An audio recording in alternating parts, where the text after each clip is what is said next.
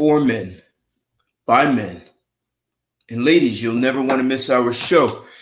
We are the show that was created so that men would have a platform to discuss love, life, relationships, business, money, social challenges. We were created because for decades, women have had many platforms and they have even told men what it means to be a man. They've made all the rules for relationships. So here we are with a very clear intention to give men a voice so that men and women can hear the best ways to make relationships work. And we take on some of the most provocative and even the everyday normal conversations. We bring a perspective that is not widely discussed. So tonight will be no different. We're even going to bring in some big guns and some expertise tonight. So I just want to get some things rolling on social media. 1 second.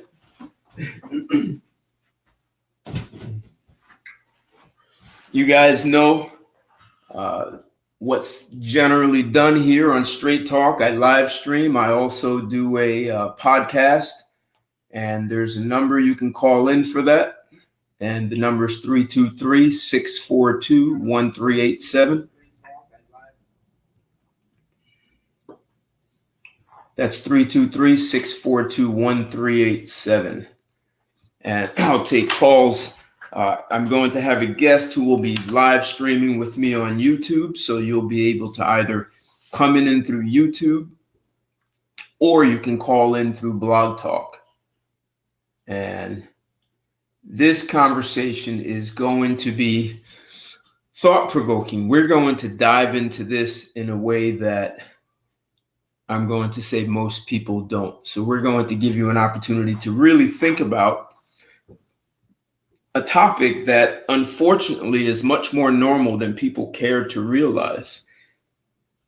We're talking about, are there consequences for withholding sex in a relationship? And, lots of people will say to you that health reasons, you know what? I get that.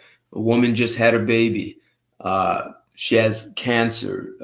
Hell, you can be sick. You can have COVID in this environment. There are reasons where it's not a withhold. It is just not feeling well. That person is not in a position to actually engage in the kind of sexual activity that is normally healthy. And if a man is suffering from ED, I don't think that's withholding. He's just not maybe more mental. And we're going to bring in an expert that can address that also. But aside from health concerns, you have about 38% of marriages that are sexless, and that's ages 25 to 55. So I know some people will say, what about the 90-year-olds? No, those are healthy people. And they are 38%, almost 40%. That's damn close to 50%. That's a lot of marriages.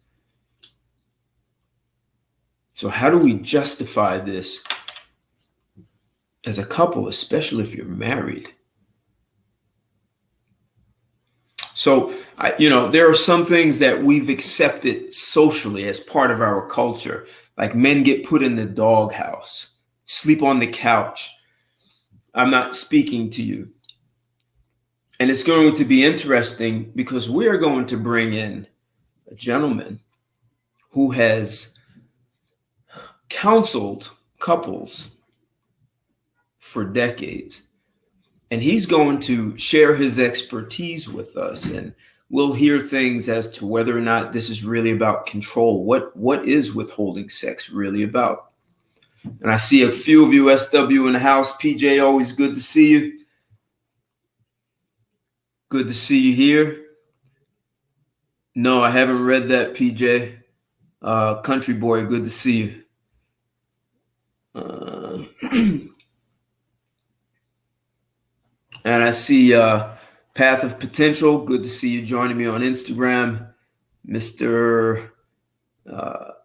Ragasteric. So I ask that you share this video, like it as you come in. When you come in, like the video. Let's get the lights up so YouTube can catch us in their algorithms.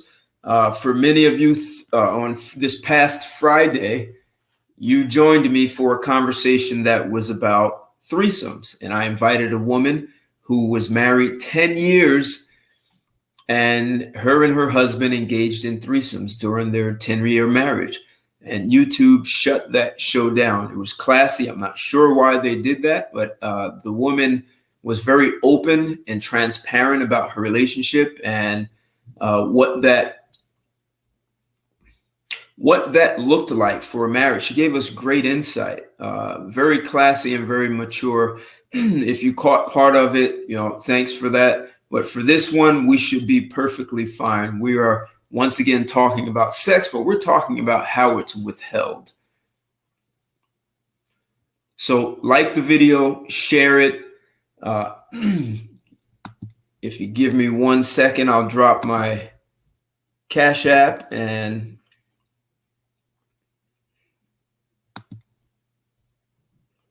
my PayPal in here. And your support is always appreciated.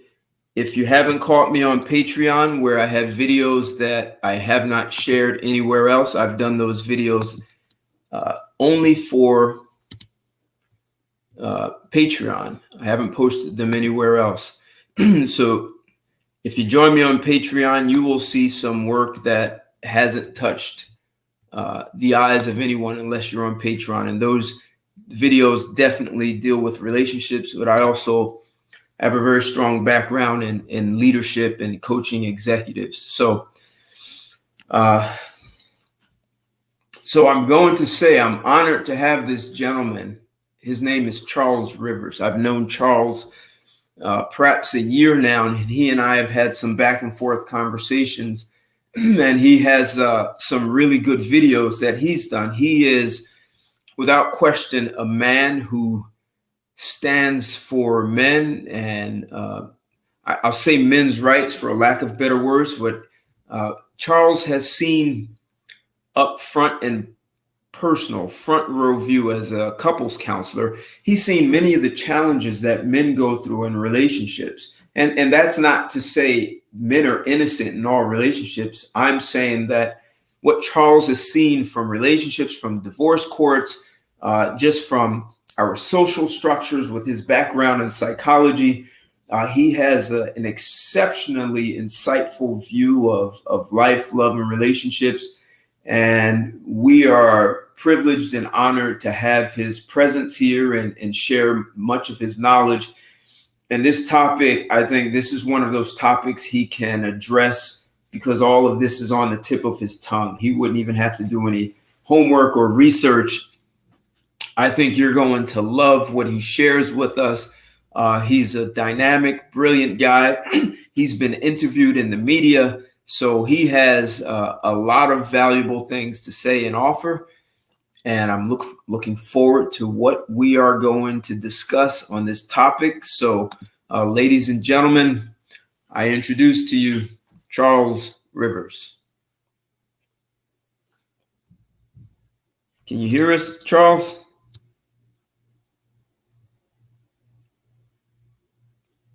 It seems like you're not coming through here. Can you? You froze. I think you froze.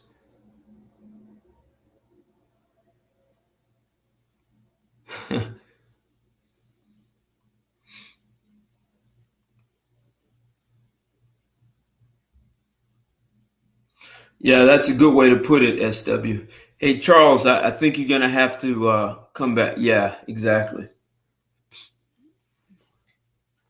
Looks like we had a little technical difficulty. SW, right? If a woman shows that she will withhold sex, I personally, if a woman tells me, I tell women up front, if you ever use sex as a weapon, this relationship is over. From where I stand, sex is the most intimate thing people can do. And I know people will say, oh, communication is the most intimate. Sex is the most intimate form of communication. You know so much about that other person through your sexual relationship, the way you engage one another.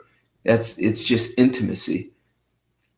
And I think we've only scratched the tip of the iceberg when it comes to sex and all the benefits. There are health and mental benefits to sex. It's as natural as eating food.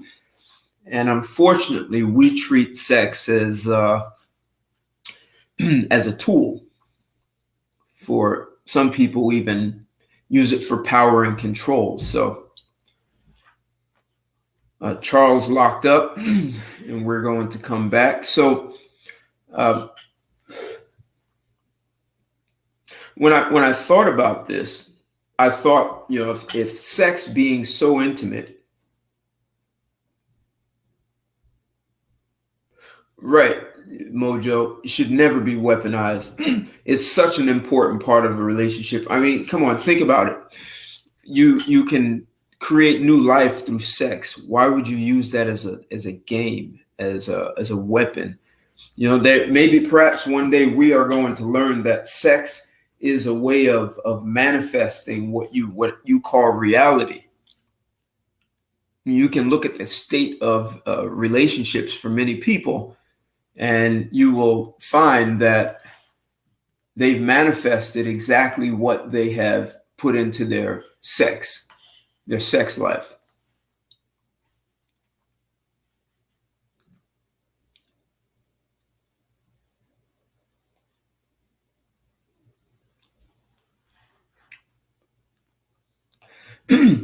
And some psychologists actually call withholding sex, they call it abuse. There is an article, who wrote this? The Meadows Web team.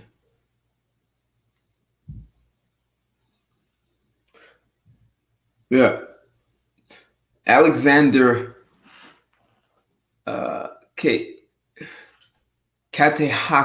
Alexandra Katehakis, a senior fellow at the Gentle Path at the Meadows.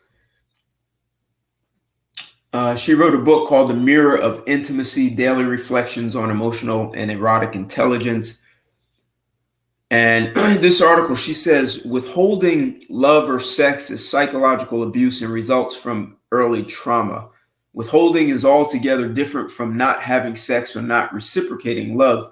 People don't have sex for many reasons. They might be traumatized. They might suffer from sexual dysfunction. They might be practicing self-care and setting appropriate boundaries for them. They might even be engaging in political act of a sex strike in an effort to enact social change. There are equally many reasons why people might not reciprocate love, but to withhold sex or love as punishment is a different matter altogether and is always the result of learned emotional or mental abuse. Manipulating loved ones might appear to be a thought out strategy, but it's always compulsive. Withholding exemplifies how deeply we hurt ourselves when we try to hurt others and how deeply hurt so many of us have been. So this is the perspective of an expert. So let's see if we can bring an expert in here live.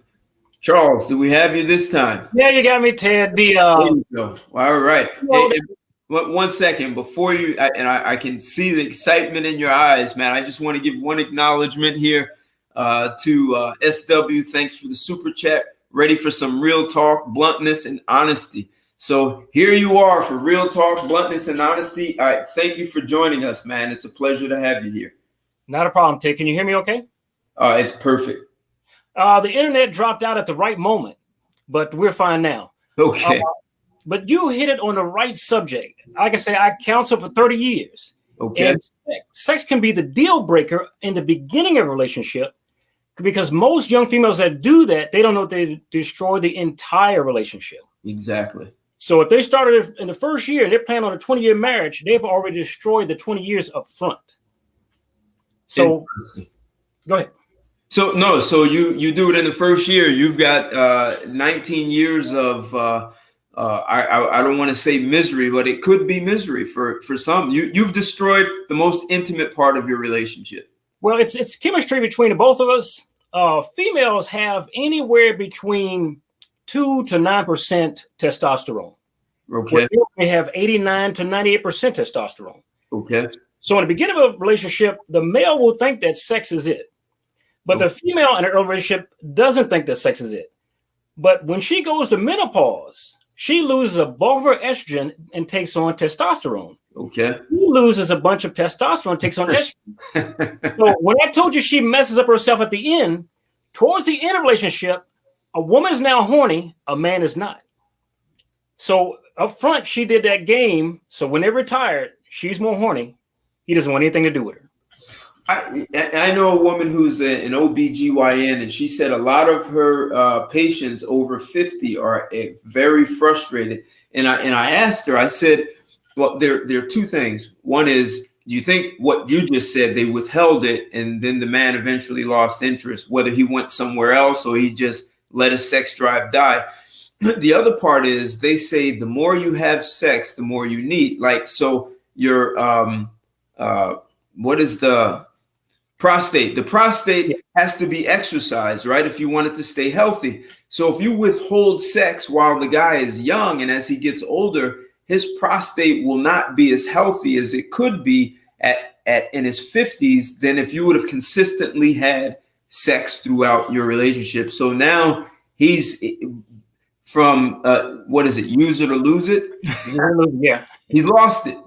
Well, what happens is, when you were talking about maybe you don't need like pills or to go to somebody else for sex. What happens in a relationship, when a female doesn't want to have sex with him on a constant basis or withholds it, they now have the blue pill, right? When a guy can't get an erection. Right. But a lot of guys don't really need that pill as much as they have learned in their brain to hate that woman that they're having sex with.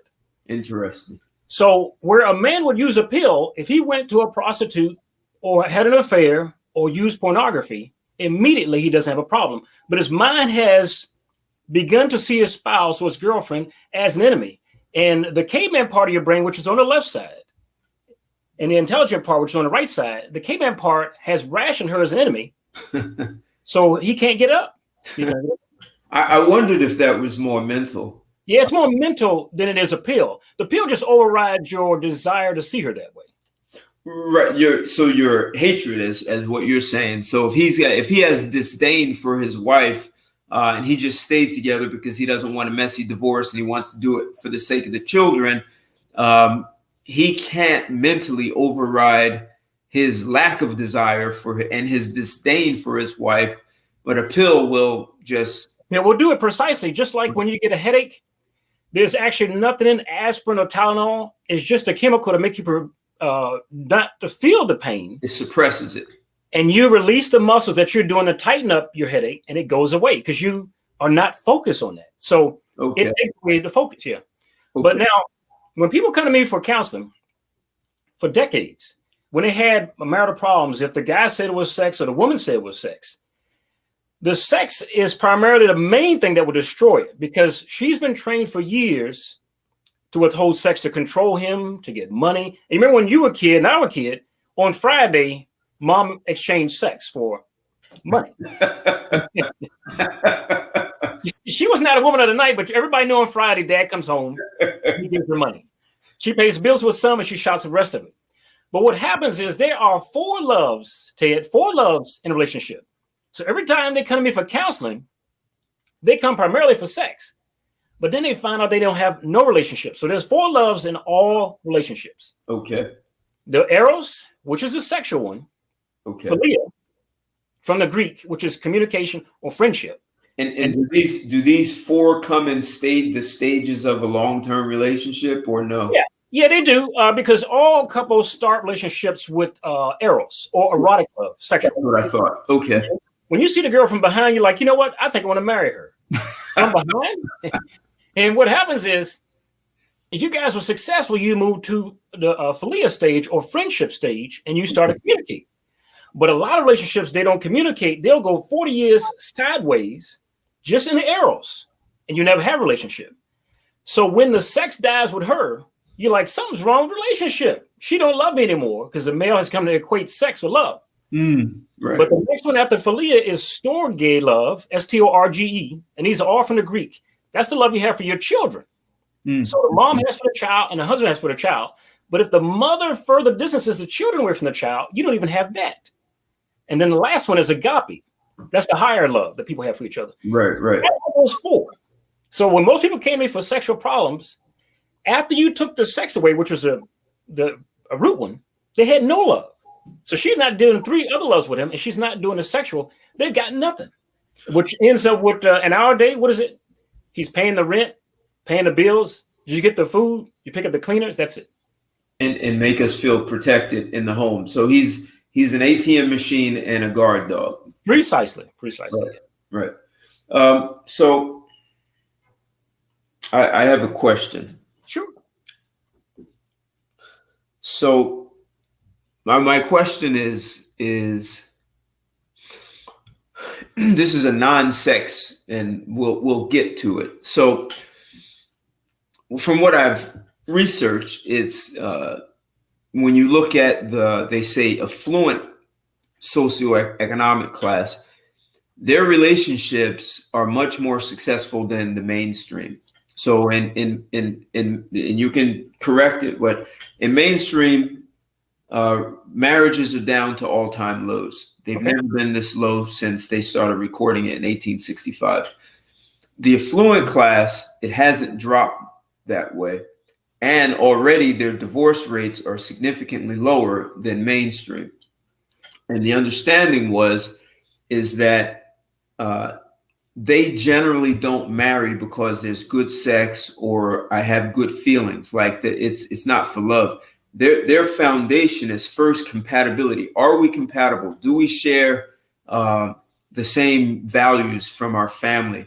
Do we want to educate our children the same? Do we have intellectual compatibility? Do we have sexual compatibility? They're looking at all these things and making sure that we are compatible.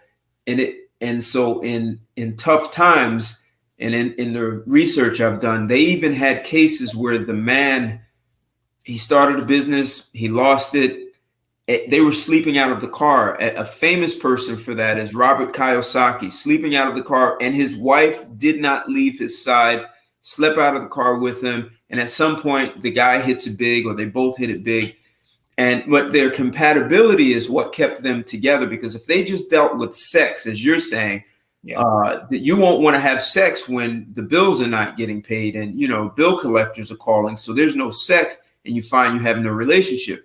But so what they're saying is it's compatibility, and sexual compatibility is just one of the many things that people have to have. Are you finding the same? Well, it's you're talking about the 2% that's now down to 1% of the population. Yeah. Well, no, it wasn't necessarily. They were talking because what he was finding. The guy who did the interviews, Thomas Stanley, he said their divorce rate is low, and most people would think it's because of money. And it wasn't the money, because he gave cases of where they lost the money or the business failed, and he had to try several 4 or 5 businesses before he hit it. So it wasn't money that kept them together; it was their compatibility. That's so he was looking at the millionaire next door kind of thing, the average. And this is not someone who inherited wealth. This is not your uber rich. These are just your millionaire next door. Yeah, I've counseled both. I've counseled people who make 6 figures a year, and I've counseled people that just make 30 and less a year. Okay. And the one thing I found out for years, that when people come to me, but you are partly right. I'll give them that. When I had a couple come to me, they were doctors. Okay. So when you do counseling, there's a person there, they have to take notes for the state. So everything that's said is you got to keep those as notes. Okay. And the doctor, he made like $180,000 a year. His wife made $120,000 a year. So good income. Right. Good income. And so they were at an impasse. They heard me speaking on the radio, and people would always say, if you can't solve our problems, they can't be solved. It's like, that's a lot of pressure for one person. But I said, what do you think will help you guys to get better with each other? But first, I always ask them. I let them say something. So I said, tell your wife what you really think of her that you've never told her before. And he told her, he said, I stopped loving you 15 years ago. Ouch. Ouch. That's what the person who was a stenographer almost said. He stopped loving her 15 years ago. So I know where they're going. So I asked him, what do you think would make you guys a better relationship? Now, here's a lesson. They got together and talked. I always let them talk. And they told me, they said, if we made less money, we would have more time to spend together. Interesting. Now, fast forward 2 months later, right? I've already trained them before I've talked to them. So you have to know where people are going before they're going, because you talk to different socioeconomic backgrounds. Right, so right. 2 months later, I had a young Hispanic couple that worked together. He was a bus driver, and she was in the maid service. So they made a lower income, and they wanted to get a divorce, and they were at each other's throats. And I asked them the same question. What do you think it would take to make you guys much closer as a couple? And I gave them a chance to talk. And what do you think they said? Same thing. If we made more money, we would have more time to spend together. You see? So most people are that couples, they think that money is it, that the opposite. But if you have people at the top, they look at people at the bottom. The people at the bottom look at, we just made more money. Well, so I would just question about the lower socioeconomic class, because if they're working a lot of overtime, they could also, so it could be the same situation in terms of time. They just have less money to do. Well, you're exactly right, because for the higher one that you're talking about, they don't believe in anything that the people on the lower part believe in. So you have somebody like in the Capitol in DC, your leaders. They'll sign a bill so you can do something on the lower half, but they go to church with their family. Right. Eat with their entire family. Exactly. They eat with their family, but they pretend to suggest to you that you should do something different. Hollywood suggests to a lower economic scale that you do whatever you want, but they practice differently what they preach. No question. So they're family focused first, but they tell you ought to be free. He's a burden to you. You shouldn't have a husband. They tell them all this stuff, but every person at the Capitol at the top, every person that runs those magazines for women, they all have spouses for years and several children, but they never put those people out front. And they tell you should get rid of yours. You'll be free. So yeah, you're right. They always live for a long time. They always have a good marriage because they don't practice what they preach, and they never do it in public where you can catch them. It's so interesting. So I've advised a lot of CEOs of middle market companies, and I had I hate making it seem like it's about race, but it's what I saw, right? I'm not saying this is for the whole world or whole country. There were white women who were CEOs, and I'm not talking about like they started this mom and pop. These were women who were CEOs, publicly traded companies. They were hired by the board, so they didn't start the company. They were professional managers hired by the board. All the white women were married, all of them. Yep. One woman, she told me over lunch that she feels guilty because she wants to be a good mother. She takes her young daughters to school. Her husband goes straight to work. She takes the kids to school. And she said her direct reports come in at 7:30. She can't be there because she's choosing to take her family to school. And it's what you're saying. So family is important. And I saw this across the board. The woman who used to be the CEO of Burberry's, Apple recruited her to run their retail. I think she left in 2019. But she said in an interview, she said it several times, my priority is to be a good wife, to be a good mother, and then a good CEO. And she said it again in that order: my good wife first, good mother second, and a good CEO. Another woman ended up having to get pulled out as CEO because her husband had cancer, and she was more focused on her husband than being the CEO. So these are examples of, like, as you said, the upper echelon. Unfortunately, all the Black women who I knew who were CEOs were single. They were either they were just never married. Never married. like I've counseled just about every race you have, and black couples as well. And I've seen what you're talking about. But when I had the black couples, and it's a good thing I was born in Washington, D.C. So the city before I left it was 85% black. So you have to know the people that you're talking to. Oh, I was there from 81 until like 96. So yeah, you know exactly. I left at 85, yeah. It's no longer that, the chocolate. Yeah, it's 50% now. I thought it was under, but keep going. Yeah, but what you're talking about is a self-hatred within a race. You're talking about a self-hatred. So whether you're a black male or whether you're a black female, when she sees him, if she hates him, she's got to hate herself first. And she's not going to marry that guy. I've taught a lot of times on the radio. They ask me, why do black families don't work, or why don't black mothers do better by their children? Because it is a three-way hate. She hates herself, the person you're talking about. She hates the guy that she got with.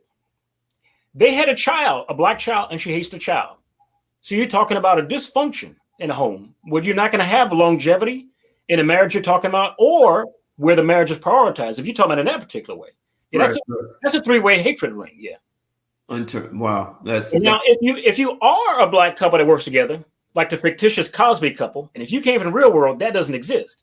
But if you are that type couple, it's because you don't believe in what happens in your community. Just like the ones you're talking about at the top echelon, right? There's only 2% to 1% of the top echelon, and then you have the middle and then the bottom. Right. So how you go up that line, you do not believe in failure or the no-win scenario. It doesn't matter what color you are after that. If you believe in relationships, then it don't matter what anybody says. But if you do not, somebody can come along and take you away. Right. Right. But now, as far as sex, what you said, for a time that both believe or agree not to, like if she's sick or something like that. But even in the Bible, it says you can withhold for a time, and that's talking about something like woman's period. Or right. If the two agree, but if she used that as a weapon, she's already weaponized her relationship. That's the last love she held out. She weaponized it. Now, I tell guys, and I've said on radio for years, sex is actually the smallest part of a relationship. But if you're not getting it, it's the biggest part. Sex is only a body function. You know, sex is like when you pee in a toilet or you waste in a toilet or you eat your food. Now, it's only a body function. It's the only one of the four loves that you won't die. You will not die if you don't get sex. But try not to eat for a week. Right. Try not to pee for a week. Try not to waste for a week. Watch what happens to you. Now, you can go without sex for a long time. Right, right. The other three loves, like the communication, she loves you for real, forgive you, that sort of thing, you can't live that way. People ran away from homes with parents like that.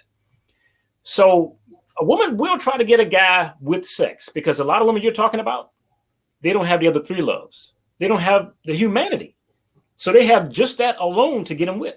And unfortunately, a lot of those relationships break down because once you get in the home setting, they break down because relationships break down the same way they did when you was a child. When you was with your parents, inside those four walls, once you close the door with each other, that's where it breaks down. You could date, you could do whatever you want to, but when your relationship mimics your parents in a four-wall setting, those things will come back. Well, isn't that normal? They call that, isn't that called repeating your childhood? So whatever you saw in your home, you end up repeating in your own? Well, that's in part.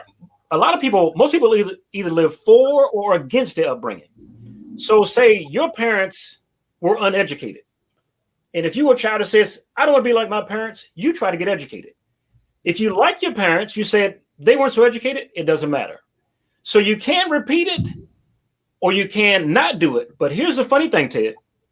If I say my parents weren't educated, and so I'm going to go get educated, guess what kind of wife I would get?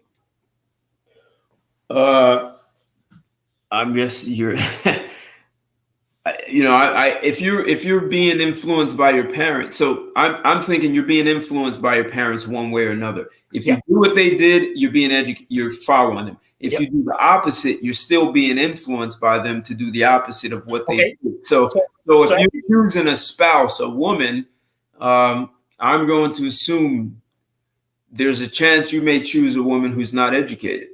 Precisely. That's when people have a problem. But those are the best relationships. 50% of marriages end in divorce. Those are opposites. That's actually the best relationship. The second marriage up to almost 70%, and the third, it just doesn't even make a difference. Because the second one, they marry somebody like me. I'm gonna marry somebody like me. That ends even quicker because a lot of people, they don't like themselves. They don't like themselves. So when you chose her because she's opposite of you, you actually sabotaging yourself.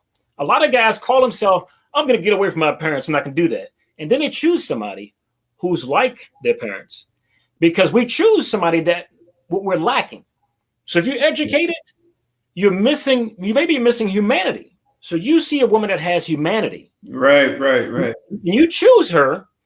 Now, psychology says that you should actually have got that humanity for yourself, not choose her for the humanity.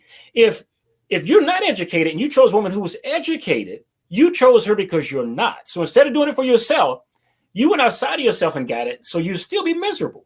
You still will hate the opposite person because that's something that you would not get for yourself. Interesting. And so if you get that thing for yourself, your relationship will always be off kilter. And sex will be the smallest part of it, but it'll be the largest part. Now, as far as the parents, what you were saying, a lot of people's parents, some follow, some don't. But most people's parents, they never had that communication. They never had love of children together. They never had agape love. So your parents could have married when 50 years sideways, and all you seen was sexual love. Because sexual love is the lowest. It requires paying the bills and all that other stuff. Right. See, sexual love is the worst. You can do that with your hand. You can do it with somebody on the corner. You can do it anywhere. So you don't need to marry anybody for that. But yeah, females do use that as a tool. A show I did the other day, males use money as a tool. Females use sex as a tool so they can get each other's tools. They're trying to exchange, like a prison trade, each other's tools. Trading for cigarettes. Someone said, yeah. You give me your money on Friday, I'll give you some of this. Someone said opposites attract. Is that a fact? Do you think that's a fact? Yeah, that's a fact because remember, if I said before, you are an educated person. So she is not. She represents what you are weak as. So an educated person, say I'm a perfectionist and I got everything straight. It's got to be perfectly straight. So that person is not going to want somebody who's perfectly straight. Your friend could be straight, your buddy, but you don't want your mate that way. So they'll choose the sloppiest woman in the world, and every day, like, why is this woman so sloppy? Why can't you get better? And they're trying to help her get better, and she's trying to help them get sloppy. Yeah, they choose the opposite. What does that work though? Yeah, that actually does work. That's the 50%. The person is representing something that you have killed within yourself. Okay. And they're not really opposite of you. When you were born, parents look at you and they say, our child is a slow person. Okay. So when they see you as a baby, they try to help you speed up. Come on, you can do it. Before you go to first grade, they try to help you speed up. Right. If your child is born too fast and you're too rambunctious, they try to slow you down so you won't make a problem in the school. So we actually get converted when we're children. So if you're a fast adult, you might have been a slower child and vice versa. So when you choose a mate, you actually choosing what you were, not who you are. Interesting. So if you were slow as a child, you are going to pick a woman who's slow as an adult. Yeah, you're picking you. You're picking what you were. You empathize what you have been changed from. So is it fair to say that the essence of that, even though you outwardly have been told to function in the opposite, the essence of who you are is still that person. So technically you're compatible instead of opposites. Yeah. It's just a side of you that, and this may be the wrong way, you're almost penalized for embracing that side of you. And so here's someone who has embraced it, who may now have a great affinity for you and understand you because they've embraced the side of you that you haven't been allowed to embrace. Is that? Yeah. I don't mean to be analytical, but I'm listening. Yeah, that's exactly right. See, women operate on the right side of the brain and males on the left side of the brain, even though she can go on both sides, but just momentarily. But what happens is you're choosing her, like you said, because she has something you don't have and that you're missing. And so actually, since we operate on our particular side of the brain, when we listen to what women say, women are actually saying the things on our right side of the brain that criticize us. When we talk to women, we're saying actually the things that are on their left side of the brain that criticize them. So when a woman talks to you and said, you're stupid, you can get that from your own brain sitting by yourself. Wow, look how you did that. You're pretty dumb. So we actually critique each other with the opposite side of the brain, but we're standing outside of the person's body. And when she echoes that, when she says, you're stupid, you're dumb, it makes you mad. But you can be single and get that by yourself. Because you've already, it's in a way, you're already having that conversation with yourself. And so some people spend their lives attempting to hide that they actually think they're stupid. And then here's someone who called me out for the very thing I already knew about myself, except I was trying to hide it.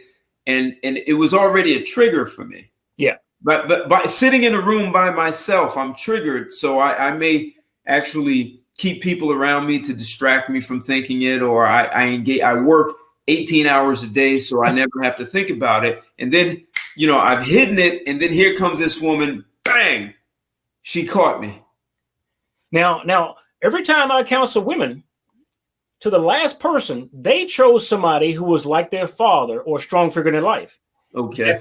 That they hated.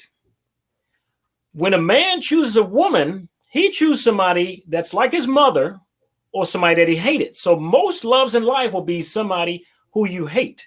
You could be married or dating a woman. Yeah, you can be married or dating a woman who's like your brother. Some people have their worst brother. I hate my brother. The woman that you're with has all those characters.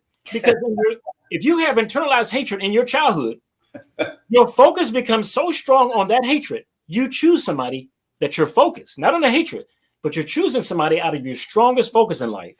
And that ends up being your worst enemy. So someone said, I won't call it opposite attracting, but they are curious to go against the grain. I do not think it works out in the end.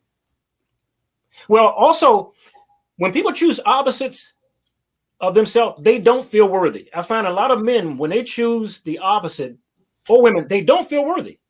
So when you know that you've attained a certain amount of life, you choose somebody who's a saboteur of your respect. Oh, see, a lot of people, when they choose somebody, they're like, I'm not worthy of that person that has a degree like I do, that has a business like I do, that goes to work every day. You don't even have to be rich. You choose somebody who is low. Now, let me give you an analogy. No matter whether I talk to 90,000 people on the radio or an audience, when you was a little child, Ted, what was the first salary you ever made? Give me the lowest job you ever had as a kid. What was the worst salary you ever made? The first. First, I was 18. I cut the grass in a cemetery. Minimum. It's a cemetery. Okay, how much did they pay you? How low an hour did they pay you? It was minimum wage. I don't remember what it was, but it was minimum. Okay, now here's an example. Now, if somebody came to offer you a job today in an office building, air conditioned, in a suit, for that same salary, would you take it? No. No, right? Now, to the last person that I've ever talked to, they tell me the same thing. But here's what's the point. A lot of people have learned to go from that salary you got in that graveyard all the way up to making $30 an hour, $300 an hour. Right. But when they choose a mate, they choose a mate at that salary that you were talking about for that graveyard. You see? So if I've earned a salary where I make $30 an hour, instead of me choosing a mate, not financially compatible, but what I deserved, I don't. I choose somebody who's at $7 an hour because you just told me you wouldn't take that money for the graveyard. You would not take it. You said you're worth more than that. Right. Financially. But when I ask you about your heart, you choose somebody low. So you never did come up in your own heart what you're worth inside. In your wallet, you says, I'm worth $300 an hour. So now how does that affect sexuality between the two? Like, so if you've got opposites, you're choosing someone who you think you're not worthy of. I mean, so that has to have a short and long-term impact on your like your overall affinity and attraction to the person could end up working against you. Well, that's true because a lot of people choose mates out of a fetish. So when you like a particular girl, whether she's white, black, or Chinese, short, large breasts, or behind, that's out of a fetish that you've engendered since you were a child. So the first time you like somebody, that was that body style. And it's also a lot of people choose their mom. So when you run into a woman that's loving as your mom, so you got your mom inside and you got your fetish there, one day your fetish changes. So a lot of people just fall out of love with each other because they fall out of a fetish. They're on to the next fetish. So you got a lot of relationships that end in divorce because it was just a childhood fetish. They never updated what they thought about love or sex. That's interesting. So we're even though the computer was designed to mimic the brain, it has, you get these automatic updates in your computer. We don't get those as humans. We just keep operating just like that. You read some books and you might have more information, but you didn't really. So this is it. You never updated your operating system. Yeah, you're still operating off of the DOS system. Right, exactly, which is you had since you were 5 or 10. It maybe between 5 and 15, it upgraded, and then that's it. And now here you are, 35, with an operating system from 5 and 15. Got it. And exactly so the same thing when you're a girl that you're talking about. When she chooses you, she's choosing you the same way out of a childhood fetish and some kind of male, whether it was her father or somebody she imprinted on. Those two things in a person. Now we're not conscious that we do this. So if her fetish changes and her desire to have sex with you, it's a lot of things that could happen. And then you have the fact that men get aroused in the morning, closer to 6 a.m., and women get aroused closer to midnight. So you're already off with each other to start with. Because remember, women only have, I'd say maybe 2 to 9% testosterone. And testosterone is what gets people aroused for sex. Right. Males have almost up to 90. But males, it takes them to the next morning at 6 a.m. By the time they wake up, they're aroused. A female takes it all the way to midnight to get up to the little 2% of arousal. And even funnier than that, they're soaking in a bath of estrogen the entire cycle before they have their period. Just before the egg dies, the testosterone within them increases. So they're more sexually aroused before the period or during the period than they were the whole month. That's the time they're ovulating, correct? That's the time they're ovulating, and that's the most time that you'll catch women in the club because they don't know that their body is saying you must get pregnant. Yeah, most women will go in their period in the club. They'll be shocked because they don't know each month they're being pushed to have a baby. Interesting. So I want to take some calls. We have someone on YouTube who wants to come in. And I want to ask a question, and we may have to peel it down a little later. But you mentioned sex and control. Mm-hmm.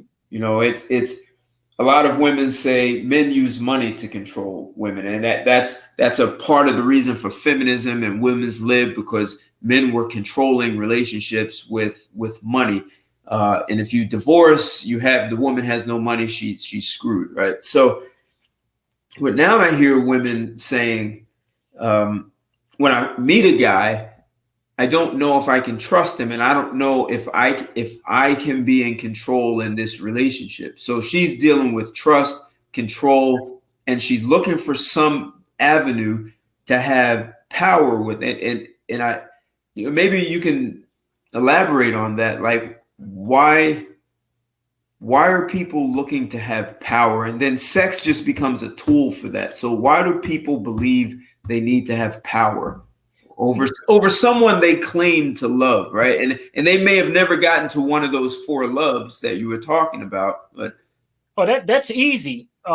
That's a book I wrote back in the 90s. That's what got me on radio. They fired 2 therapists to give me the job for what you're talking about. It's the second level. The philia part, which is communication. You can never have good sex without communication. I know they say for years that crap they put on Oprah Winfrey show. I'm not talking about that.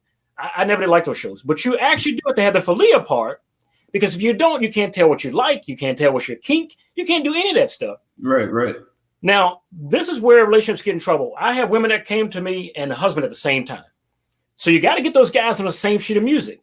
And he keeps secrets from her, she keeps secrets from him. And we don't talk to each other because about the sex.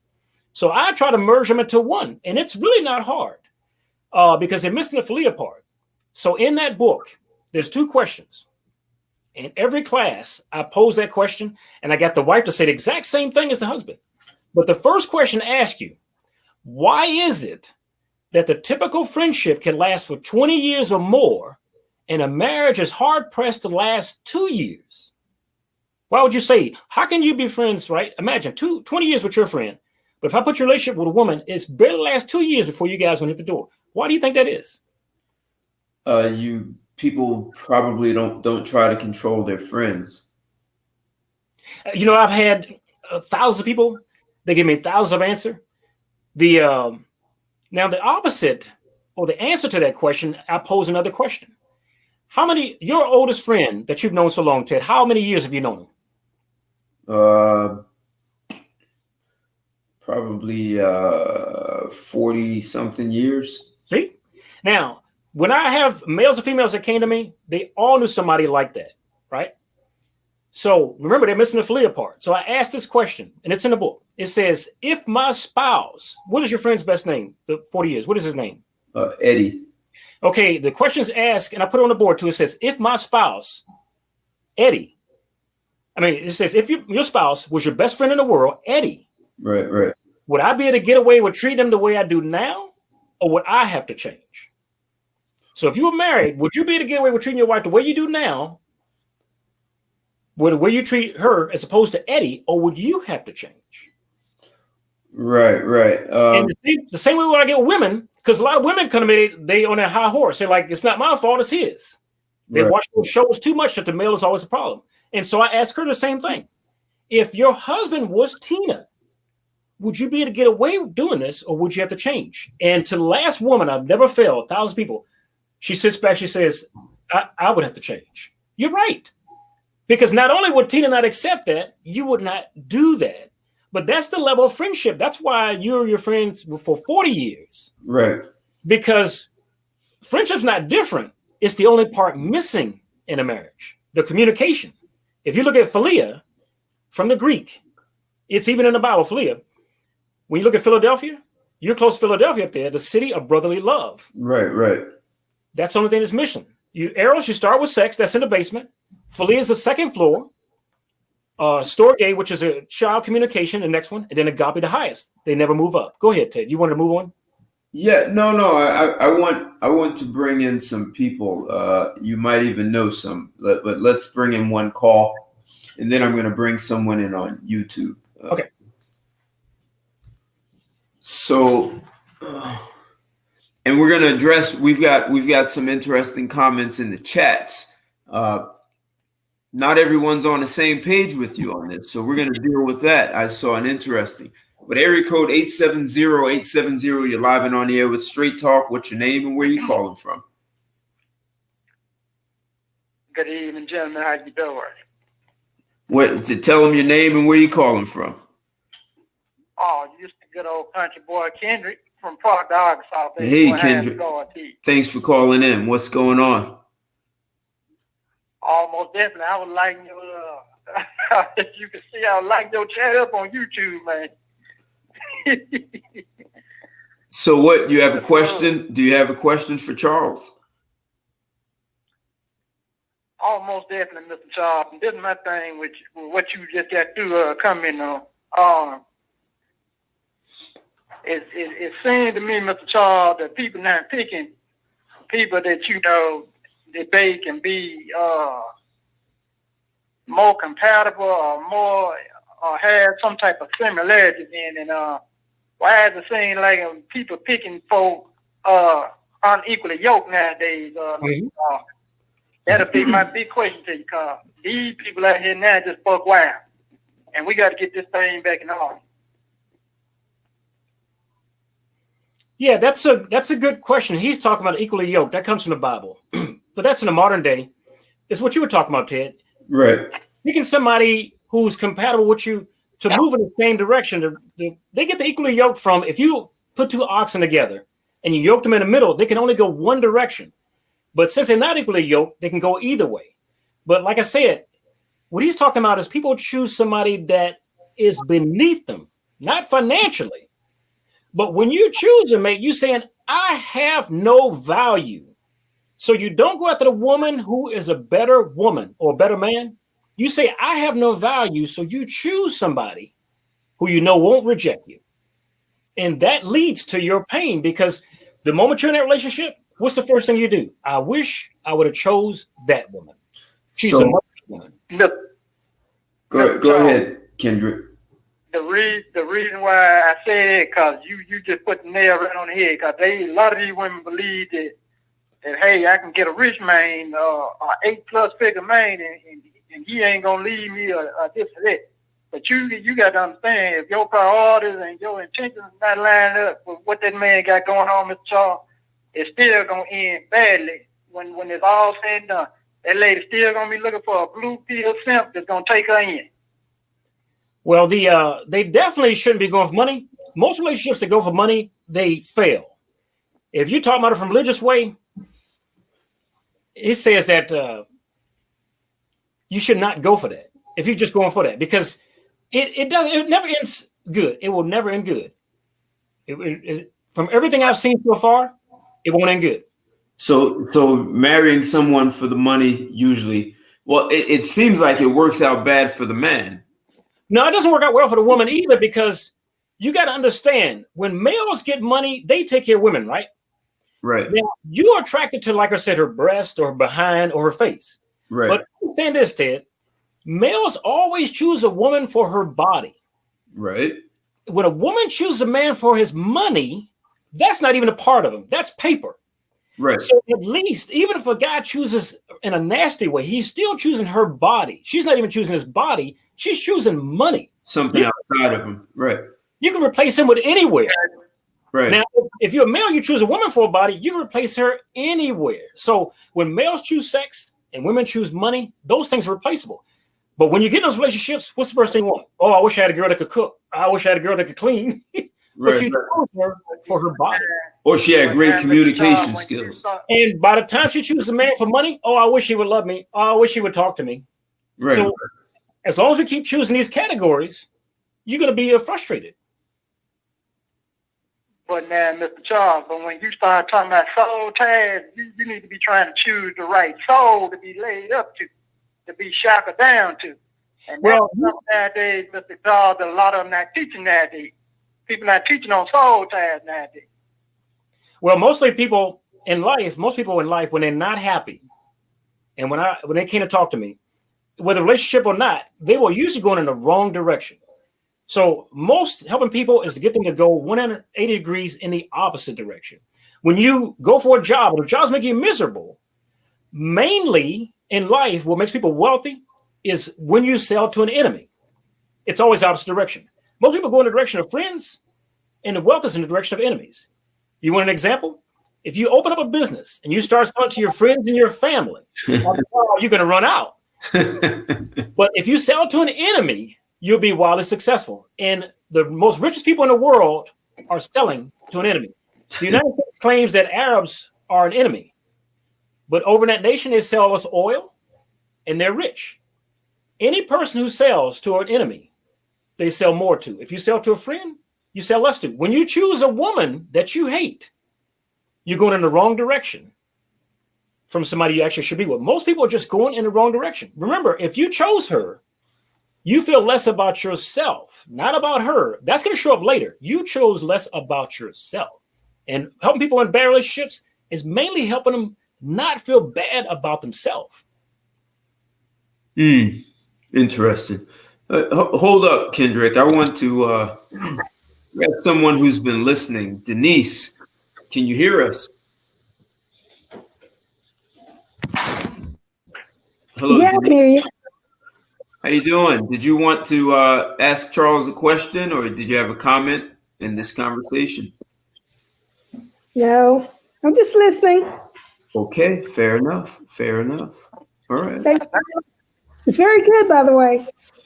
Thank you. Thank you. I'm going to put you on mute. All right. Okay.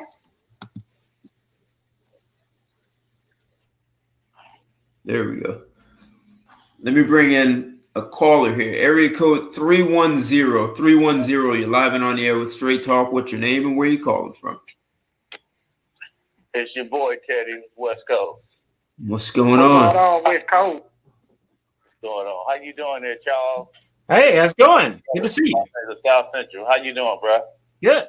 Yeah, man. Man, you still blowing my circuit breakers, my man. Even tonight, I'm listening to you, and I mean that's some really deep stuff you coming with, man. And to be honest with you, a lot of people who listen to this tonight on here, they really can't handle how you coming with it. Yeah. I'm gonna tell it to you. You understand? Yeah. Mm-hmm. Just like that lady. I get most people that come to me like that. She listening, but she don't have no comments for what you coming with. Yeah, it's a little bit too deep. Well, most people fix their relationships when they find out what they got is from where they came from as a child. When they can fix that, they just draw closer. Men and women both, they just draw closer. Yeah, I mean, I'm listening, but I listened to when you first came on the scenes, and then I told Ted about you, and I told you about Ted, and I noticed that you relate a lot of stuff back to childhood, and then I mean, this is one about self-hate when you really, you doing good as a person, everything is fine, and you go gravitate to something lower than yourself to bring you down because you really don't feel like you really deserve.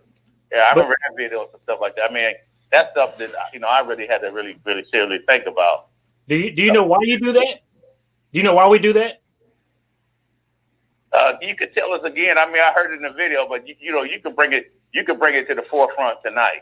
Okay. Like the floor is all yours.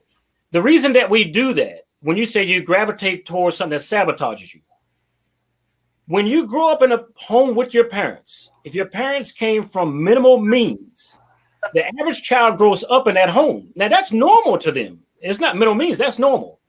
So what happens when you grow up and you say you got a job, I got a car, I started in an apartment, I got a home, and you said, I'm doing pretty good.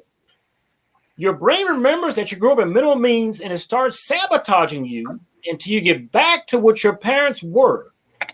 Because a lot of kids grow up, they see failure as their destiny. Their parents were failures. They consider that they will be failures in the future.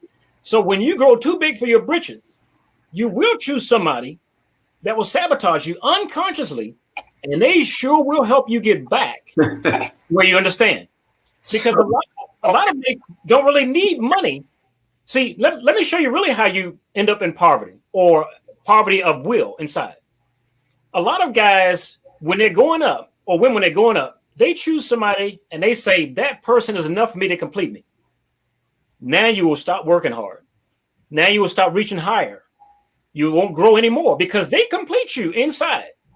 Where Ted, you were talking about otherwise, those upper echelon people. Right. The person may complete them, but they still go for wealth. You see? So you cannot let one person be the end all and be all of you, because if they walk out the door, you're done. You're done. So that's what happens. They end up saying that person completes me. So you sit back and you rest, and your pay never rises. You never get what you want in life. You're filling yourself just with them instead of filling yourself with them and growing at the same time. Okay. Well, fuck.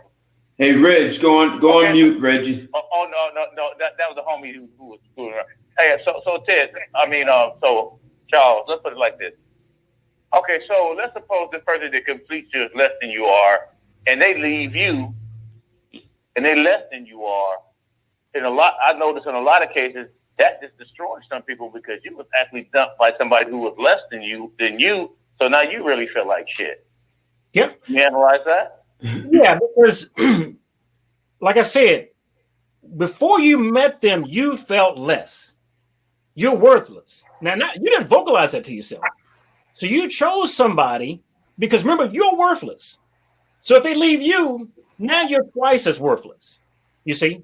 They walked out on you. They echoed what you think about yourself. I'm worth nothing. That this person left me. This is the best I can get because you went down to get that. Your value is low to you.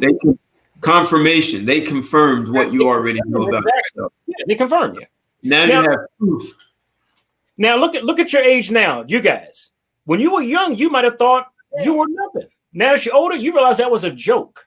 You were in relationships when you're younger. You thought that was everything. Now you realize that was a joke. Until you realize, you will never choose a person that completes you or helps you in life. You choose people to sabotage you because you need help getting back to your childhood where you didn't have anything. You are growing too big for yourself. And you see this in a lot of basketball players that commit murder and they make $1 million a year. You see it in a lot of football players. They grew up in a neighborhood that didn't have anything, and they're trying to get back subconsciously to having nothing. So hold up, Reg. I'm getting comments. Some people are saying they don't agree with you. Okay. They're saying that women lie, like women lie a lot. And I think part of the concern some men may have is when you first meet a woman, I want to say it like this. A lot of women will expect a man to have game. To have game means that you're not being yourself. You're being someone you're not, so that you can appeal to her being someone she's not. Mm-hmm. So and if I'm incorrect, correct me. But then that by itself has you start things off with a lie. Well, it's going to start things off with a lie for one reason. Most of us choose somebody in life when we are lowest during that year. So at the lowest time of year is when you chose somebody, not when you were high on your game. Yeah. Most relationships occur when you feel down and that person comes to you. You think that's the greatest thing in the world. But most adults choose somebody. It could be the summer, it could be the winter. But when you're the lowest, they show up in your life. Okay.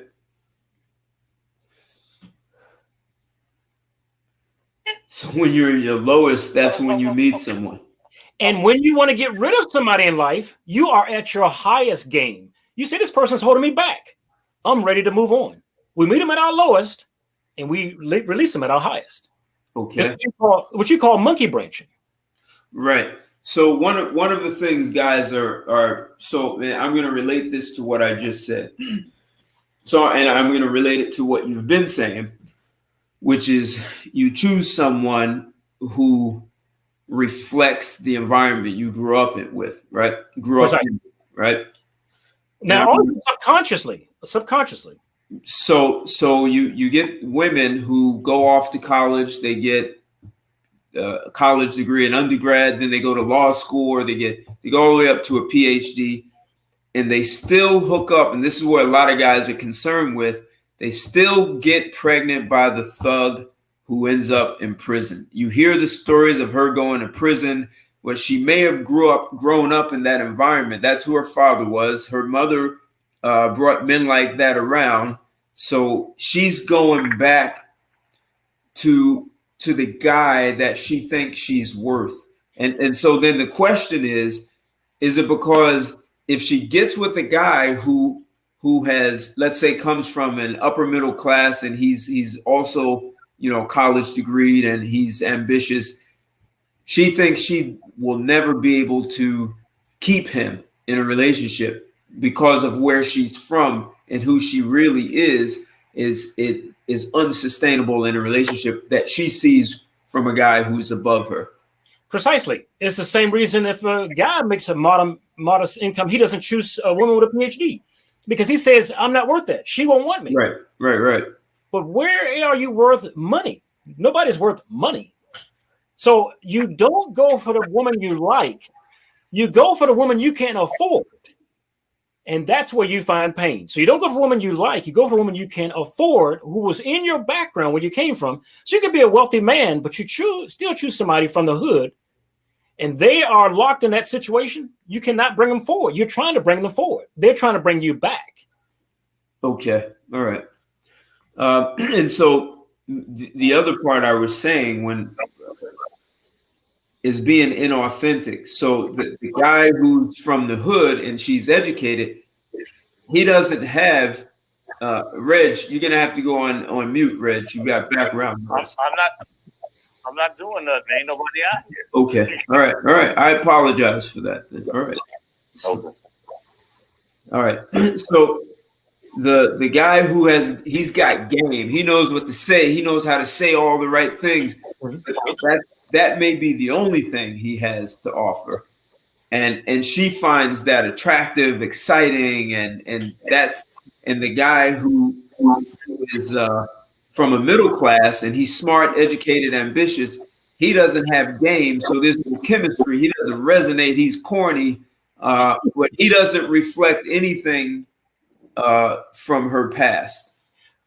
Well, the funny thing, I never hear a lot of people, even sociologists that talk on TV, they never mention that women choose men because they like weakness.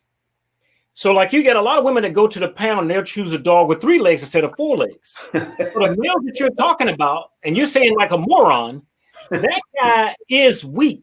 It's not he has game. She says he's got a lot of problems. So when a woman is attracted to a baby, that's a weakness. So you'll mainly find women attracted to weakness. Males are attracted to weakness also. You want a woman who's less than you, who's weaker than you. You don't want a woman who's going to stand and argue with you. So males are attracted to weak women. Women are attracted to weak children. It goes downhill. So yeah, women gravitate towards the moron. He is weak. He is not you, Ted. He does not have his stuff together. You give him a lot of years, he's not going to do that. And she knows that. So it's not just about the sex. It's not because he's got game, but he is destroyed and I can help him. Okay. We do this males too. You take a woman who is destroyed and you said, I can help her. And it ends up taking you down. So then that gets us back to power and control. Yeah. Correct? Yeah, she's over him, but she's helping him. She's going to fix him. Everybody's trying to fix somebody. Okay. So, she will pass you up because you're already fixed. She's looking for something to fix. So I'm going to give you 2 scenarios. One is she's fixing the guy and he actually takes advantage of the situation and gets his head together. And now he's no longer weak. He's now correcting her bad behavior, which she chose him because he would never correct it, right? He should be just lucky to be here with me, right? I'm doing you a favor. According to her, she's doing him a favor, but now he's really got his head together and he's like, hey, this is no longer acceptable. So that's one guy. Or there's the other guy who already came packaged, having his head together. Then I'm assuming the woman who's with either of those men, the guy who she fixed and he's risen up, or the guy who's already up, what is is that where sex becomes her weapon? Yeah, if the guy gets fixed, like you said, then she will go to another guy to fix. She'll leave him for a lesser guy to fix. She doesn't want somebody that's whole. Like I said, just like when guys choose women that's broken, what do you try to do? You try to heal her. I'm going to give her a house. I'm going to give her a car. I'm going to give her some money. You need this, you need that. You see? But they're not really trying to raise a woman up where she could be a doctorate degree while flying an airplane at the same time. They're just trying to get on a level playing field. Yeah, she will leave him or cheat around with somebody who's even worse off. He's attracted to brokenness. Is that why guys, you hear stories of guys who cheat on women who are much uglier than their wife or girlfriend? Yeah. Yeah, we are attracted. The society is attracted to victimization. Hollywood sells you everything. Society is attracted to victimization.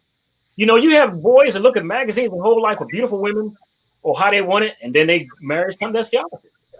Who's a victim? They find the biggest victim they can. I'm going to heal this woman. She needs me. They put the cape on, and they go try to heal her. And it destroys them. Because you can't pull somebody where they don't want to go. You can't do it. Right. Let's see. In other words, Ted, you can't whoop no dead horse. Well, you can take them to water, right? Now, like I said a minute ago, you remember I said I was asking Ted about your friend? Because you don't have that communication part when I told you a minute ago, you cannot help her because she won't listen to you. But if her girlfriend said the exact same thing you said, she would take it as advice. If you don't have communication with a woman, she won't listen to nothing you say. She'll go right out to the street to her girlfriend, the same thing you said, and follow her advice to the letter because your home is missing friendship, not sex. Well, see, that's interesting because if you get a man and woman, they're married, and the guy, the woman, and I think feminists did this, a lot of this to women, is told them when you get married, you're going to be destroyed. You're going to lose yourself. You have to change your last name. He's going to be making suggestions and giving you advice. He's going to control and dominate you. He's going to put you in the kitchen, the bedroom. He's going to pump you with babies, and you're going to be limited and constrained in all this. And so when this man that you have a legal binding contract called marriage is making suggestions, as you're saying, she sees it, you're trying to control and dominate me. And he's saying, hey, look, this isn't the best direction or the best way to think. And and I ask women this, so why is it when your husband or boyfriend is making suggestions or guiding you, you see it as controlling, and you never feel that way about your female friend is trying to control? Why is it okay? And it's interesting when you get women to stop and think that way. Like, why would you be with someone that you don't even trust? Now remember, I ain't never understand it either. Go ahead, Charles. Now remember, relationships only fail when you put them back in the square box that you grew up in. You could date her outside the home. You could do a lot of stuff. But once you close those doors, your childhood comes out, her childhood comes out, everything but what's present. Most relationships fail because both sides living in the past, not in the present. If you shut two people in a house, their past will come out. So unless you fix what's on both sides from childhood, you're done. You're done. And yes, she will use sex control, no doubt. That's her only weapon in her toolbox. But you really can't control a guy. It's like water in the Bible. If you can control them sexually, everybody in town has a water spigot. So if you don't let me drink any water at home, neighbors across the street, they'll see me thirsty. They'll give me some. You can't control a guy like that. You can't do it. Right. Yes, sir. If she wanted to control me with sex, that's cool. It's a whole lot of other sugar bowls walking around out here. And I know where I can get them. Best believe it. Yeah, you can't control. Remember, sex is only one of the four loves. So the person who's controlling with sex, you're actually controlling love. That's the worst game you can ever play. You are controlling one of the four loves. That says a lot about the person, not the gender. You are a controller of love. You can control for jobs, society, but love, I'm going to ration it out. I got like a ration card. Yeah, that affects women as much as it does men. Later on in life, it'll affect you. Right. So but like Barbara Rush said, if she can be a hoochie mama, I can be a hoochie maid, and that's where we at. Hey, Von Marie, thanks for the comment. Thank you. So someone said something interesting. So the argument becomes she is trying to fix him so she can change him into the guy that she is ignoring. The guy who's texting her and she's ignoring him. She picks the guy beneath her to change him into the guy who is texting her that she's ignoring.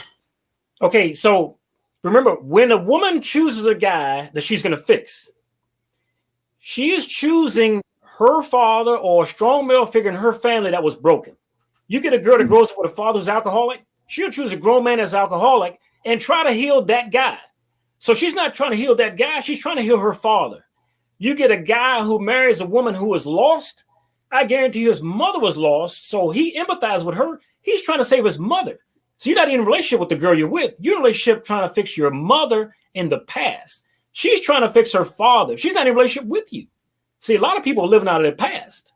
So even if she's texting a new guy, I've got to save my father. He's all around town. I've got to save these people. She's not getting a chance. Most people aren't living their life. They're living their parents' life. Right. Repeating their childhood. So, she's fixing you. Right. And the grown man you are now, do you need any fixing? You don't need it, do you? Right. So someone said the past is often still present in the present. She will not stop doing what she did in the past, so she accepted the present. But it goes back to the thing. You chose her. what does that say about you? Are you worthy? Do you feel worthy that you had to choose that person? Why? Remember, if you get in a relationship with her, you always say, I wish I'd have chose that other girl. She likes me. She respects me. She cooks for me. She washes. Why didn't you choose her? You think she's better than you. Why? Why? It's not an income level because you can make more than her. But if she's a better person, you think less of yourself. You're stuck with the person that you dislike. The person you're with, they dislike you and they're stuck with you. So we're marrying for misery, instead of choosing who we actually deserve. So who withholds sex most in relationships you've seen? It would be females because they start to think of sex as a chore. Now, she can cheat around with somebody outside the house, and the guy's like, you had a lot of sex with boyfriends before we got married or whatever. But if she gets in a relationship with those four closed walls with a guy, she starts to think about her father.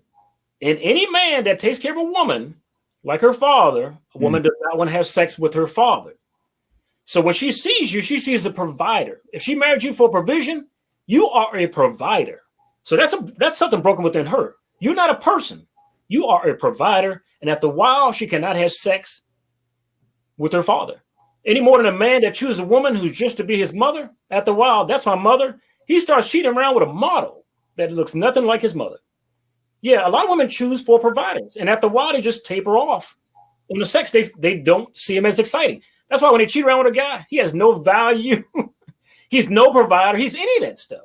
They're separating themselves. One guy has sex with, one guy is a good father. You see?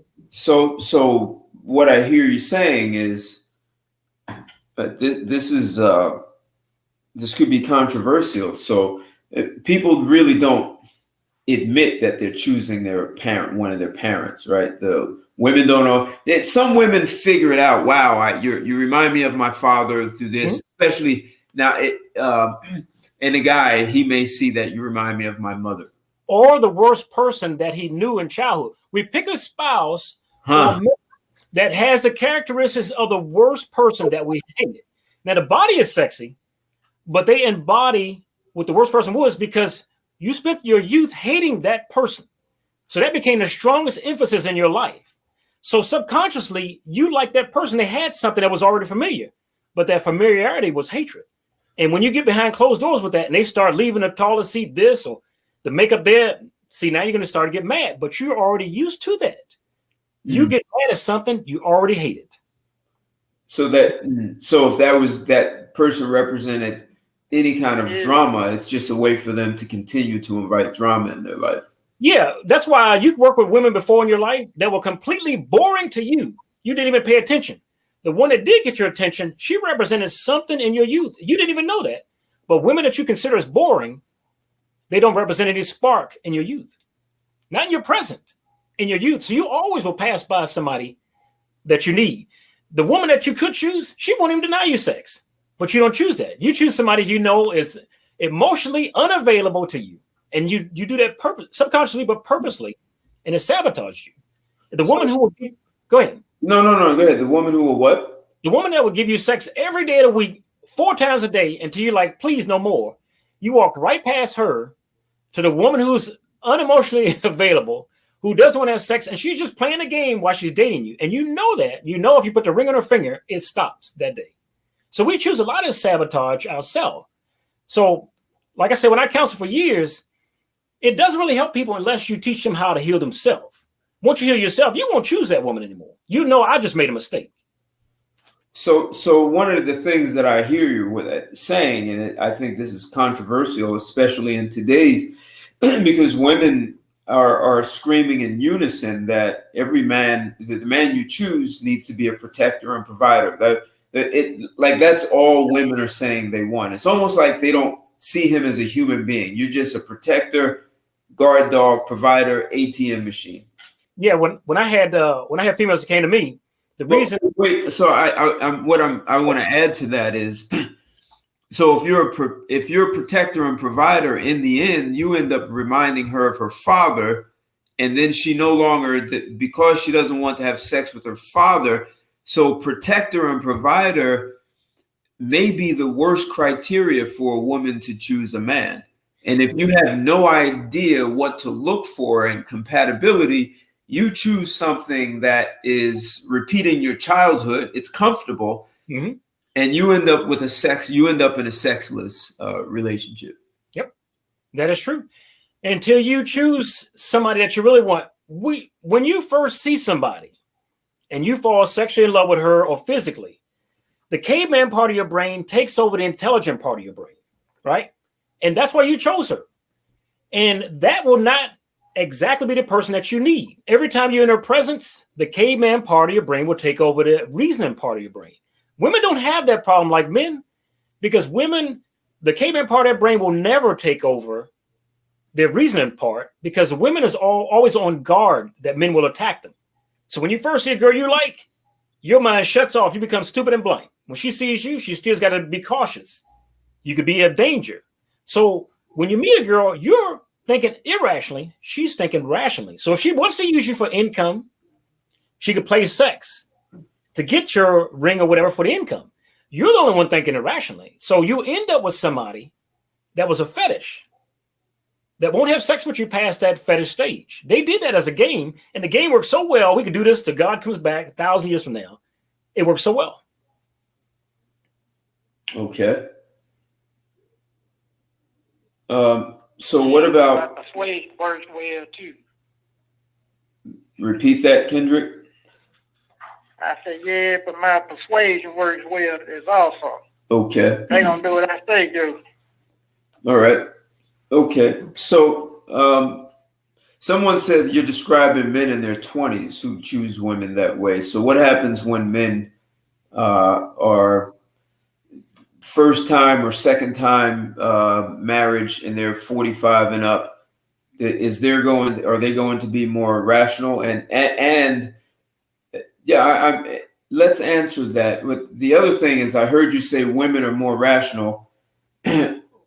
Only when dating. Or is it that they are more afraid, and so they're more protective of themselves? Yeah, only when they're dating or in the romance stage, they're more rational, because they can't turn off the fear part of their brain. Okay. When a girl gets aroused by a female, he turns off the fear center of his brain.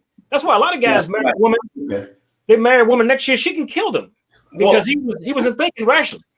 So, okay, so and that once again goes to the first question. Is this more for a guy in his 20s? What about the guy who's over 40, over 45? The guy over 45 is making even a worse decision, because he's already dealt with the women up to his 20s, up to the wall at 30s when they crashed. And he says, I'm not taking that crap no more. I don't want no opposite. I'm going to get somebody who's just like me. If I like to skydive, I'm going to get a woman who skydives. If I like to take a yacht, I'm going to get a woman who likes to take a yacht. But most people get bored of themselves. They're looking for the opposite of themselves. So they kick her out even quicker. They can't take it. How do you know people get bored with themselves? How would you know that about someone? Because you could always take somebody who's a perfectionist and they'll choose a slob. You will never get two perfectionists together, and you will never get two slobs. That's why you always see in a relationship there's complaining. Why you never put the cat back on the toothpaste? See, one prefers it on, one prefers it off. Why should I put the seat down? One prefers it up, one prefers it down. Why you like pickles? You always get the opposite of yourself. See, people are attracted to the opposite. It's the opposite side of the brain. You're only attracted to what you're missing. So let me ask you, what if, so most people who get bored with themselves keep lots of distractions around them, right? Even the cat lady, right, with 14 cats, right? What about the man who is comfortable with his solitary time? Like he's not just introspective. He's invested in himself to have a good sense of who he is and what he wants from life. And he understands the kinds of people he wants around him. Like he's done the work. Would you still say someone like that is going to get bored with themselves and looking for the opposite? Oh yeah, because what happens, like I said, all humans have a low time of year and a high time of year. And so even when he chooses her, even if he has life together, he's rich. He will choose her in the lowest time of year. He does not know he's feeling low. And our low level of life is connected to youth. So everybody has between ages 6 and 16 as a child, a certain tragedy that happened. And you can name it a month and a time of year that happened. Right. That remains subconscious in the back of your head as a worst time of year. But you also had the best time of year. Your dad bought you a big truck or something like that. And that is the best time of year imprinted on you. So now, if your mother died in the winter near Christmas, subconsciously, from October to December will be your lowest time of year. Okay. October to December, somebody will enter your life and you'll think that person's coming to rescue you. Your problems, which you can't get over with. So yeah, even those guys, if they have it all together, they're like, I'm not going to do that again. Let that low time of year come by and watch Mrs. Low. She's coming by too. In January, when he wakes up from his dream, we should get rid of it. We should get rid of it. So that you're saying something profound, because I saw a comment in there and someone said something like, I'd have to look for it, but what the gist of what they're saying is you are stating that people don't grow up. They keep reverting back to childhood, right? So you just said something from 6 to 16. In my work there, I've seen several incidents. Like one happens around the age of 5, another one around the age of 11, the other one around 16. In those incidents, something happened and you failed to be something and you promised to never let that happen again. And anything that resembles it, even if it's not, you revert right back to being that 5 or 7-year-old or the 11-year-old. And you don't know you're doing it because at 5 years old it happened. And you made a decision as a 5-year-old. And so here you are at 40 years old and something is triggering that 5-year-old experience and you go right back. You're no longer you're no longer dealing with what's in front of you. You went right back to 5 and said, I'd never let this happen. You're triggered, you're upset. Or for some people, you may like freeze and play dead, or you may become funny. Or you figure out you may fight. There are ways that you promise to never let it happen, and people don't know this is going on. So the 5-year-old in you never dies. I guess unless you completely confront it and strip it down to nothing, and then build something in replace of it, so there's no void there. But I think a lot of people don't understand that, and maybe that also. Especially if a woman has been, or even a man, sexually traumatized at a young age, that's going to affect their sex life also. Oh, yeah. I have a lot of people that came to me that was sexually molested. And I was able to help them, but you have to let them know. See, when somebody molests you, say it was a parent that molested you. And they always find it hard to forgive these people. Like I can't forgive them. And most people that came to me were religious. When I first went to counseling, I thought it was all secular people, but it was 80% were religious. And so they still had a problem with forgiving.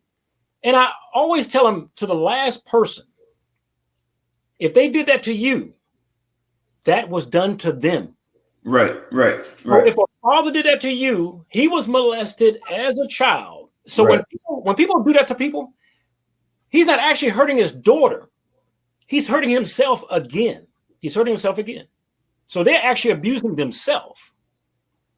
And they find it hard to forgive. Interesting. So when a lot of people, it's like a family curse. They're like, how can I get rid of this? It's been going to your family for years. It's not just you. Yeah, they do. Now, what's funny, if you have a problem, this universe will always send you a love that echoes that problem. If you're looking for a love and you was a girl that's molested as a child, the universe will send you a guy who loves sex. If you grew up in a home that was no communication, it'll send you a woman who's chatty. Because remember the 4 loves I told you? It always sends you somebody to heal you on whatever love you were broken on. That's the person it will send you. And that's the person you reject. But it will only send you a person to heal you on the level that you were broken, either sexually, communication, with children, or parents. Okay. So here's an interesting. So someone said, I'm a gentleman. A lady is all I'm attracted to. not the opposite. Sounds like he's he wants to know if that's all I want as a gentleman. I'm looking for a lady, and I'm not looking for the opposite. Yeah, but it depends. Why is he looking for a lady? Does that mean that in his community there were no ladies when he was a kid, so he doesn't like cheap women? See, people live either for or against their own upbringing. So that's not a coincidence. It doesn't mean that he's a gentleman. It would go back to, why is he a gentleman? Was your community a community of less, and so you wanted to improve yourself? See, so a lot of people not really living their lives, they live in deference to their past. So they'll never be happy. So yeah, you can look for her forever, but as long as you're living in deference to where you came from, you'll never be happy. You'll never find that woman, because she may not have the same hang-up. If a man chooses a woman, she does not have your same hang-up. So you'll never be able to bring her along in that way. And that's what we keep doing. We keep trying to choose a woman that has our same hang-up. You're like, look at it this way. She's like, I don't see what you're seeing. No, I'm serious. Look at it this way. I don't see what you're seeing. Yeah. We choose people who are not compatible with us. You can choose somebody who's opposite, but they need to be compatible. You worked on jobs before. You had a whole team of people. They came from every place. You see, the ones that can't get along with their spouse at home, they're a team at work. Now, like I told you before, when people get hurt, if you were hurt at home when you were a child, that person is a better crowd person in life. But if you got hurt at school when you was a child, you're a better home person in life. So it depends on where you were hurt at, where you respond to, and where you choose your mate from. So you choose a woman that you want to be a homebody, that means you were probably hurt as a child by the public. If you want a woman who's street, then you probably were hurt at home. You don't believe in home anymore. That didn't work. So I'll take something that's phony, because real love does not work.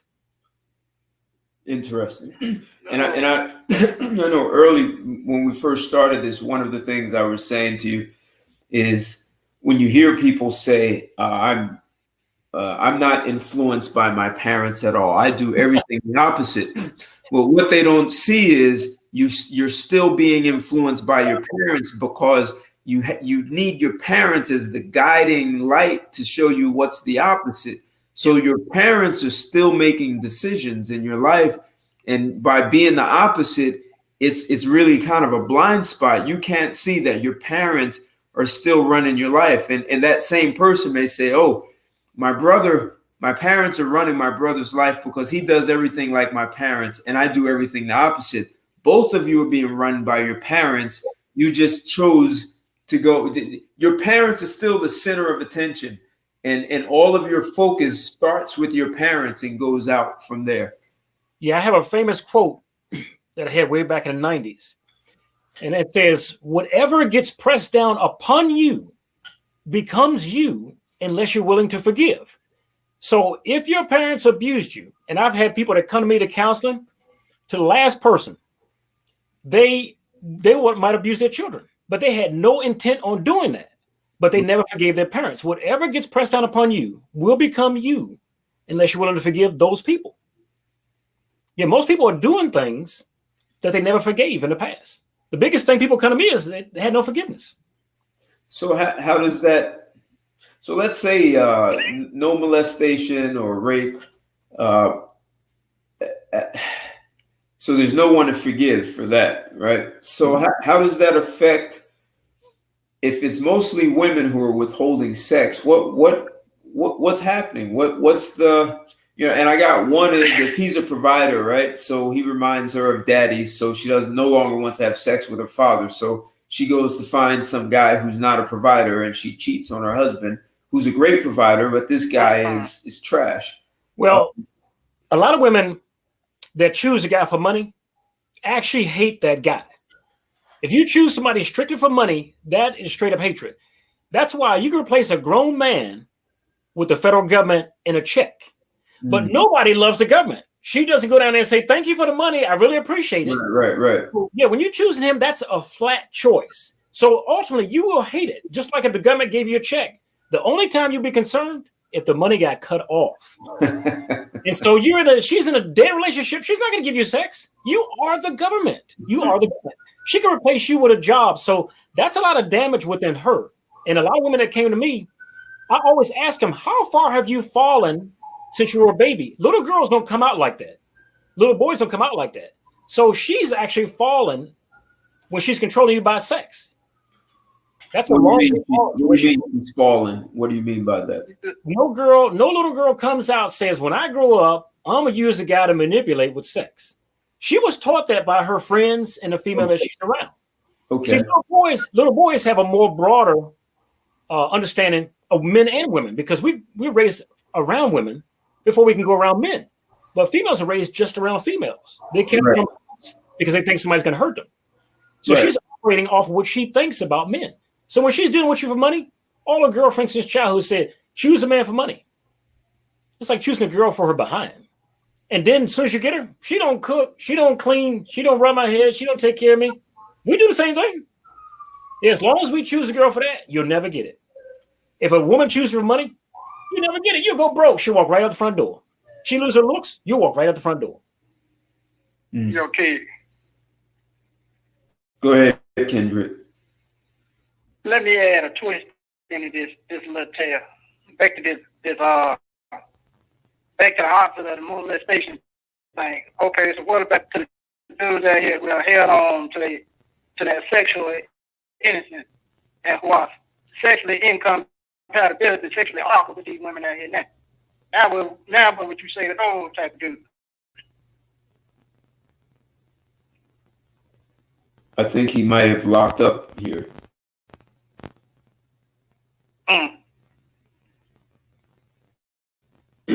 He locked up. Must be his internet. So, SW, you said according to him, men are children stuck in their childhood. It's actually not men. It's people. That's why we're saying there are events that happen in your life that at 3, at around 5, 11, 16. Those events, there are events, and if you sit down with someone who can help you recall those events, you'll know if it was sunny out, you'll know who was there. Hell, if you get really deep with it, you can remember how things smell.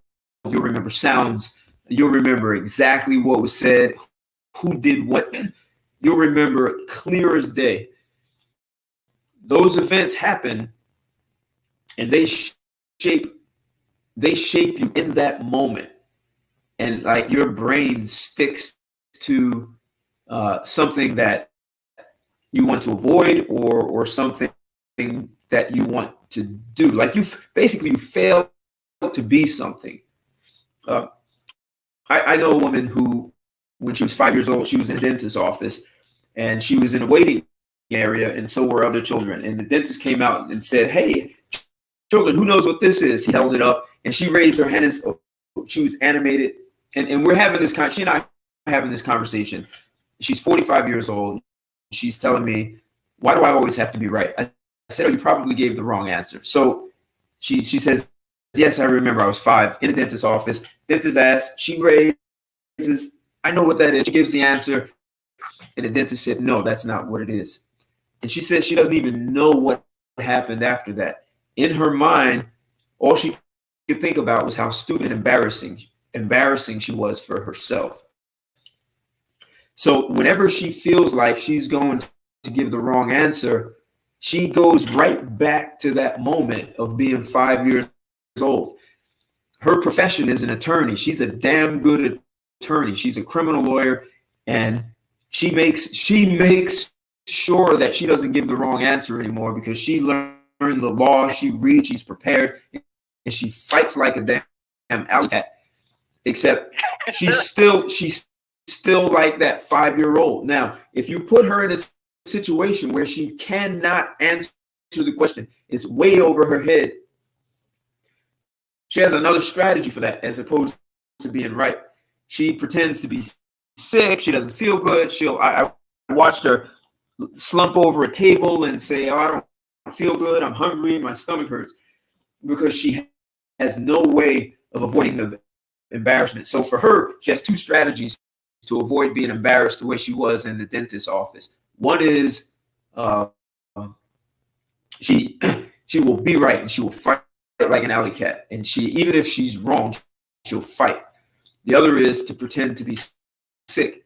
And that's the 5-year-old in her still running her life. And people just don't see how that's happening.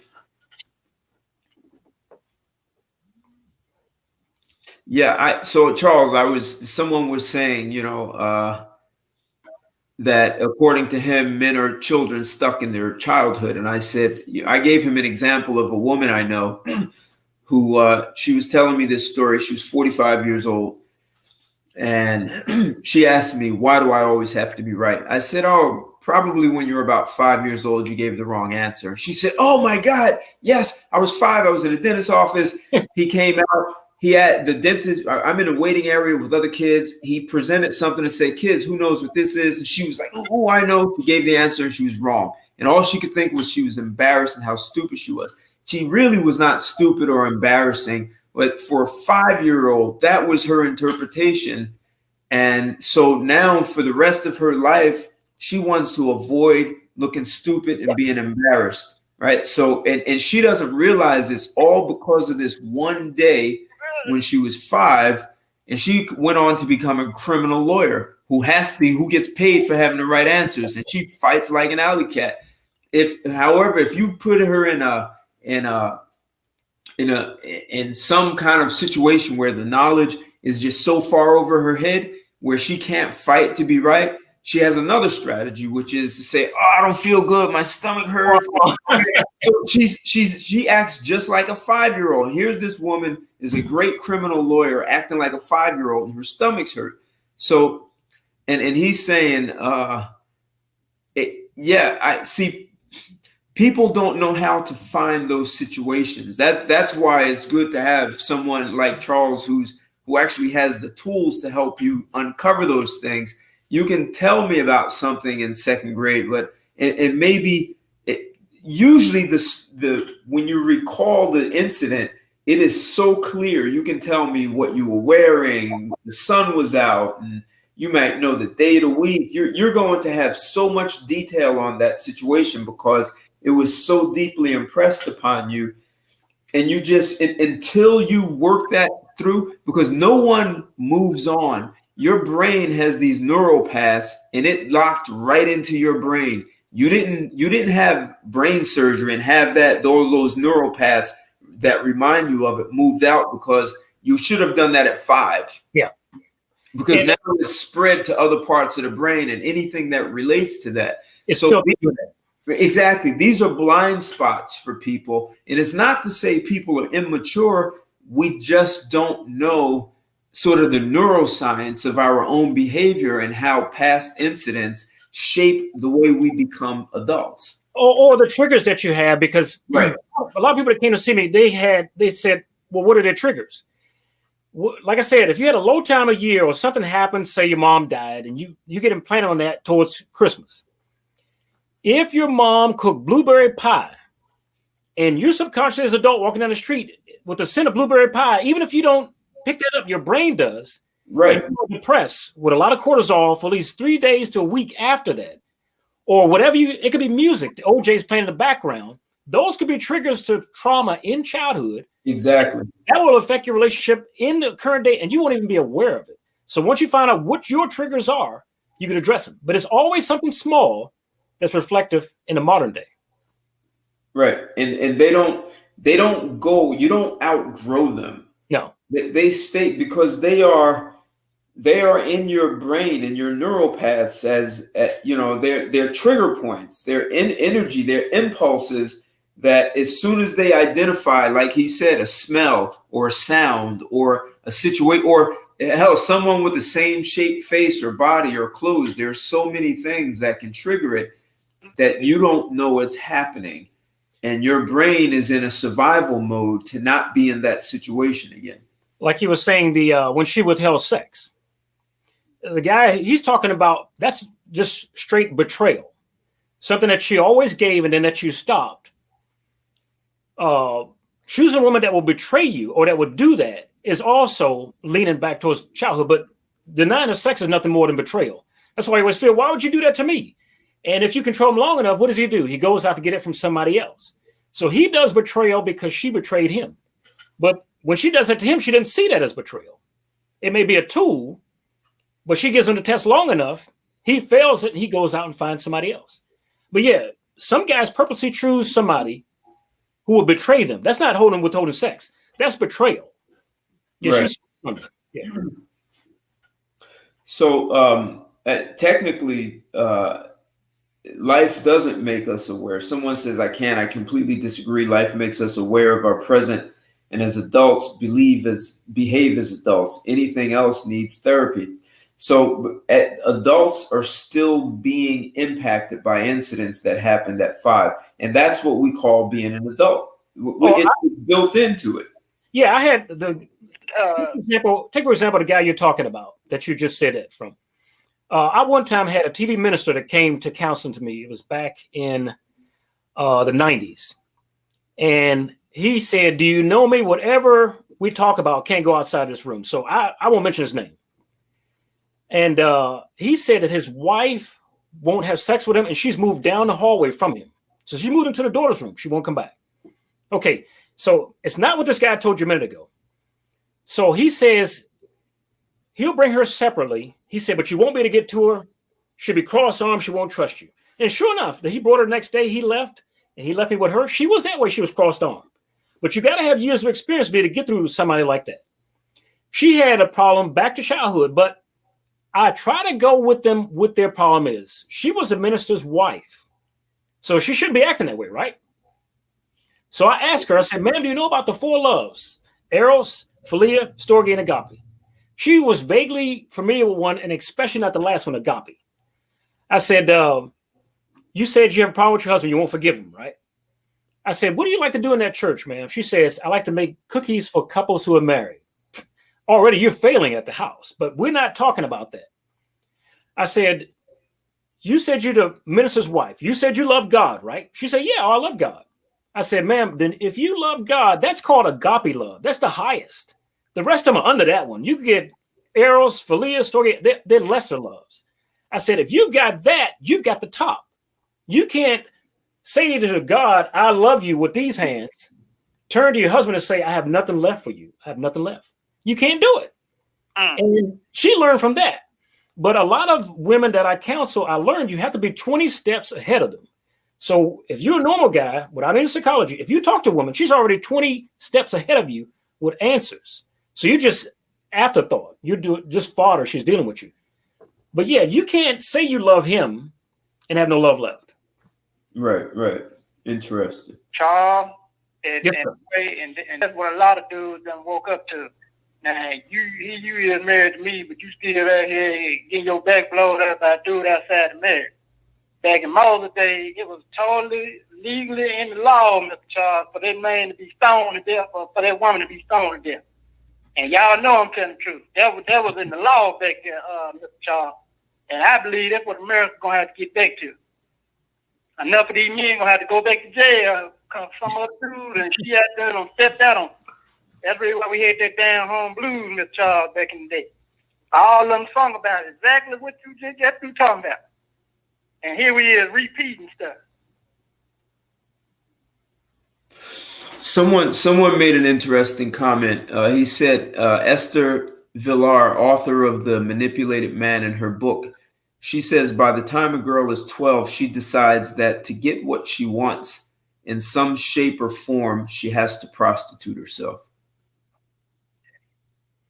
That is a little bit. There's a little bit of truth to that. Yeah, most people that came to me, it doesn't matter. Like I said, the culture didn't matter. The race.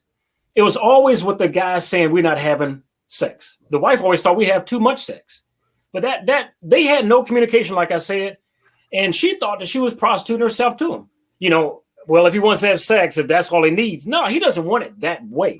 You know, so yeah, there's a kernel of truth to that. Some women do think that they're prostituting themselves to the men. But that's the problem within her. If you get into a relationship where there's sex and you're not having it, that's a problem within you. You don't go working for IBM and think that they're not making computers. Yeah, that's a problem within. Interesting, right? So you go to IBM and you do whatever they tell you to do. Yeah. and you don't feel like you're prostituting because you're getting money from it. See, your show gives facts and reason, right? And I find a lot of guys that are intelligent on the web and their listeners, when they deal with women, they don't think that way. Now, they try to present women with facts and reason, but they say she doesn't get it. But I tell you, she does get it, because if you're dealing with a woman, she went to college or school, and you can't graduate from college unless you give them accurately back that 1 + 1 is 2. So she's got all that knowledge and all of that reason, like you said. But when she deals with you, she's dealing with you like a 2-year-old. I don't understand what you're saying. You just graduated from that college. A woman that's fact-based, a certificate on the wall that's fact-based, pretends like I don't know what you're talking about. Yeah, so it's manipulation is a part of that. So what are some things men can do to hold on, Kendrick, hold on. What are some things men can do to unravel and correct?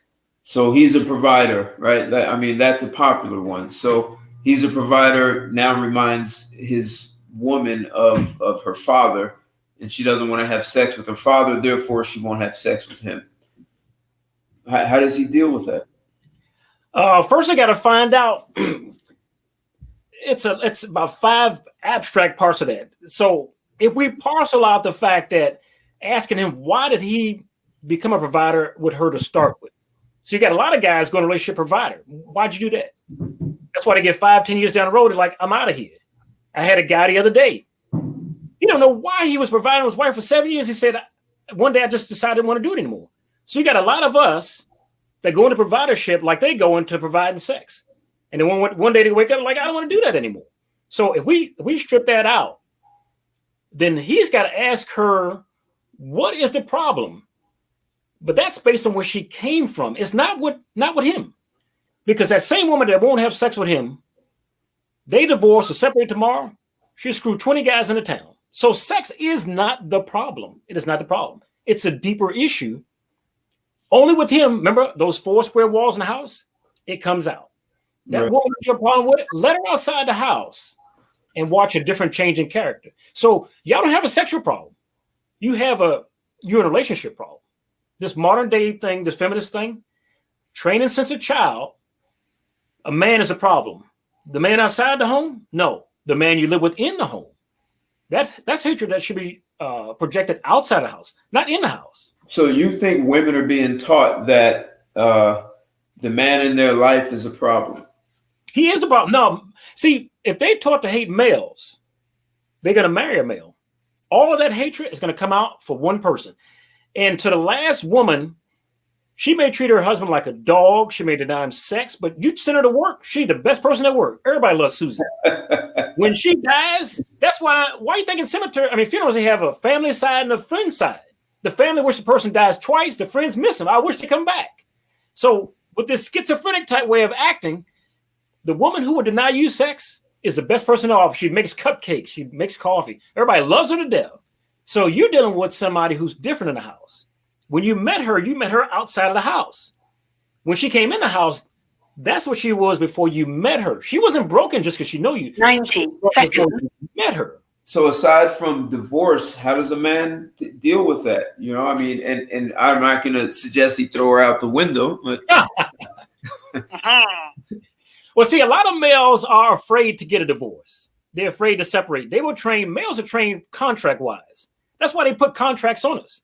Males won't break contracts. A woman will get up and leave you in a heartbeat. But a male said, I got this contract. I have to do what I'm supposed to do until he drops dead. She hated him day one. On a 50-year marriage, she hit him day one, but he still sticks in there. She left a few times, she still takes it. But a lot of guys have to stop taking this stuff. If you need to leave, if you need a divorce, you need to do that. But they're so scared they're going to lose money. They'd rather lose their life, their entire freedom, to accept the same thing that their father did, the same destructive relationship that they wish they didn't have. Yeah, the no sex thing. That's what their mother did to their father. You're repeating the same thing. It's not your problem. It was their problem. Most people that came to me, that's not even their problem. That's your parents' problem. So you can't change her because you chose her to deny you sex. You chose her. You look just like my mother.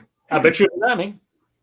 10 seconds. So I worked with a guy, hell, I must have been 20 years old and he was 50. He was you say he was a good guy, right? He was but he wasn't a wimpy guy, he was like, he was a pretty solid masculine man. This is an old school kind of guy. And one day he said, and he was really frustrated, not angry, but you could see the frustration. And he must have been to share this at work. He said, my wife said we're no longer having sex. And he said, according to the Bible, it says sex is for procreation. Our children are grown. We're not having any more children. And it's time to put an end to sex. And he did not want, but like you said, he didn't want to divorce her. So he just sort of laid down. Every day he started bringing the Bible to work, and she convinced him that this is the path to take, and he accepted it. The Bible is filled with lust, murder, plenty of sex to old age. So when people tell me about that, you read that book wrong. That's the most sexualized book there is on the planet. The women who come to me, I tell them, you read that book wrong. It's sex on every page, just about. Why is there more sex in the Bible than it is an actual Christian relationship? Incest. It's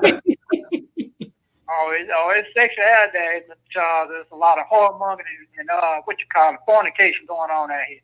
And think about it. If there ain't a whole lot of marriages going on, a lot of divorces, that means there's some people out here sleeping around, Mr. Child. Yeah, they're doing that because where they came from, their parents, they thought, didn't have sex. By the time most kids get old enough to see their parents having sex, their parents will stop having sex. So they think that these people met each other. They didn't meet each other that way. So people, they don't want to get married because they say marriage doesn't work. So if they do get married, they start to sabotage it. See, I told you, it don't work. Yeah, right. They're living out of their bag in the back. Yeah, marriage is going to go extinct because it doesn't work. And my parents, they proved that. Interesting. So look, it's 9:02. You and I talked about time. These guys are still going to want to rock a little bit. We're going to chat a bit more. So what do you want to do? You have commitments you have to do, or you want to stick around a bit? I give you a little bit more time. You got any questions they want to ask? Anything? Okay. I can stay around to 9. I can stay one more hour. Oh, okay. All right. Someone said nothing is more valuable than a man's time, life. He's still speaking on what a man's parents did. So men are just ignorant. I can't. So he's struggling with what you're saying. Oh, that his problems don't originate from home? Yeah, what he's saying is that so if a man had a good childhood and he chooses the wrong broad, is that his parents' fault? Yeah, I'm not putting fault on your parents. If a man had a good childhood, you take a child that was raised in a mansion. That child will empathize more people who are in poverty than he will people in a mansion. He'll say, my parents were selfish. They had the money to themselves. They didn't help people. That's his perception of life. It doesn't mean it's true.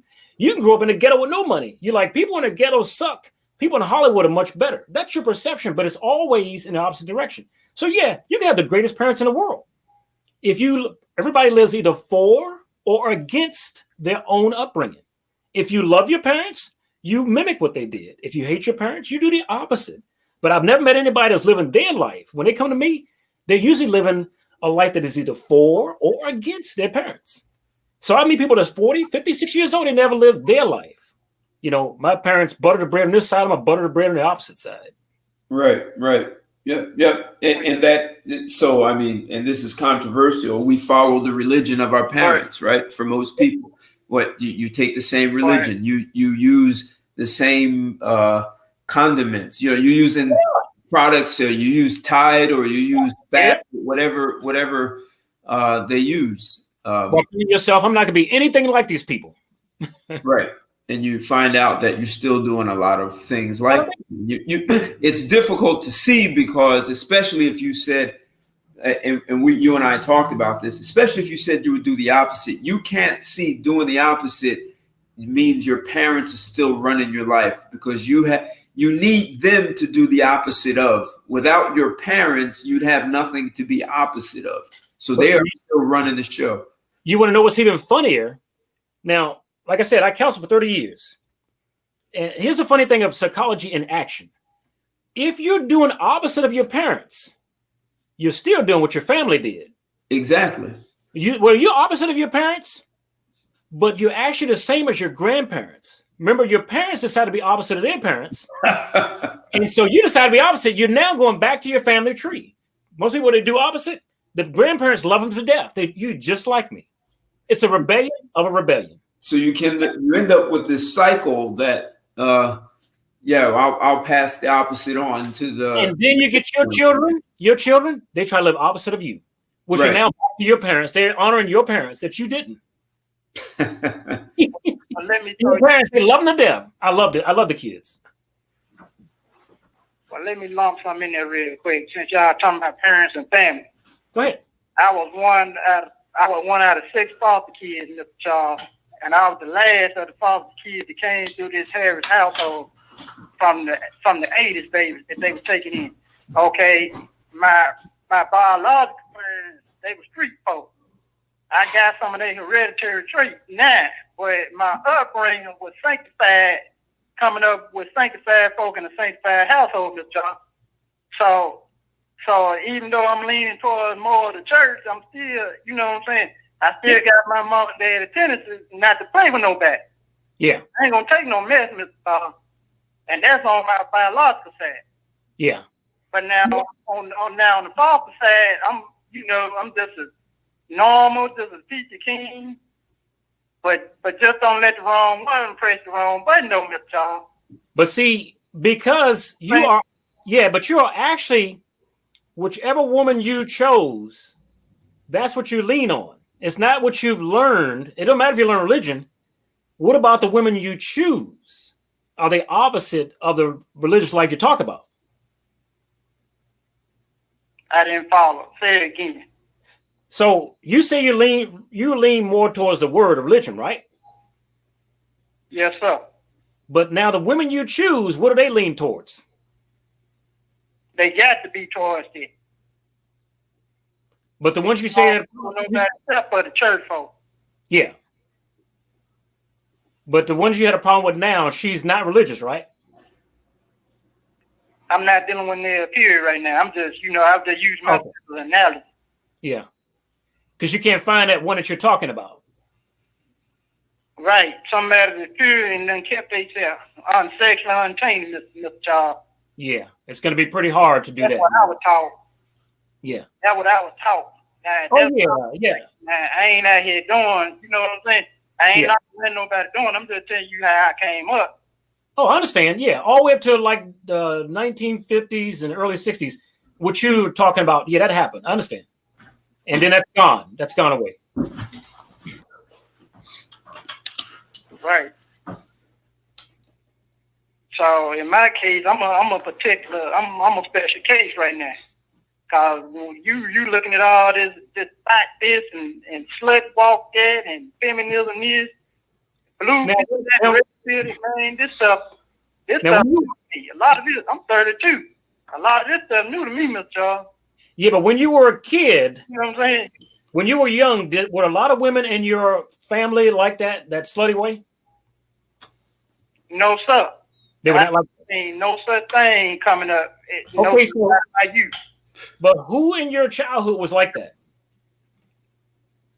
Oh Lord, maybe some of the girls that I knew from around the way coming up in school, Mr. Charles, but nobody in the family that I knew of was like it. Yeah, you got to learn how to hate that. If it's a hatred you have now, it has to develop when you're younger. You can't get a hatred tomorrow. Your hatred develops in your youth. So if you knew girls that were slutty like that when you were a kid, and you don't want to marry anybody trashy or diseased, that sort of thing, then that will affect you now. What you received at home, you live in the way that you say that they raised you in a religious way. So you don't want that. So it'll always be right out of your grasp with this type of environment now if the girls are acting this way. That'd be hard to achieve. Yes, sir. I totally agree. And that is really why, I brought the conversation up with Ted, with somebody in my situation will have to look over there towards the Middle East to the religious type of countries. Yeah. Since I'm that type of dude, you know what I'm saying? Yeah. Yeah, my brother, he married a woman from overseas. Sometimes she had to go other countries. Yeah, some people look for their love in life. Sometimes your love in life is not next door. This is a big planet. They may be on the other side of the world. They don't have to be down the block from you. Right. Hey, I want to give a thank you to Indigenous TV for the super chat. Thank you for that. Thank you. So someone said, okay, back to this subject. What, in your opinion, is the next step once she or he holds back from sex? Yeah. Well, like I said, it is one of the 4 loves. Right. So you can't make anybody give you one of the 4 loves. At that point, it's still you. You got to decide, do I want to stay without one of the 4 loves? You see?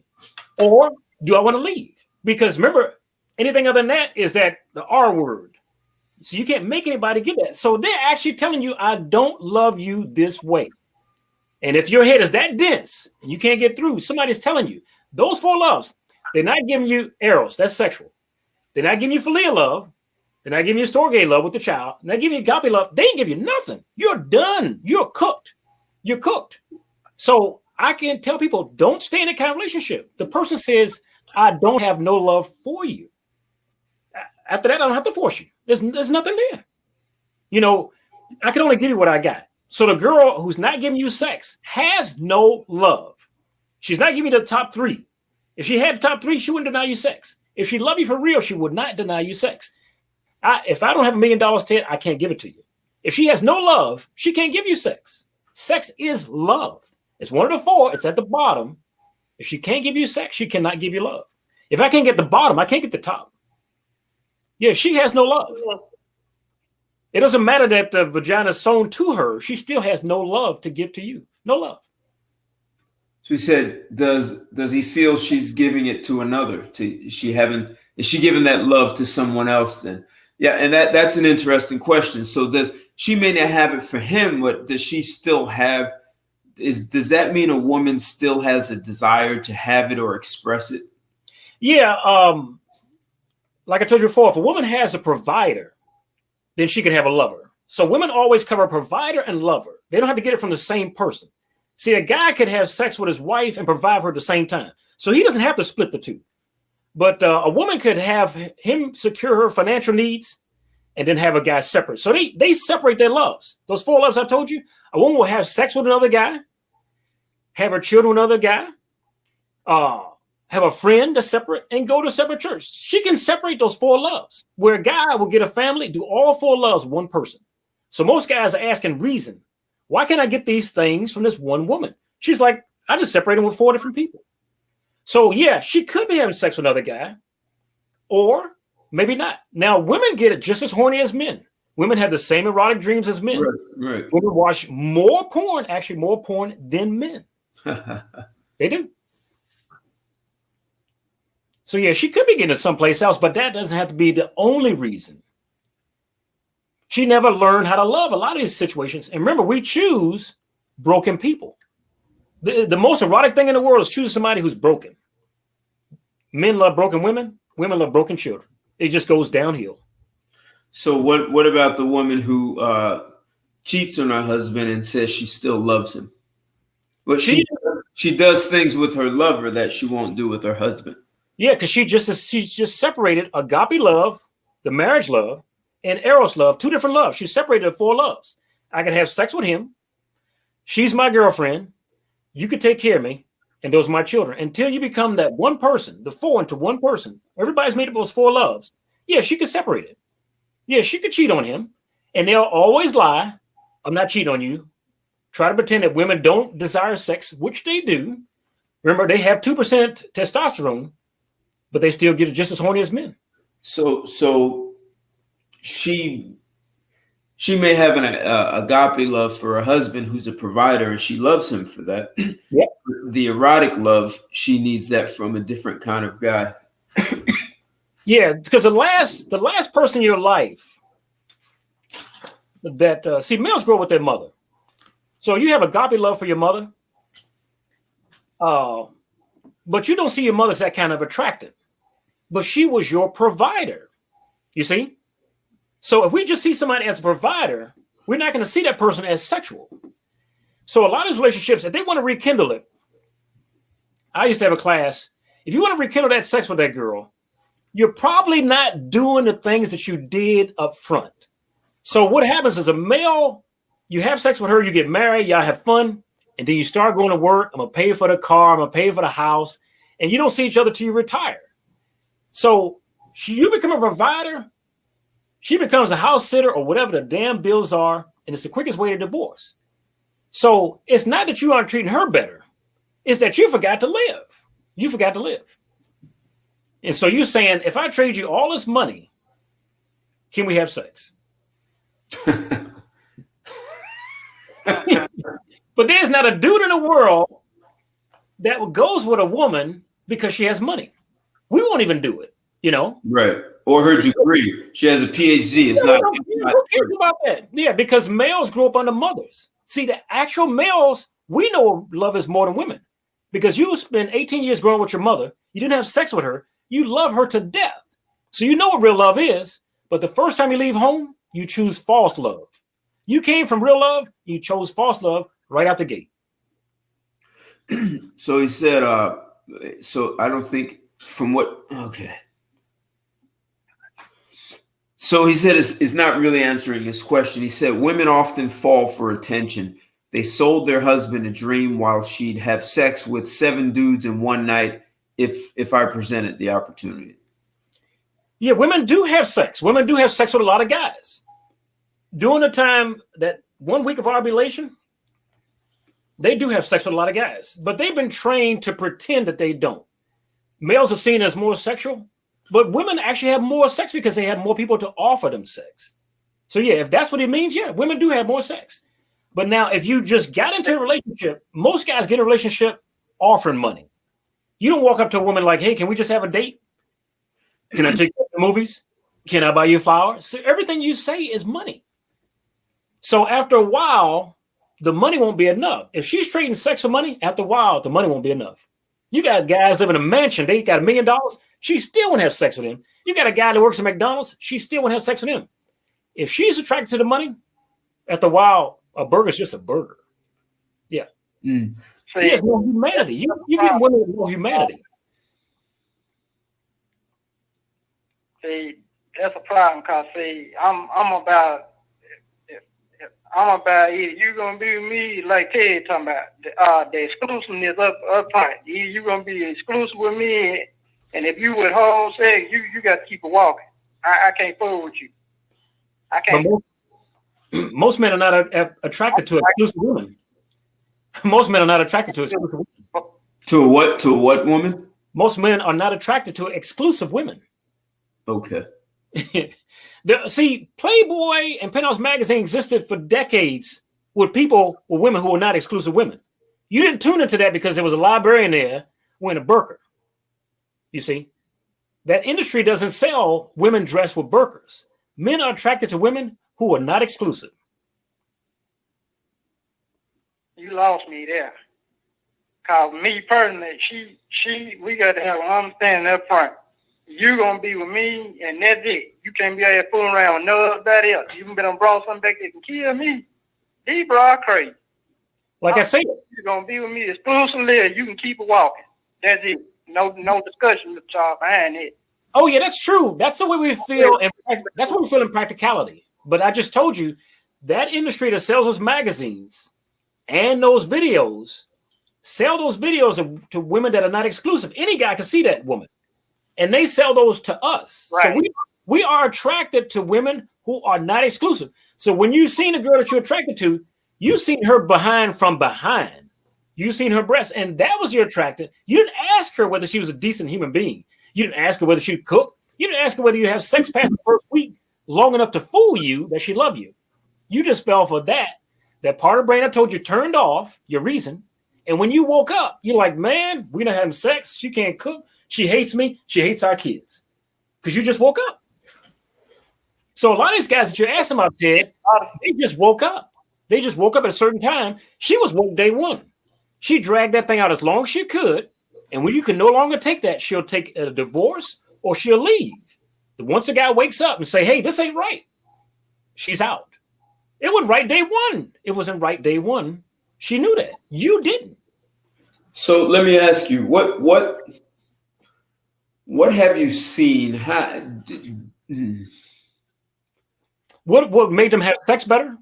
The counsel when it came to me? You're getting that. That's kind of the path. But what are the signs? I guess I'm asking. How is a man to know he's met a woman who's least likely to withhold sex with him, or what are the circumstances? Right. So does it?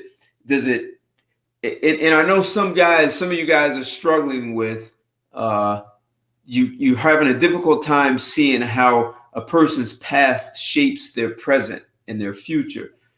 So I'm asking if you can, as a man, take a step back and see that childhood shapes who you are. Like, you don't know anything as an adult without going through a childhood, right? So what you learned your ABCs, you learn what's a threat, what's pleasure.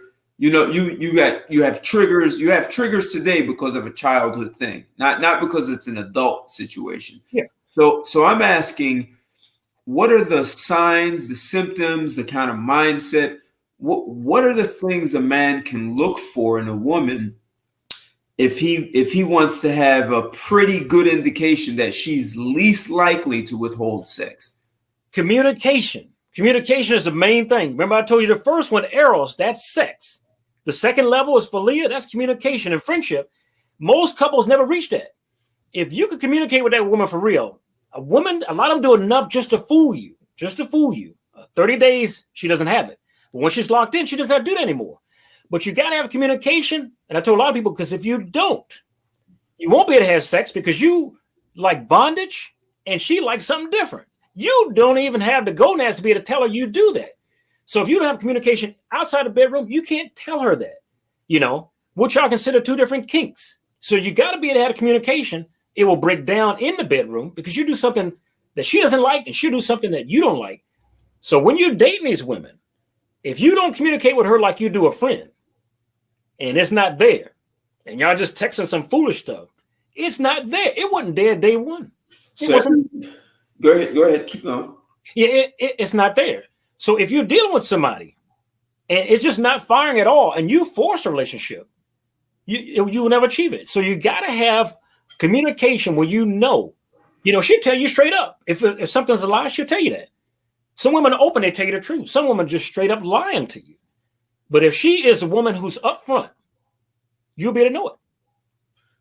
So one thing is you need to be able to talk to her about anything. So when she starts saying this topic is off limits, I'm uncomfortable with that. Either she's going to step up and be able to talk about anything you put on the table, or that's an example of someone withholding, right? So I'm just thinking, so if she's withholding communication up front, she's most likely going to hold even sex, because sex is the most intimate part of communication, right? It's physical. And I'm not, forget about talking dirty, but sex is a way to two people to communicate one another, right? So if she's withholding just conversation and unwilling to speak to you, at some point she's going to withhold sex because she's a person who withholds.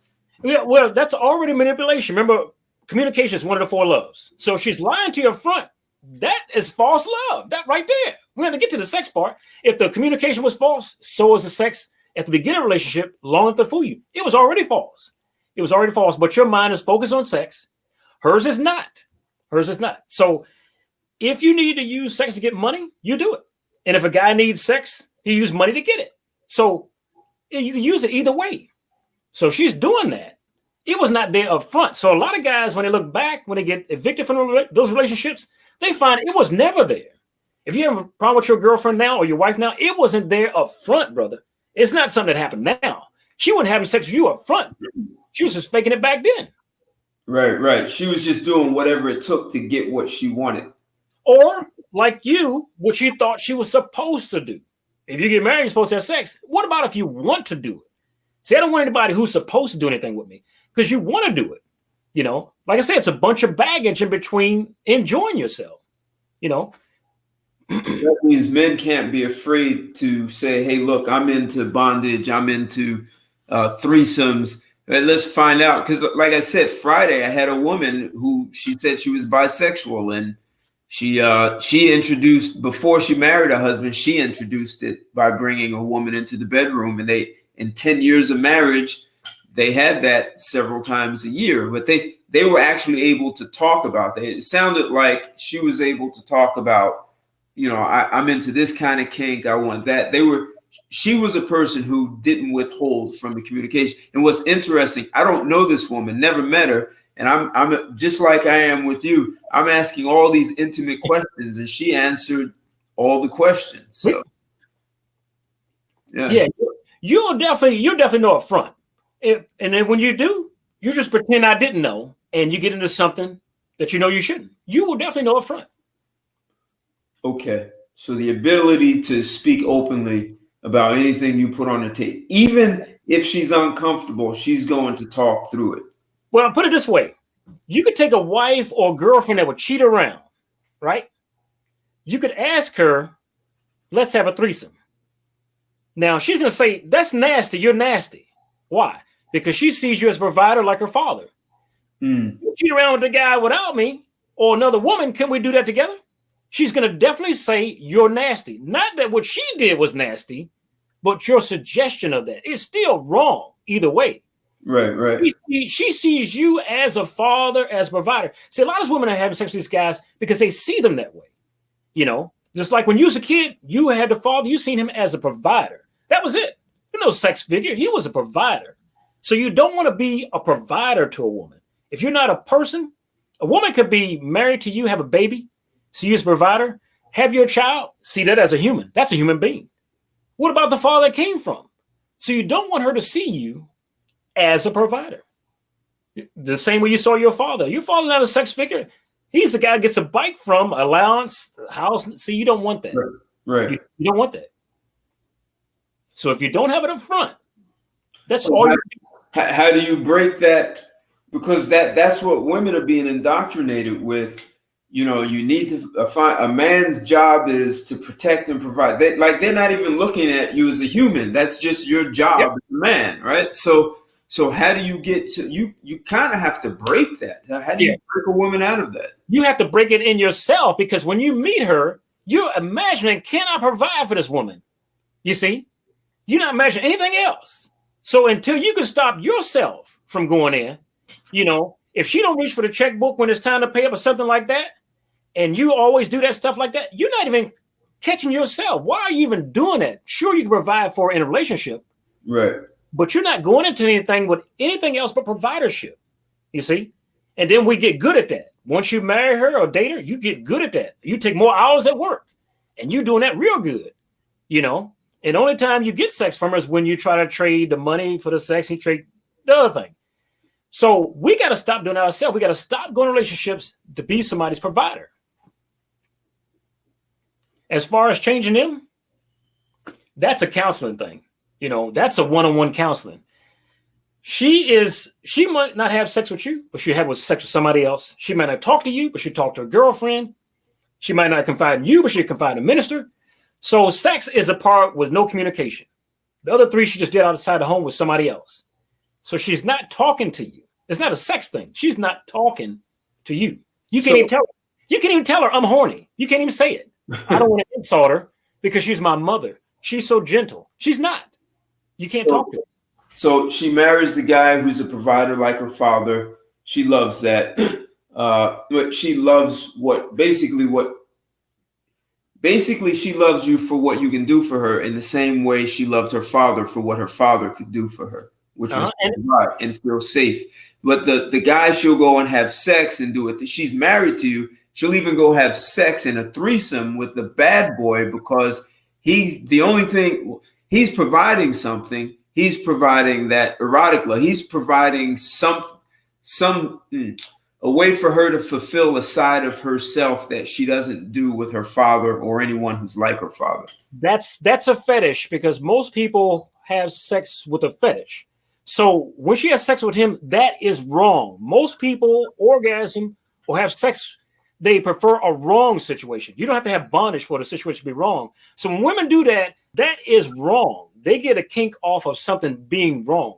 You catch them, oh my God, it was just mechanical, I'm sorry.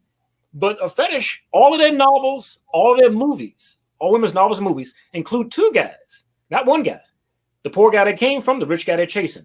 And they're both competing for that one woman. That's a whole woman, it's a whole erotic field.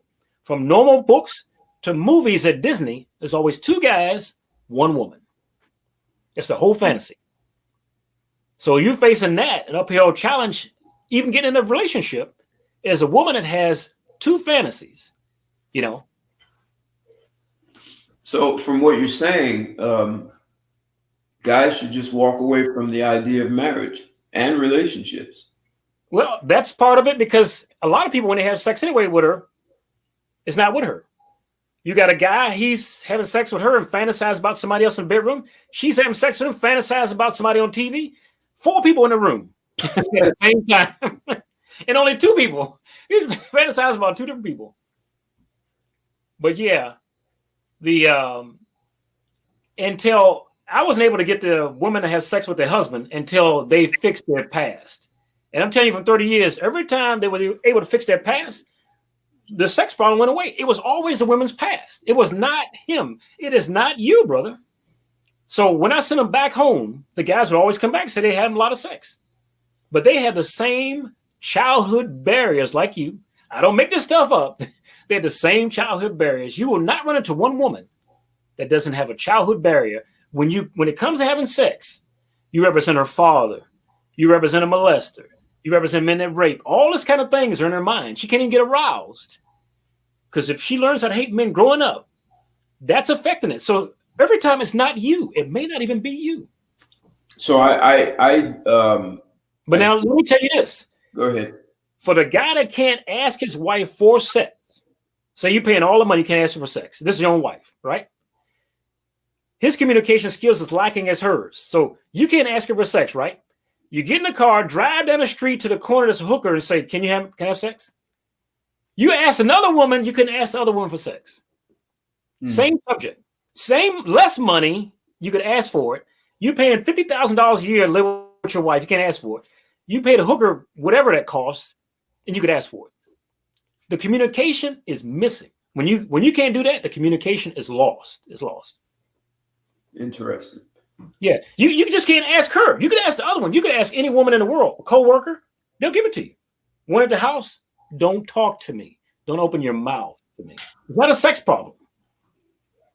So I once dated this woman, and the first time we were going to have sex, just as I was about to penetrate her, the sensation I got from her is that she was vulnerable in the sense of reliving a rape. She was reliving it, is what it felt like. So I stopped and I asked her, I said, who raped you? Who touched? She said, no, I wasn't raped. I was touched. I was 10 years old. So she said she was just touched by a cousin. But later on, she told me it was actual rape more than once. So people think that childhood incidents don't affect you.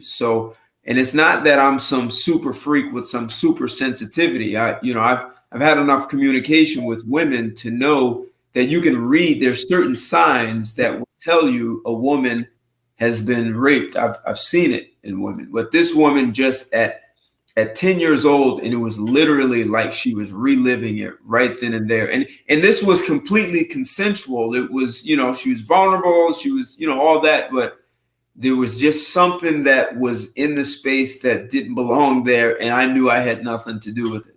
Well, a lot of beautiful women or attractive men, they have been raped and molested. The one thing about rape and molest, if it's early, it makes you improve the thing that you were raped for. So if they were attracted her for looks, it makes these women sharpen that looks. So they get more advances. But you'll find a lot of attractive women or men that take care of themselves, they were touched as a child, and they sharpen that area of their body only. the attraction of other people. They don't even know subconsciously they're doing that. But if you counsel people long enough, you can see that. Interesting. Yeah, they'll sharpen it up. They'll sharpen that image of erotic love only and yet still hate that. But they'll attract a whole crowd of people. They work on an image until it's meticulous. Well, there are. Yeah, they can't attract me. So there's some women, if they're raped, they become promiscuous, and there are others who become prudish and they feel dirty, like they don't want to have sex. Yeah, it depends on what they felt about it. When some women become promiscuous, she's abusing herself over and over again. Like I said, if a father molests his daughter, he's abusing himself. The woman who does it over and over again, she's abusing herself. She's already trash to herself. She's right. And some women will be upset that part of their anger is that, and I heard this woman say that, is I should have done something. All I had to do was scream. Like, this was my fault. And so that now she's angry at literally at all men. And even though this happened as a child, she's still angry with men for what she didn't do and how the men, a man controlled, made her dirty. And so. Yeah, I had a class once where I taught people the forgiveness factor. And Fort Knox, Kentucky, where all the gold is, right? No. So in Kentucky, there's a vault. Fort Knox. Yeah, I got it. Okay, yes, I'm with you. And so in this class, I teach the analogy on forgiveness, how to forgive. I said, you got to imagine that you go to Fort Knox and they have like a game. They're going to start you. They're going to give you a metal bag, mesh bag. It's a mesh bag.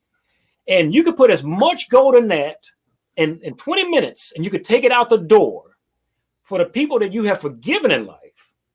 And when they tell you to start, you can't see that you don't go get the gold, because most people by adult, they have never really forgiven anybody. Right.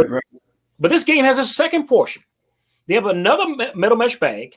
You can put as much gold in there for the people in life that you have not forgiven. So you can take on the first gold, but the second gold, you would end up with a mountain of gold, but you can only carry it out by hand. No help, no vehicle. So you'd have a whole mountain of gold. You can't lift it, it's too heavy. So you lose on the one bar of gold, and you lose on the mountain of gold. You lose both ways because you never forgave, and you have such a mountain of people who you will not forgive. We lose both ways. Mm-hmm. If that was a contest, you lose both ways. Interesting. So here, I cannot agree with this, because they always seem to treat the worst men the best. It is usually the good man who is trying who she gives all her vitriol to. Yeah, because he is fixed, like I told you before. If you go outside tomorrow, Ted, and there's somebody across the street hurting a little girl, that makes you react. It makes you go and help her. If there's a little stray dog, it makes you go to help her. Those women are helping strays and little girls. We do it downhill. That guy that you think she's giving respect to, she just likes strays.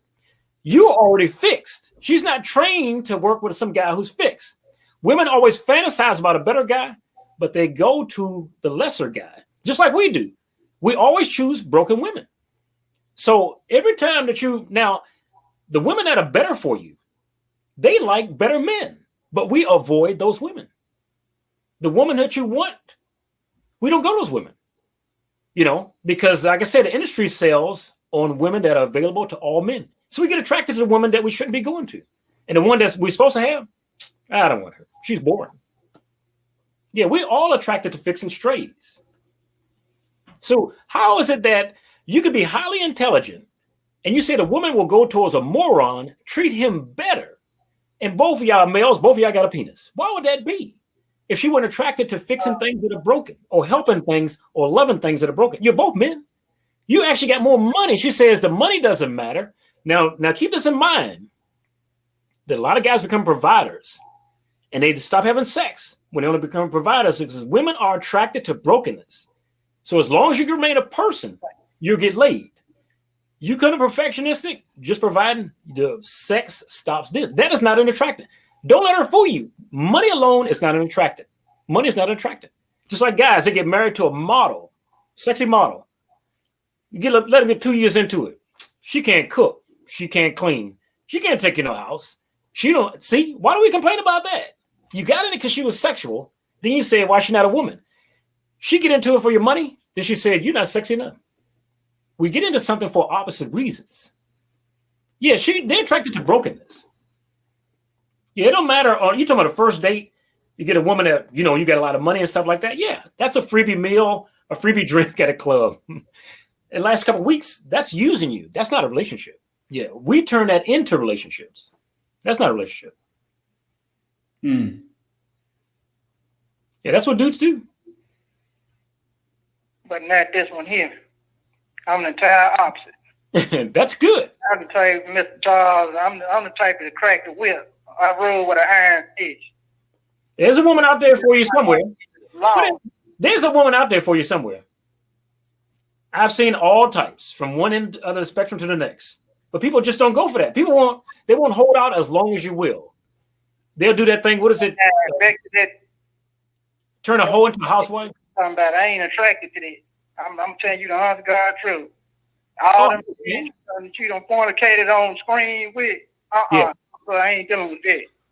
I understand. So, there's something out there for you. Lips on me. So someone said we always choose broken women because most women are broken. This notion that there's a plethora of good women out there is just not the truth. The attraction to brokenness. You will go save a puppy in the middle of the street, but you won't go save a pit bull in the middle of the street. You have people have an attraction to brokenness. We have attraction. There's a little baby, like I said, that's hurt on the sidewalk. You will go there before you go to a 50-year-old guy who's rich. Society just has a general attracted to brokenness. And so you will always pass by the better woman for the cheap woman who's a slut who hates you. Because you're just like, I can fix her. We're all these two men. We could go around fixing people. And the only thing that's going to get broken in that relationship is you. You're going to break yourself because she's used to doing that. You chose her that way. She wants to stay that way. So do you think this is more of a U.S. culture? Because people in the U.S. are always talking about the underdog. They choose the underdog in sports. They choose the underdog for everything. So we always choose and then the guy who's highly successful, we kind of don't root for him because, you already have it made. You're born with a silver spoon in your mouth. But we root for the beaten up down. We root for Rocky, who's getting his butt kicked, right? Yep. Yeah, that goes back to our community. It does not root for itself, but maybe somebody outside the community. Yeah, we do root for the bottom. Yeah, we see that as something to protect, as long as it stays on the bottom. So when you get a relationship with her and you keep on growing, like a guy had, his wife left him because he kept on growing. He said, I try to provide more for her. I try to get her a car, I try to take care of her. And she just wanted to go home to her parents. Yeah, because you hit the ceiling beyond what she achieved as a child. Right. She doesn't belong here. You are bothering her. She went back to her family that had nothing. It was more pain for her going up than it was for you. A dude wants to go up. Some women don't want to go up. So they will sabotage you every step of the way until you have a minimal life across the board. And if withholding sex is one of those things, that will do it. Yeah, when they see you as a father, they never seen their father get a lot of sex from their mother. They never seen their father happy. They want to see you like their father. Their father was frustrated. He paid the bills and he just dropped dead. They're not used to seeing anybody in that sort of way. So if she came from that background where she used to seeing a guy pleasant, she could help you. But if she didn't come from that, good luck. Good luck. Yeah, you're trying to make a bitter person happy. I can make her happy. I can help her. That's interesting. So if we were just looking at the Black community, that's why the dollar doesn't even stay in it. You'll give your money to someone else. Yeah, there's that famous thing that says, if you pass out all the wealth in the world, it was still back in the hands of the 2% because it's burned a hole through your hand. You say, I don't own this money. It belongs to somebody else. So you see, like I said, failure as your destiny. And then you create that. People came to me all the time. They said, I don't want to be poor like my parents. So the first thing they do is they go out and they buy everything for their apartment, brand new cars and everything. They can't afford it. They take it all back, and they end up exactly like their parents. Because I tell them, your parents once had all the stuff you had too. And they promise themselves there will be nothing like their parents. We keep competing with these people and not living our life. And so you end up just as poor as they will because you're trying to live in deference to them. Yeah, people choose these women like this that won't give them sex. You actually choose that woman that won't give you sex. Nobody's going to settle down with a prostitute. They're looking for a real woman, right? So that woman is not going to do that sex with you on a daily basis in some cases. So we don't look for the one that will do that with you every day. We look for one of your good mother, a good housewife, and that woman is not the kind of woman that do that. So we choose somebody across the room that won't do any of the stuff we want after we get with them. Interesting. So what final words of wisdom would you have for guys? I would always tell them to work on yourself first. Is the main thing we don't like to is work on ourselves first. If you're having a problem with a woman right now, you can trace a woman back to when you dealt with your first girlfriend in elementary, and every step of the way, it's the same woman. Most people are dealing with the same person. And when it fails, whether no sex or she don't like me, it's the same person. We keep recycling the same person. People don't stop doing that and go towards somebody who will do that. Check all the women back from the last one you dealt with, all the way back to elementary. Watch the same person. So is that why women end up repeatedly dating guys who get drunk and beat them? Cycle of denial. Yeah, it's a cycle of denial. Yep. Interesting. Any other final thoughts? No, I enjoyed it. I would like to see you guys later, but I enjoyed every bit of it. What's your channel? You have a channel out there too. So it's the men's channel on YouTube. So it's either you get it with MNN, the letters MNN, or the men's channel, and we're on every day of the week. Okay, cool. Yeah, you give some pretty good tips, not just on relationships, but on other things too, even cooking. Yeah, we try to cover the total man. Yeah. Okay. Yep. All right. So Charles, we went a little longer than we thought, but this is cool. This was great. You and I have spoken for a while, so it was a pleasure to finally get you on board. Yeah. And chat, chop it up a bit, just the two of us. And we had an audience. There was some great questions, and final wisdom: men be perfect. Yeah. Yeah. Make sure that they go. Remember, I told you it's 180 degrees from where you should be going. So if a guy wants to go out tomorrow for a girl, choose the opposite direction that you would choose somebody. The girl or the neighborhood that you're not going to, that's where you're supposed to go. Most people are going 180 degrees in the wrong direction financially, business-wise, career-wise, and looking for the right person because they are afraid. So it's always in the opposite direction that you choose not to go, where you think your enemy is, or the girl won't accept you. Go that way. And it might just turn out better for you. Go where you're not going. Well, that might take some, you might have to develop yourself in a way that you haven't to go in that direction. Well, you did that when you were a child, when you're a little boy, you just went it. Now you get an adult, you think it out. I'm going to think it to death. Let me think it some more. I'll think it again. Go where you refuse to go immediately. Interesting. All right. Yeah. Thanks a lot, man. Have a good evening. And, I'll talk to you soon, man. Take care. Thank you. All right. Bye. So, guys, we chopped it up. I see a lot of people are not seeing a connection between childhood and adulthood. And you only have one brain, so everything your brain encounters is what's in your brain. That's all you have. I mean, you know your ABCs because you learned it as a child.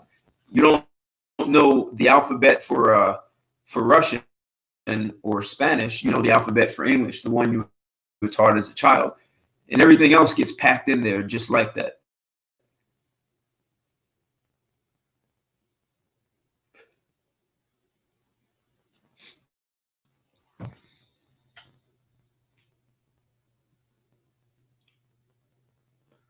Yeah, common man 80. Yes. And some women believe they should be beaten because they think they're not worthy. So so if they get a guy who doesn't beat them, something's wrong. And what they will do is create so much drama and try to get a guy. They'll actually try and get you to beat him.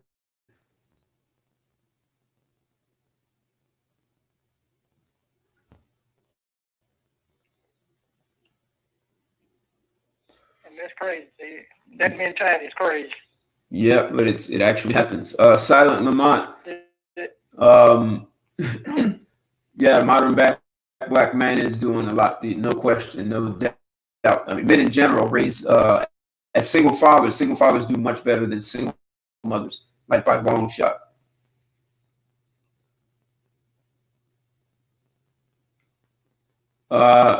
Yeah, I don't know if getting a booty call has to do with your parents. It's this is talking about how it really deals more with mindset and how we see ourselves and see the world. How we see ourselves shapes the decisions that we make.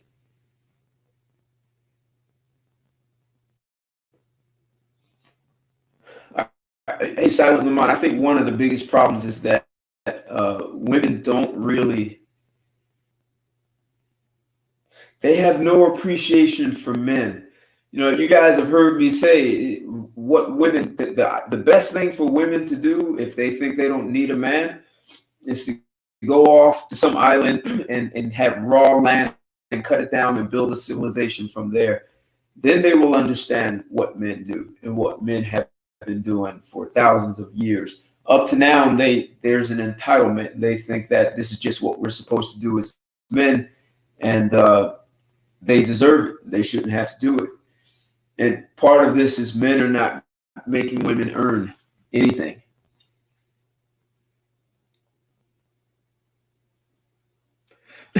No, he wasn't saying the woman is the victim. He's saying, so one of the things he said, SW, is if she's withholding communication from the beginning, she's likely to be a candidate to withhold sex at some point in your relationship. And so if she's unwilling to talk about anything, as soon as she starts talking that, oh, I'm uncomfortable, I can't talk about that, I don't talk about this, why do you want to talk about that? That's a woman who's likely to withhold. I've seen that only once, maybe twice. For once, you know what? I think I saw it twice. And these women were born on the same day, just 1 year apart. They're the only women I saw who really didn't want to talk. Most women will actually talk things through, and that's provided that you as a man put those kind of demands on it. But if you have to force and push women to talk to really communicate, that's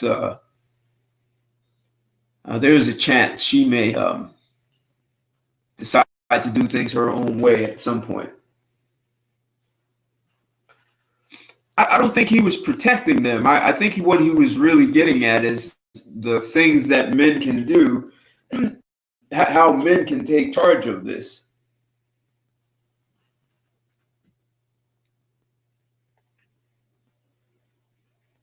No, see, you know what? I think women don't talk a lot in the beginning. Women talk a lot, but they don't get a woman to talk about sex intimately. Like, have a real conversation about sex. That's what, and I'm not talking about doing freaky stuff. And I'm like, get a woman to really talk about sex and how she really feels about it. A lot of women won't go down that path of having really intimate conversations about sex. They'll have shallow conversations, and how many times they want to have sex. They'll even lie and say they like as much sex as possible. They'll have very shallow conversations, but talk about that spot, that G spot. Talk about how they really feel. Talk about what it takes to get them to the climax, to like really get them to climax. And you'll find that a lot of women start backing out of it. They start backpedaling out of the conversation. They'll say things like, oh, you're just trying to figure out how to control me and manipulate me. When they start talking like that, That's something to look out for. Right, SW, right. If she's gonna tell the dude on the side everything.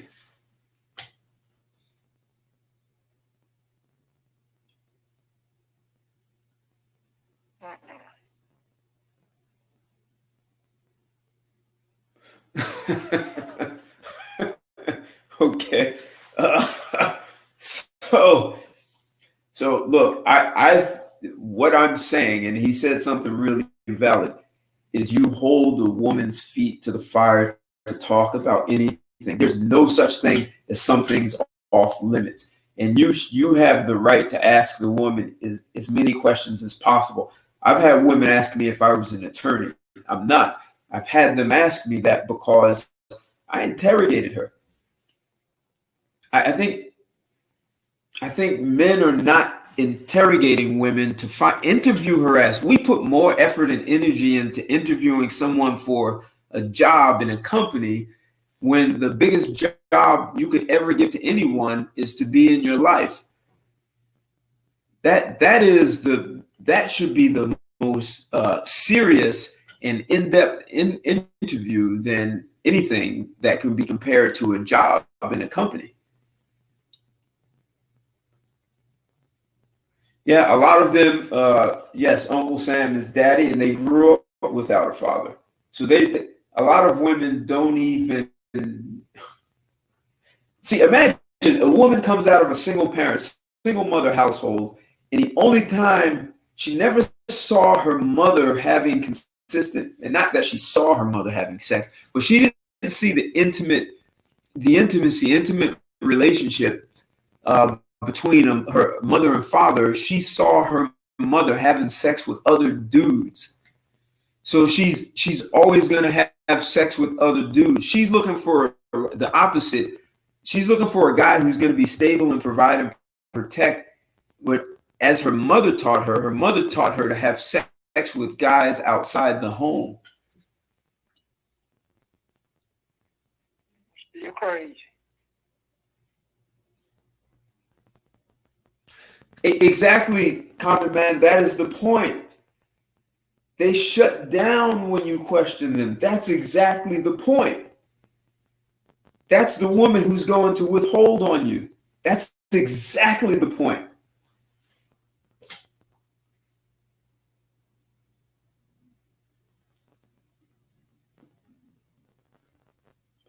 Stop dancing, Silent Lamont. Stop dancing, man.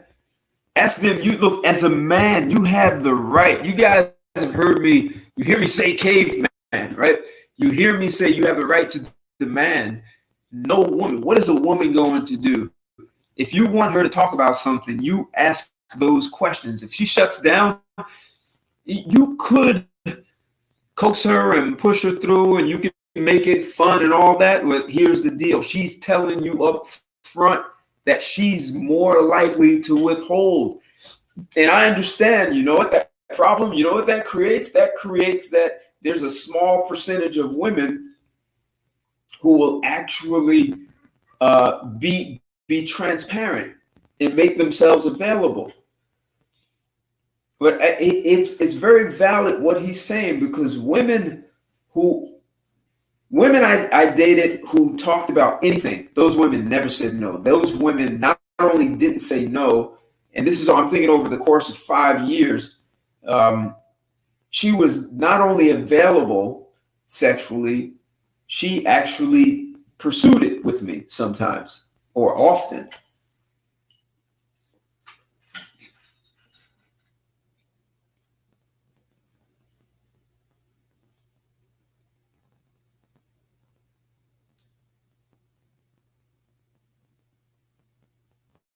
Yeah, but if she's ignoring you, right? So she's already showing that she'll withhold. She's withholding her attention, her affection, any kind of, communication affection. See, this is my problem, Ted. Why are dudes even entertain such women? I don't have the patience for nothing like this. Right, exactly. Well, that's what people are saying. You just shut them. All right, just leave them alone. Right. Well, that's right. Women, in the end, women lose.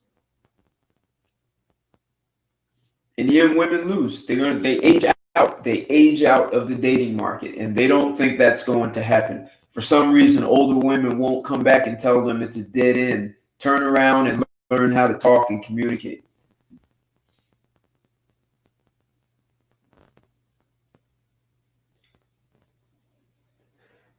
So I'm not given any reasons. There are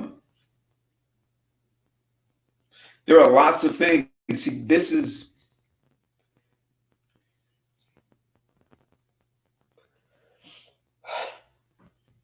one of the biggest challenges, is that I don't care how many degrees you get. College is not designed, not necessarily, to get people out of a mindset that they were trained into. And you're trained into it from elementary school, from the media, from books, your teachers, your parents. All these things are giving people a certain mindset. And how do you get out of something that, how do you get out of a mindset, and it's the only one you have? Just like if whatever language, if you speak 5 languages, those are the only languages you have. If you speak one language, it's the only one you have. And when you acquired that language, you acquired it with a mindset, with a certain mindset. That's the mindset of your environment. It's difficult to get out of that unless you train yourself out. You literally have to unlearn that, what you have, to get somewhere else.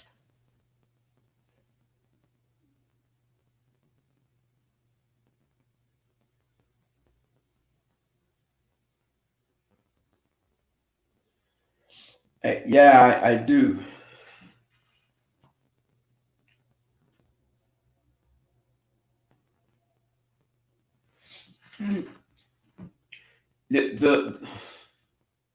Right, if she's got a high body count, that's a problem. But the biggest point is as a man, you cannot be shy about talking about anything with her. Like, not at all. If you're looking to get to know a woman, you have a right to ask her anything. You have a right to discuss anything and everything. The more she will withhold, the more likely she has a mindset of withholding. And I understand, right? So from one perspective, women have, the way their brains work, they're more likely to be worried. They're more likely to worry about threats, and they have fears. So for a lot of women, you having conversations with her that are uncomfortable can leave her feeling like she's losing control and you have power over her. And women have been indoctrinated with the idea that men are going to overpower them and control them. And at the same time, if you understand that's one thing in her head, you still have a right to get to know her, to know who she is.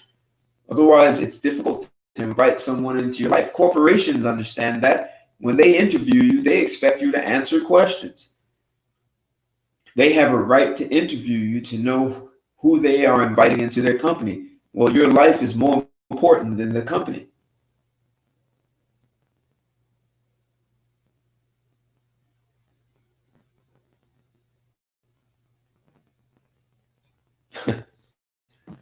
A lot of women hit the panic button side of the mind.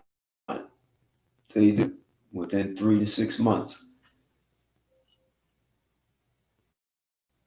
It's funny how you said the panic button to they're panic for you, man, just coming up trying to get to know them. But the other dude that's going upside her head, she ain't panicking. She ain't hitting no panic button to him. Well, she thinks she deserves that. She thinks she deserves that. So she's right where she belongs. Turn around, just met you, and then go and get her tail beat like a dog by that opposite dude that you. No, people are not going to stop having sex, and I wouldn't suggest that.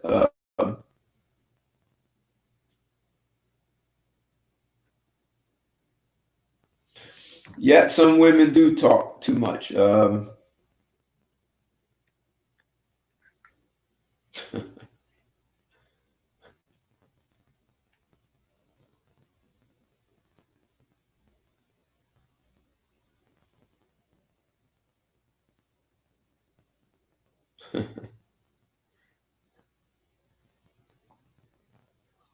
Hey, which link did you want me to drop, SW? Oh, that link, the link. Ah, got it.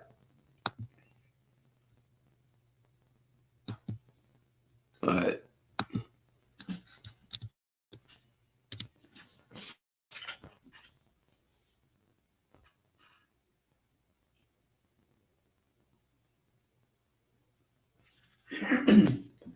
We're gonna keep it a little short on this one. We're at 10 o'clock. So what's going on, Rudy? Thanks for joining. What's going on, man? Hope all is well, you and the family.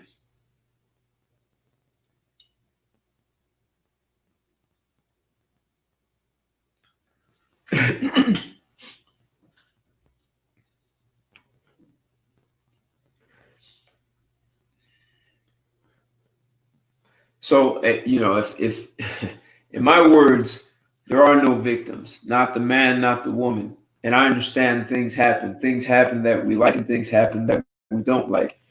And how we deal with those things, how we handle them is actually the most important. That's going to be how we handle things will be a reflection of the mindset we have. And in life, things happen. There's chaos. There's disruptions, breakdowns, problems. They happen, man.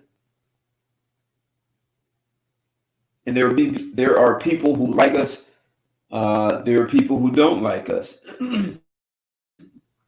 So there are women who will like you, and they'll have their own reason. And a lot of times they won't know that, and when they get a little older, they'll figure out they did, or they'll see that they've got to throw a Hail Mary, and they're throwing it to you. And I understand we live in a time where the bad boy has become the thug, the bad boy has become a superstar. And a lot of women have chosen that guy, and it's a poor decision. And it's not in her interest, it's not in the community's interest, it's definitely not in the child's interest. What's going on, Samuel? How you feeling, man? Good evening. I have it on speakerphone. Or is there a drag? It's just a little breakup. I can hear you. You hear me clearly? Oh, most definitely. Okay, I mean, no respect, but I'm not even gonna comment on him. I respect what he's doing. I fully do not agree. I personally do not feel that he was speaking on grown men. I think he was speaking on men late teens or early 20s and justifying anything that a woman may do. Personally, go ahead, keep going. I just believe in a female's nature like I do in a man's nature. And I truly believe that once a woman gets to that point, it's a wrap. You can still be together 1, 2, 3, 4, 5 years, but it's a wrap. You just delaying when you say that point, you mean withholding sex? Yes, because that didn't happen overnight. And by the time she gets there, usually she's already been invaded by somebody else. Okay. This is my opinion. I can't speak facts, but it's like he didn't say anything against the woman. Everything he said was pretty much putting the man in accountability for her actions. And I was like, cool. I can respect anybody's opinion. You know, it is what it is. But I really feel that he was not given true information neutrally, because everything he said was based upon what the man is supposed to do, what the man is supposed to compensate for, and what the man is supposed to try to do. But I didn't once hear him say anything about a woman is supposed to do and what she's supposed to compensate for and what she's supposed to try to attempt to do make anything better. I mean, I was here the whole time. I think I missed about 3 minutes because I was trying to get the high score on something. But I'm being honest with you because once again, speaking personal experience, I've associated women who say they love their husband. Well, I know I ain't gonna leave him unless he dies, but they would do. And I've heard men and women, married women, say to me, they put their business out there. They don't touch their husband. He pretty much almost got to Tyrone them to get anything from them. But he's saying with the man this, the man that. And it's like I can't say 9 times out of 10, but chances are the man is doing what he's always done. But either she's heard something to watch something or is thinking something that caused her to react differently. The man didn't do anything differently because we go to work at least Monday through Friday. We doing the same thing we always do. But in their mind, especially when they get old, they start needing that attention and security, trying to feel like they still got it going on. And they would pretty much cross the threshold to verify that. I just don't appreciate the fact that he didn't say anything against women. Nothing that I heard. Now, it was all against men. When he said that she'll stop having, so he said that if a woman chooses a man based on money, there's a good chance she's going to stop having sex with him because she I only can't agree with that either, though.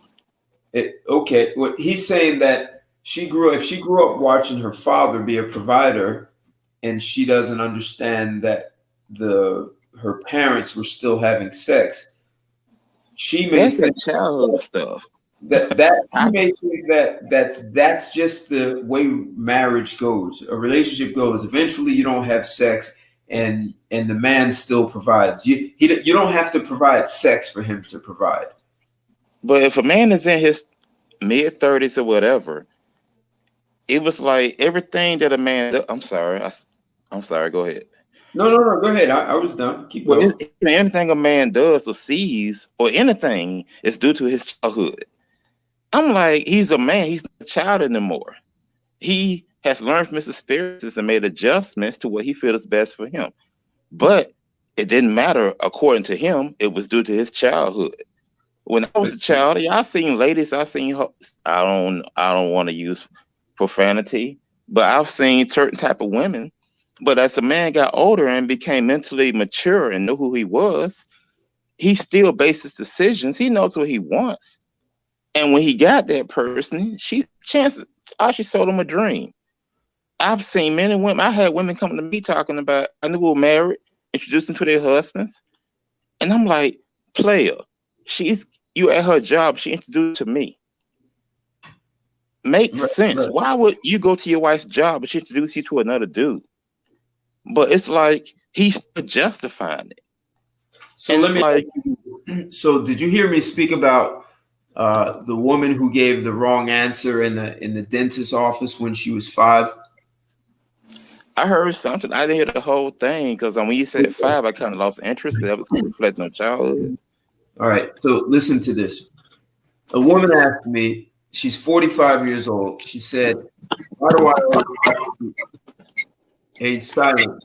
You got getting feedback, so you have to turn off the computer or something.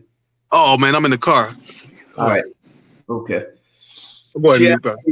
She asked me, why do I always have to be right? And she argues a lot to be right. And I said to her, when you were about 5 years old, you probably gave the wrong answer. And she became very animated. Like she could give you great detail about that day. And she was in a dentist's office. The dentist came out and she was in a waiting area with other children and he was holding something. He asked, who knows what this is? And it was animated and he said, I know what it is. And she raised her hand and he called on her and she gave the wrong answer. And she said she felt so stupid and embarrassed that she was so dumb. And she promised she would never let that happen again. See, now, if you understand from a neuroscience perspective, she just locked that into her brain at 5 years old. And that is how she makes decisions from 5 years old. Now that becomes her. Let me put it like this. No. Go ahead. Hold on. So at 5 years old, she decided she was never going to be in that situation again. So she became a lawyer, and lawyers get paid for having the right answer. So that 5-year-old incident affected the career path that she took. And she was really good as a criminal lawyer. But the other thing that happened, if you put her in a situation dealing with like finance and accounting, and she knows nothing about it, and she can't fight and argue with you over finance and accounting, then she started acting like a 5-year-old and said, my tummy hurts, I feel sick, I don't feel good, because she couldn't be responsible for the answers. So see, we don't see that we have situations that we interpret as a child, and we form an opinion about how to handle that for the rest of our lives until we unlearn that. And I cannot agree with that. Yeah, I'm gonna get some feedback on that too, because I can't either. Yeah, Not necessarily disagreement, but yeah, go ahead. Let me say this right here, though. You have neural paths in your brain that records everything, and what it does in that moment, it stores that situation. We get that excuse. It's now locked in. It's locked. You know what, Ted? Here's the thing, Ted. Real talk. I have listened to females talk and all these conversations, and I never hear women going into depth about why it is that men feel the way we feel. It's just do it. It's just get it right. It's just make it happen. Nobody cares about our background. Nobody cares that black men have had the foot on our neck since we've been born, that we've had a target on our back. I mean, black men are walking around this country with PTSD, and we're still trying to be men and make it happen and love our women while they're stabbing us in the back. So, I mean, with all due respect, I mean, I don't care. Like, you know, black men have been through an insane amount of obstacles, and we're still trying to be rational. We're the ones up here having this conversation about, men have always been on the, you just have to understand what she went through tip. Ever since I was a child, it's, well, you just have to understand. Men are tired of just having to understand. What men end up doing is having to try to finesse these scenarios when they're in these relationships with these women. And a man caring is him not going upside her head when she's acting a damn fool because he's trying to understand that she's a woman and, you know, she's just this and that. And we make all kind of excuses. How about you act like a damn grown up and stop abusing men and then using all of these excuses for why you abuse men? Meanwhile, having men held to 100-point obligation with no excuses. I'm sorry, man. I don't care what she went through. Right. Grow the fuck up. And let me say this right here. When I was 13 and became 23 or 33, I'm not worried about or thinking about what happened when I was 13. I'm worried about and thinking about what I'm doing now. So when most women who step to me, I don't step to a broad that's paid to get her for somebody else. I don't want to fight because I know I'm an orphan with no parents my entire life, man, and I had to make a success out of my life. Ted, we're friends on Facebook. Right. Man, like, I don't want to hear that. Nobody's had a harder life than me, man. Real talk. So you can make movies about my life. So I don't want to hear these excuses. I don't know. We can probably disagree on that because I done been through some stuff myself, but I understand where you're coming from. But I just don't like how men are justifying a woman's behavior. It's justify what a woman done been through, and it's not justifying. It is saying that there are things that happen, and if you don't unlearn those things, they are still controlled. Okay. Let me put it like this. Yeah, but men unlearn those things, Ted, because men don't get the luxury of having all these excuses. We have the burden of performance. Here's the flip side. Here's the other side to what you're saying. By the way, I'm going in the grocery store, man. So if I want to respond to something, if you talk to me, just. Okay. Yeah. So side, men, this is the thing that men don't want to hear. Men have been taught to accept what women dish out. See, there's never been a reason to accept that. This is why you hear me say the first woman that you need to check in your life is your mother. And if you cannot check her, it becomes very difficult to check any other woman. You telling that to little black children? He gonna get the dog snap. No, listen.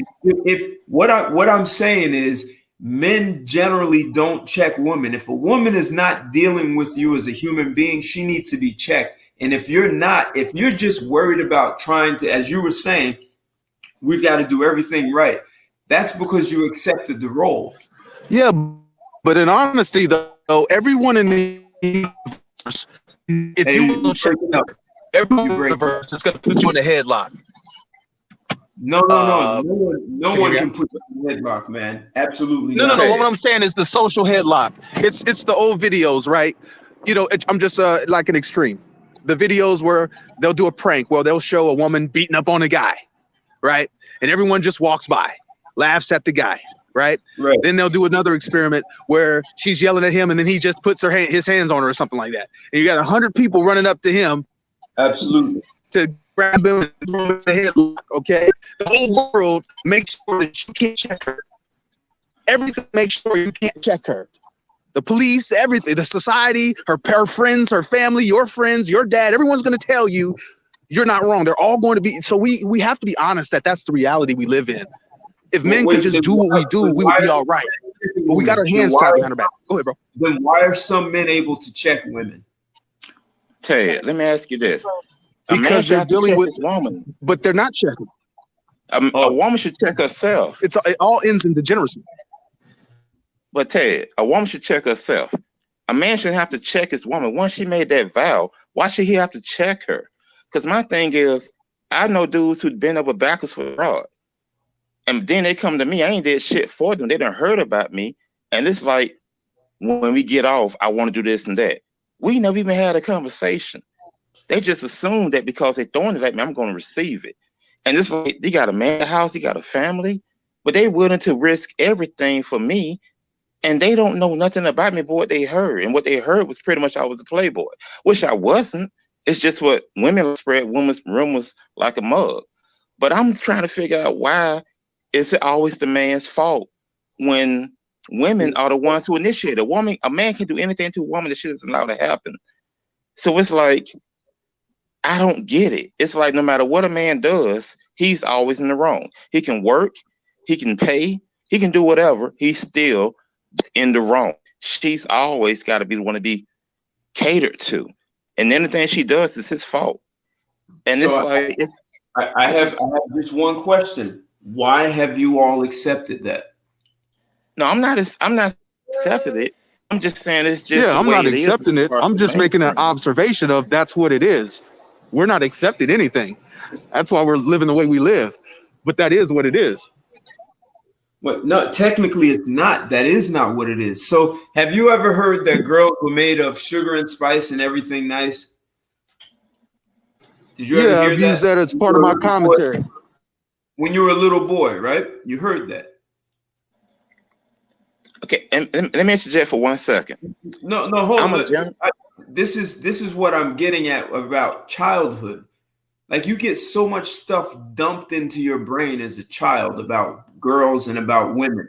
You're told that as a boy, you only want one thing. That's what men want. You're told I cannot agree with that. I cannot agree with it. When I was young, I heard these nursery rhymes. I knew they were nursery rhymes. I didn't take them seriously.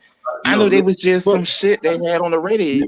And that's actually proving my point, Ted. That's actually proving my point about there is a whole society making sure that you capitulate. Exactly. That's what I'm getting at, is like, all this is just dumped on you from childhood. Maybe before you can even speak, they're dumping it on you. This is what boys do this. Boys do this. You buy flowers, buy roses, all these things that you're supposed to do. Man, and I can't agree with you on that. And I get that, but I'm saying the minute you go to check her, the whole world will be this notion that it's just because we're not checking them. And men are not checking them because they know you're going to Guantanamo if you check her. You can't even breathe on it. Like, come on, man. Like, I can't agree with you on that. As far as the flowers and stuff, when I was young, I didn't take the stuff seriously. I knew it was entertainment. I never took that stuff seriously, but what I do for a fact is when I'm being a gentleman, no women paid me no attention.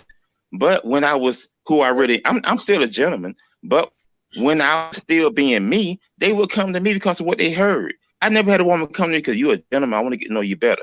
They came to me because I see an edge in you, something about you. I think you're a bad boy. I think you're a playboy, and I want to get with you. It don't matter if they were married, had children, or how they was raised. They wanted. And it doesn't matter if they're good or bad women. You have to approach them all like that. Here's my question. Here's my question. Why would you ever be a gentleman? No, who says nature, I am a gentleman? But not towards women. I mean, men and women. I'm always gonna be a gentle person. I just want to know why you would ever be a gentleman. No, I think you misunderstand what I'm saying. When I say about gentleman, it means I'm respectable and I treat everybody with respect, men or women. Exactly. But men get it, but women seem to take being a gentleman as being weak. But when you the opposite, they get wet. The draws can't stay up. They're around their knees and they just run at you. Whereas men, we understand a gentleman. Women see a gentleman, it turns them off. But when they see one, you still didn't answer my question. Okay, so what's the question? What's the question then, brother? Why would you ever be a gentleman? Are you asking me why?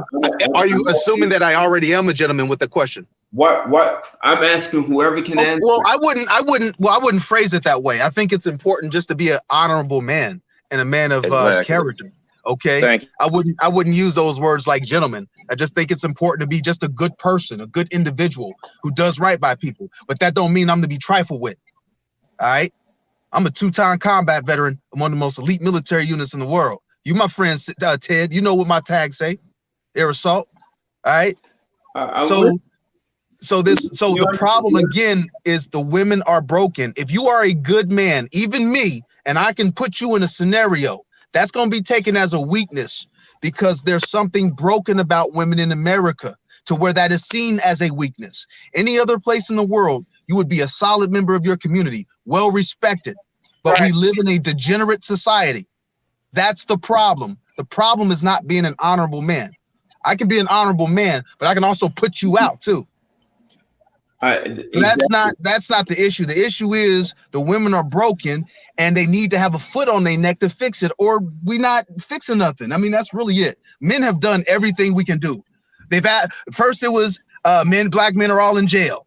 You know, then black men, you know, we've proven every one of those things wrong. We're out here, we're getting it, we're successful, all right?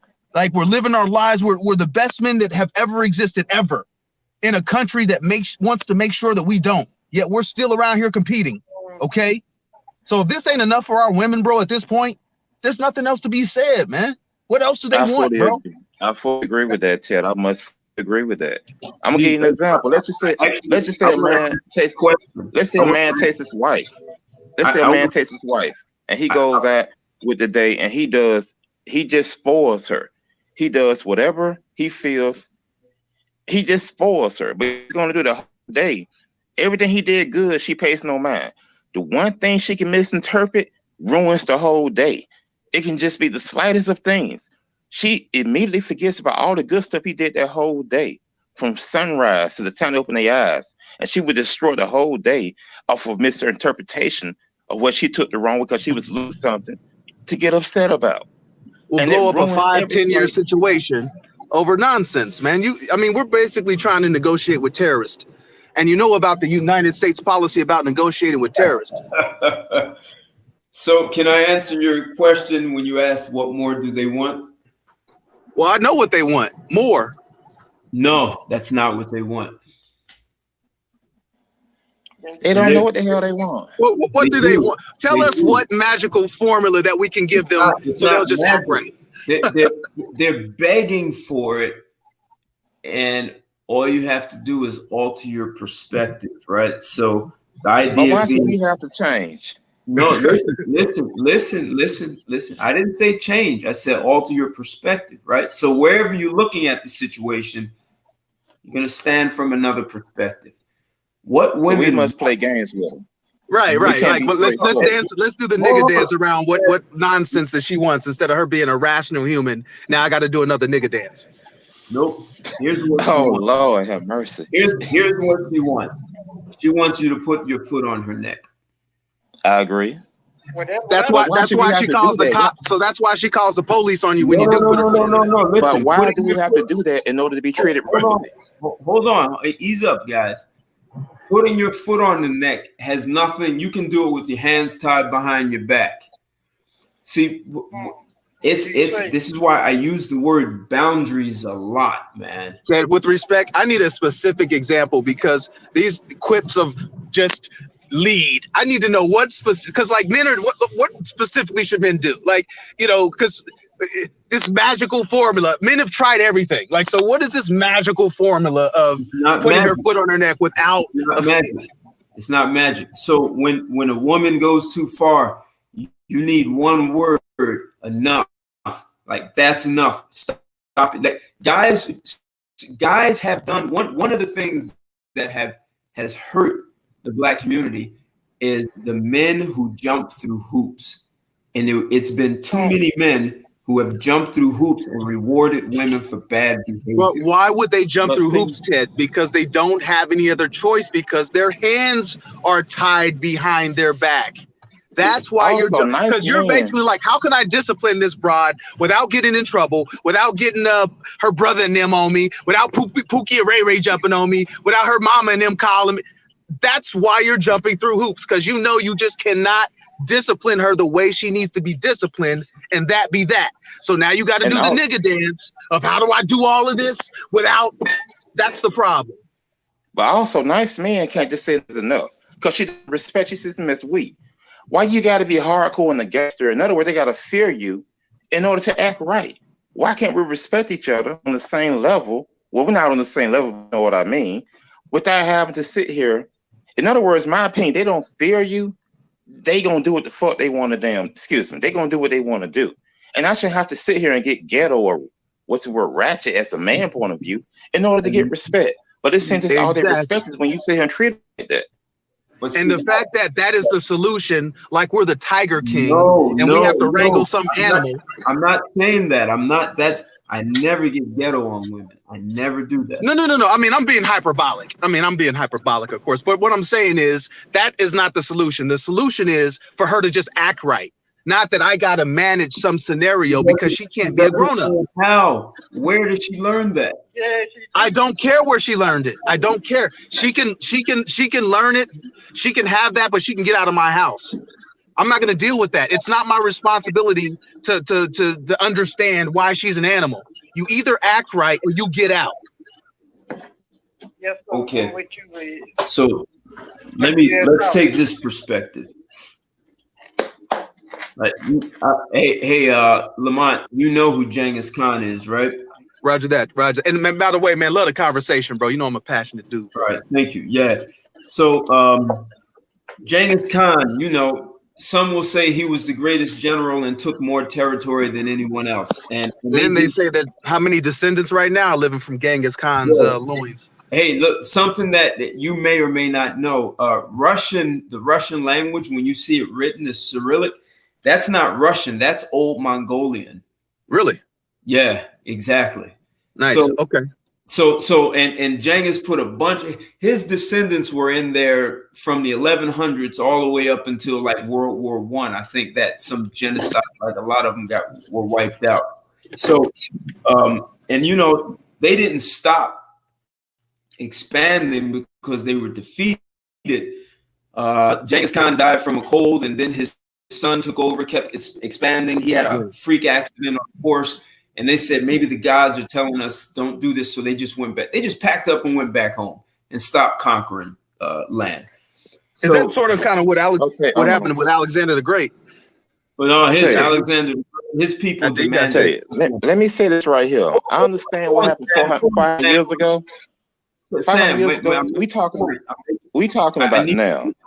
I want you to hear this. I want you to hear this. Right, okay, but let me say this right quick. I'm gonna forget if I don't hear it now.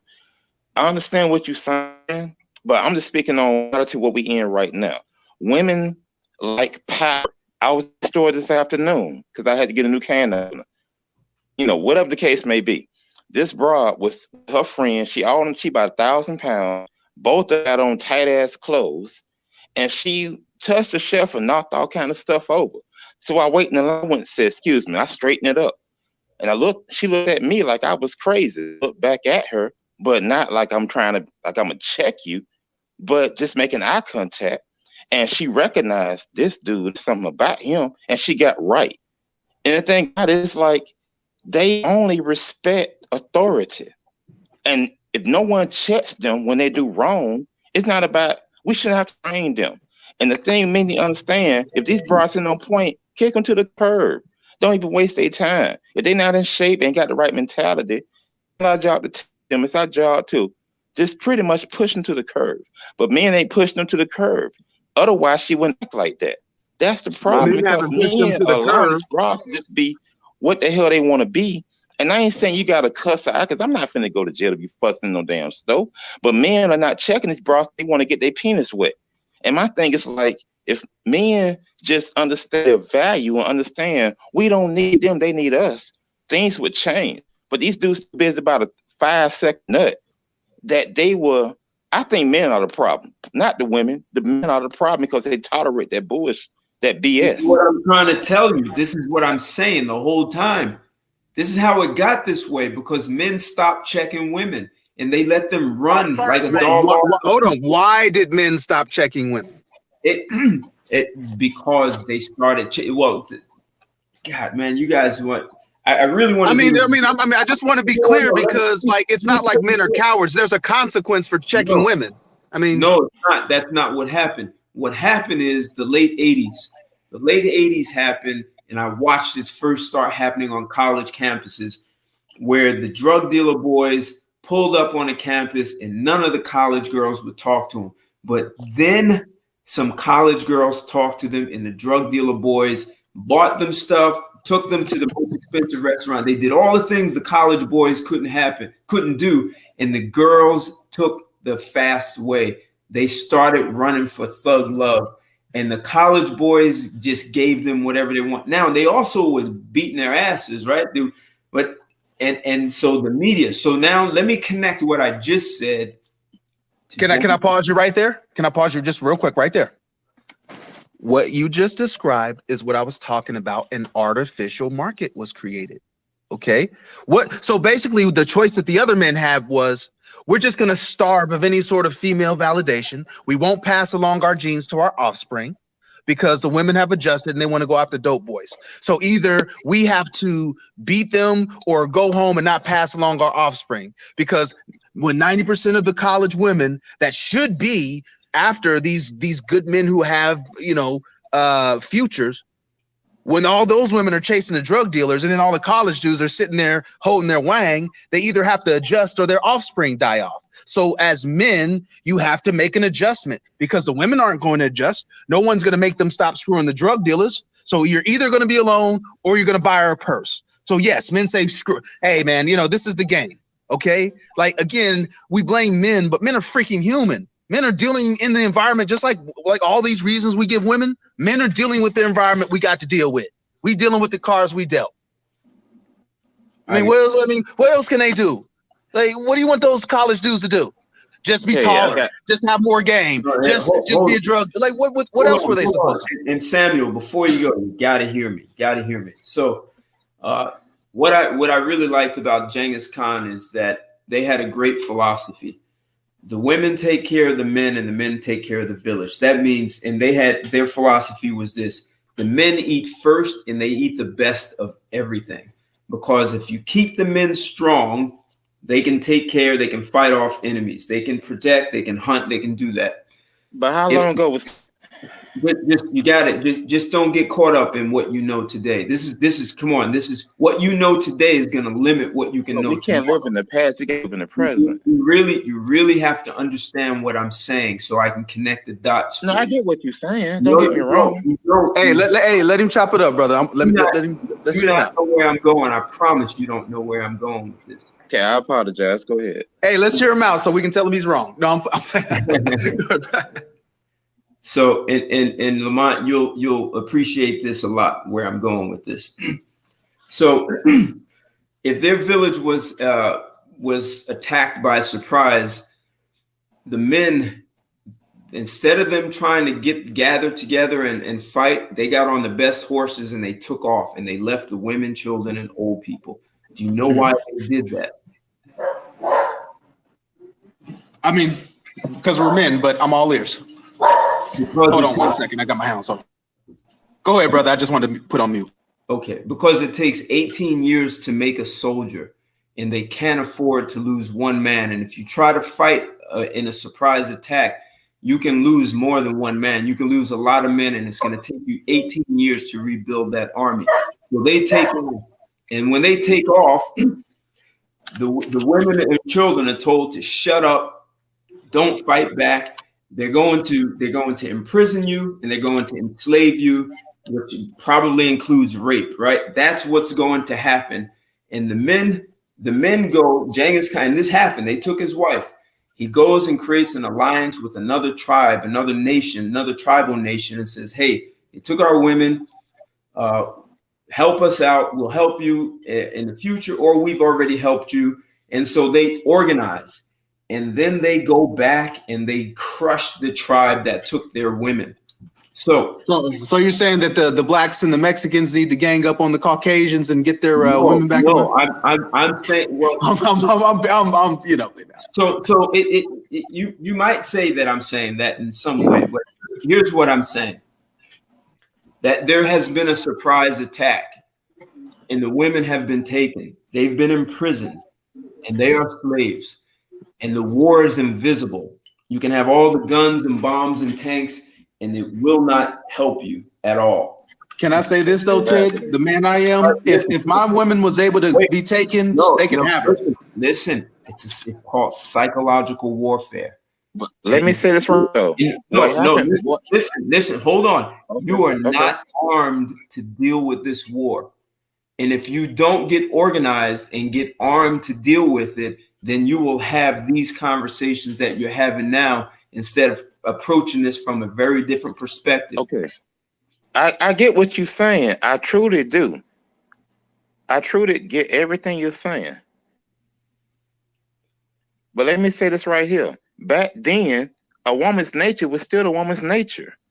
They were still doing the same shit back then that they're doing now. In all the fairness, back then, they would put a club over her head for her getting out of pocket, too. She wasn't allowed to be twerking. In Rome, she wasn't twerking at the Colosseum either, was she? Back then, women were still eating. They were still having children by a man who wasn't her man or her husband.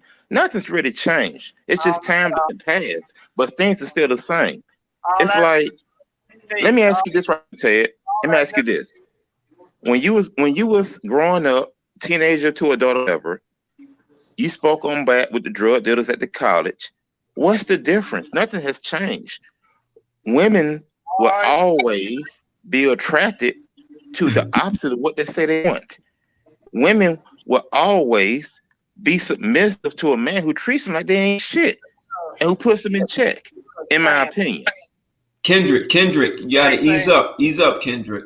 So, Sam, here's the deal. When I was in college, girls were marrying college dudes, they were not playing with the drug dealers. That came after. But I'm still saying their nature was still doing the same thing. I'm not saying they can marry whoever, but still their nature, even though they married the good guys, they were still more than likely getting around behind closed scenes with the bad. They're making that good man miserable. I mean, I see these relationships. I saw it before you were born. Both of you. That's fair. I mean, I'm 40 years old. I mean, I'm still pretty grown, you know. But I saw it before you were born. I saw the change happen. I saw it even in our own mothers. I watched that happen. Yeah. Okay. Let me say this right here. I'm gonna be quick. When I go out and I dress a certain way, women throw themselves at me, knowing nothing about me but what they see. I could be in whatever, my basic car, my fancy car, but they throw themselves at me. But they know nothing about me. They're ready to give it up. Don't even know if I got HIV plus or whatever. They're ready to give it to me. But if I dress basically and drive a car, they pay me no interest. A woman's nature is a woman's nature. It doesn't matter what your character is. It doesn't matter. All that stuff don't matter. Their nature cannot be defeated. They're by nature, in my opinion, it's going to always go towards the bad boy. So I do pretty well for myself, and so do all of my neighbors and friends. And once you get money, you really start to understand they're all for sale. It's just a matter of what her price is. Yeah, all of them. I got that. But here's the deal. Here's the thing that men don't want to accept. Every civilization has been built by men. And one of the jobs as a man is to hold everything and everyone in that civilization accountable. Once men stopped doing that, so the first let's be clear, rich white men. No. Listen, the first nail that hurt the black community was desegregation. That was a disaster. And yeah, but black men wasn't controlling that. Yes, they could have. They could have said no. See, but you got to understand where the psychological warfare actually started before that. If you could understand that, I'll even take it back. So back when they said we're going to end slavery, the white women were said they were terrified that black men were going to have power and authority over them. So they demanded that their men do something. And in 1865, their men. Why were they terrified of that? Let me finish the sentence. Fair enough. Their men created the KKK. That's what came out in 1865. And it was only to do one thing, to scare black people back into the fields. And so they were initially not going to kill and hang and all that stuff. But when they saw that they couldn't scare black men back into the fields, they took it up several notches. And that's where murder started happening. In the 1870s, their women said, you haven't scared them back into the field. Let the women get involved and let us do something. And the white men said no. So in 1915, they created the women of the KKK. And what did you get a few years later?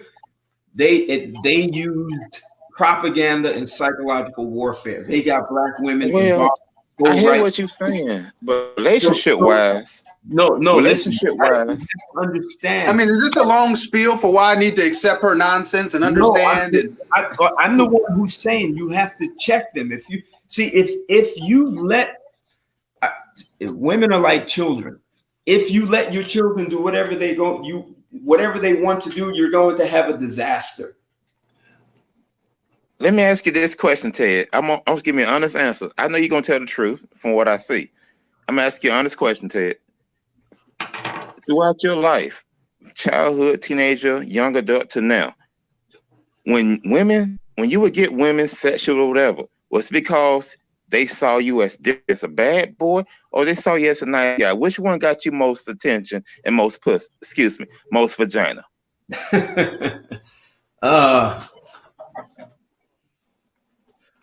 I think probably I never really presented myself as a good boy. I never really did that. So which one got you the most attention from women? Being a nice guy or being the opposite? I never presented myself as a nice guy. What if I say too for my stuff? I've never presented myself as either. Like I just don't. I mean, honestly, I don't think people are that black and white. I mean, I think for the sake of having these conversations online, we just chalk people up to good man, bad man. But I think people are a lot more complex. You know, being yourself. What's gotten me women is just being myself. Yeah, I'm just cool, laid back. I'm funny. I say what I want. A man on the edge, or a man that was respectable, or a man on the edge. You perceived.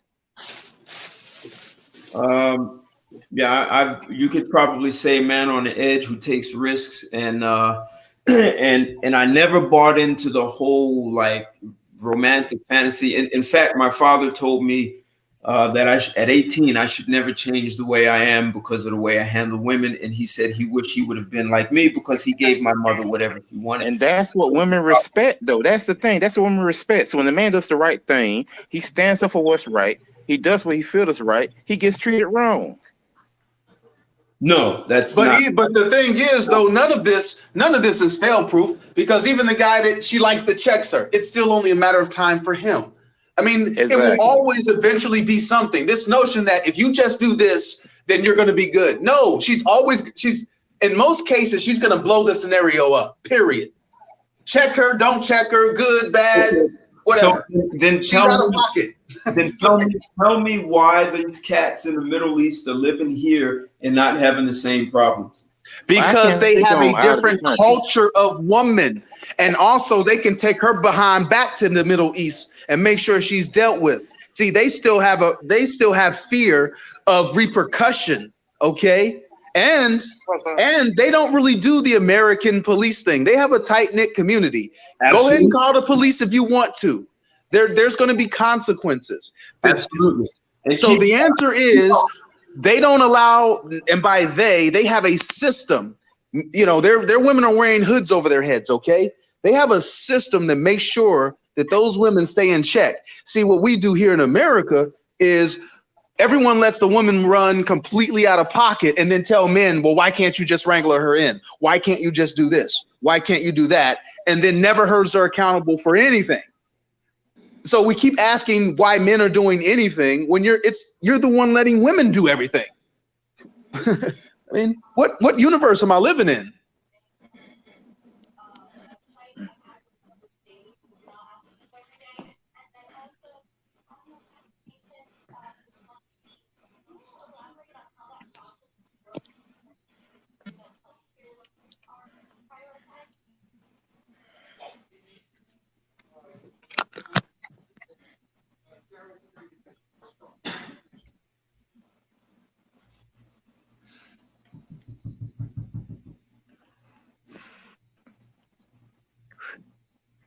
Okay, anybody there? Hello?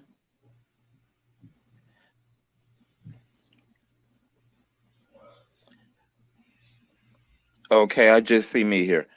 I don't know if you can hear that, but I'm going to say this right here. Since I was a teenager, I've noticed for a fact that the only time women gave me respect and came to me and chose me was when they felt that I was a challenge. I don't know if you heard what I just said or not. So women came to you when they thought you were a challenge. So yeah, because they heard I had women transfer from Kirkwood all the way to Decatur to a different high school because their cousin in social studies told them about me. I've actually had that happen. And I'm like, if I was a nice guy, my name would have never came out of her mouth. It's like, I think men need to understand a woman's nature is that the game never stops. And at a certain point, a man gets tired of the games. I know I do. I don't keep checking you and checking on you and correcting you. It gets old. And it's like they just don't respect anything unless they feel a challenge. And but here's the deal. Here's this part that men don't see when they adhere to that. You're actually letting a woman lead you when you take that path. No, it's not leading me. It's like they come to me on that level because they saw me as someone they need to conquer or at least get with. You're missing what I'm saying. Okay. You're letting the woman set the pace for how you should present yourself as a challenge. See, that's why when you asked me, oh, I can't agree with that. Can't agree with that because when I was in high school, I was the only dude at school who had two or more women. When you asked, the women were more responsive to me when I was a gentleman or a bad boy, I really was just being myself. See, once you have to start thinking what's more attractive to a woman, you're now letting women lead you. And this problem started in the 60s is when black men actually left the house and let their women collect wealth. I think you're misunderstanding me. What I'm saying, when I was in high school, most dudes, the one broad that he would show in public least. I had multiple broads. I'd be sitting here waiting for the bus to come up in 9th grade, 10th grade. I have 1, 2, 3 women. And the woman I had with me, I would lean against the tree, waiting for my bus to pull up. And I would have 2 or more women with me. And people just let me. Women would stare at me and they wanted to get with me. And it's like, it makes no sense that because they see me as a man with multiple women, that to be part of my team. But I see many good dudes who were doing good, who were getting good. I hardly went to school when I did go to visit, but they would see dudes who just had nobody or one girl pay him no mind, multiple girls, and they will be on my team. And I feel that never stopped. I don't care how old they are, 20, 30, 40, 50. Women like men, in my opinion, they feel. I'm not going to say an alpha. I don't like attention. I don't like control. I never consider myself an alpha. I'm just me. But they love what they saw. And I'm talking about teachers, everything. They loved it. So it's like you get punished for trying to do stuff the right way. But when you just be who you are, whether that's good or bad, or player, or just whatever your case may be, they are more lenient or lean more towards the men they feel. Who cares what women? Why are we talking about what women want and what they don't like? This is the problem. This is what I'm saying to you. The problem. We're just making observations. We're not those guys that are making them. We're just making the observations. Who cares what they want? This is why I'm just making an observation of what it is. This is why women are leading men, and men can't see it. But how are women leading men? I don't think women are leading men. I think the men that we have now were raised by these single mothers who put that BS in their head, and they don't know how to be a man. Suckers. Maybe because I live in DFW, man. I live in Dallas, man. Maybe I'm spoiled here, but dudes are not tripping like that. We just running through bras. I mean, they're recreation. It's the women who have the problem. It's the women who are trying to find relationships and lock us down. All right. So this notion that like we just that's good internet fodder. But in the real world, you got dudes like me, and then you got regular dudes, and then you got bottom barrel dudes. Okay. The men are not having a problem. This conversation really is chapter 176 in the answer to where have all the good men went, right? Because this is where really these conversations started. Because women would have a platform to ask these questions or make these assertions. Now men have this platform to answer these questions. This is why we're not marrying you. This is why. So these are just answers that we're giving. And we're really a half of millennia behind, because we're catching up to 50 to 60 years of media disparaging our image. So now we're giving those answers to, this is why you see me out here with Becky and them out here in North Texas, with the mimosas chilling, and you don't see, that kind. And then you see me with 6, 7 other brothers, and they all got, ling ling in them. All right. So then when you get those women, because we go out, the queens are looking at you like, what the fuck? You see 6, 7 brothers out there having a good time, and each of them got a ling ling or a marisol. All right. So then the women feel some kind of way. So then that trickles on into the internet, into these memes and questions and conversations that women are having. And men are responding by saying, we're doing what we're doing because you ain't shit. And here's why. A, B, C, D. So we're just on chapter 176. Of why we not taking you seriously.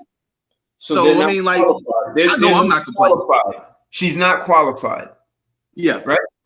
That's the bottom line. You're not qualified for the kind of time that you would expect from me. You're not qualified. And I'm not tripping for female attention. So, you act right until you don't. And then I live in Dallas Fort Worth. I mean. Crap. So why the concern about but you're asking me what made you think I was concerned? Well, see, this is what I mean. Like, I'm just having a conversation. We're just chopping it up, right? Because I'm just smoking a little bit. I'm making some dinner, Sunday night. So I'm just having a conversation. I'm not concerned at all. I don't care if a woman wants a bad boy or a good boy. Like, none of that's irrelevant to me.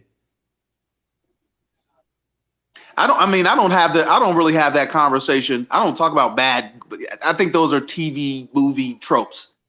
Alpha, beta, those are easy categories that people can, because people aren't very bright. And so you have to oversimplify things because they don't understand the complexities of human behavior. So people have to be chalked up to alpha, so betas, as if you were in a wolf pack, all the other wolves except the alpha are a bunch of bitches. Now that don't make any sense now, does it? And you never hear me talk about alpha. You never hear me use those. Go up to the beta wolf and think you're not gonna get dealt with. All right, like we've made here's the truth. If we're talking about alpha and beta, the mass majority of men are beta men. The problem is that's not a bad thing. We have changed making beta into some sniveling, cowardly, basement-dwelling loser. That's not what a beta male is. There's a very small percentage of actual alpha people, alpha men. All right, people just don't know what they're talking about. It really is the issue.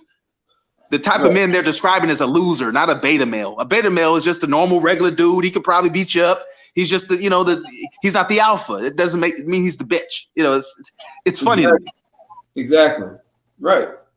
And technically none of that actually matters if you know how to just be yourself. That's the most important. But I think most men are that. See, the problem is, I think, especially in our community, the problem is black men, there is a very extremely narrow window for black male masculinity. So if you don't fit into this very small box, you're either that or you're a sniveling loser. When most guys are just normal guys, they have friends, they go out, they have drinks, they have personalities, they're funny, but because they're not Brad Pitt, this is American thinking. If you ain't Brad Pitt, you're Quasimodo. It's insane. These extremes, and these are coming from a group of people who are you're just average, So, I mean, you have a group of women, essentially. What's happened is, because we don't hold people accountable, gynocentrism.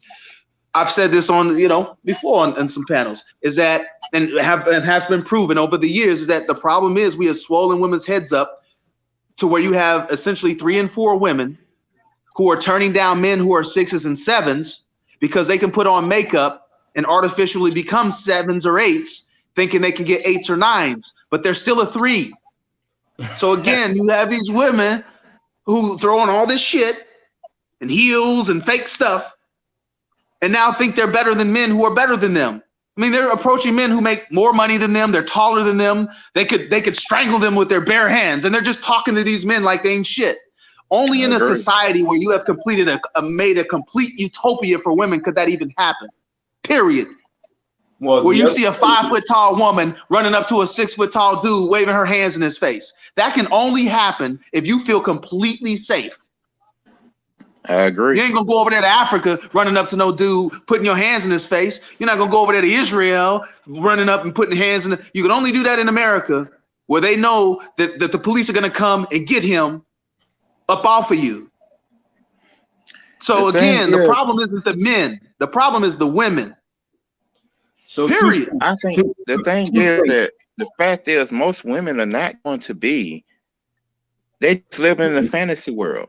They're not going to be in a realistic world. And women who are worthy are going to get what they want, for the most part. But then they know for the most part, maybe very few.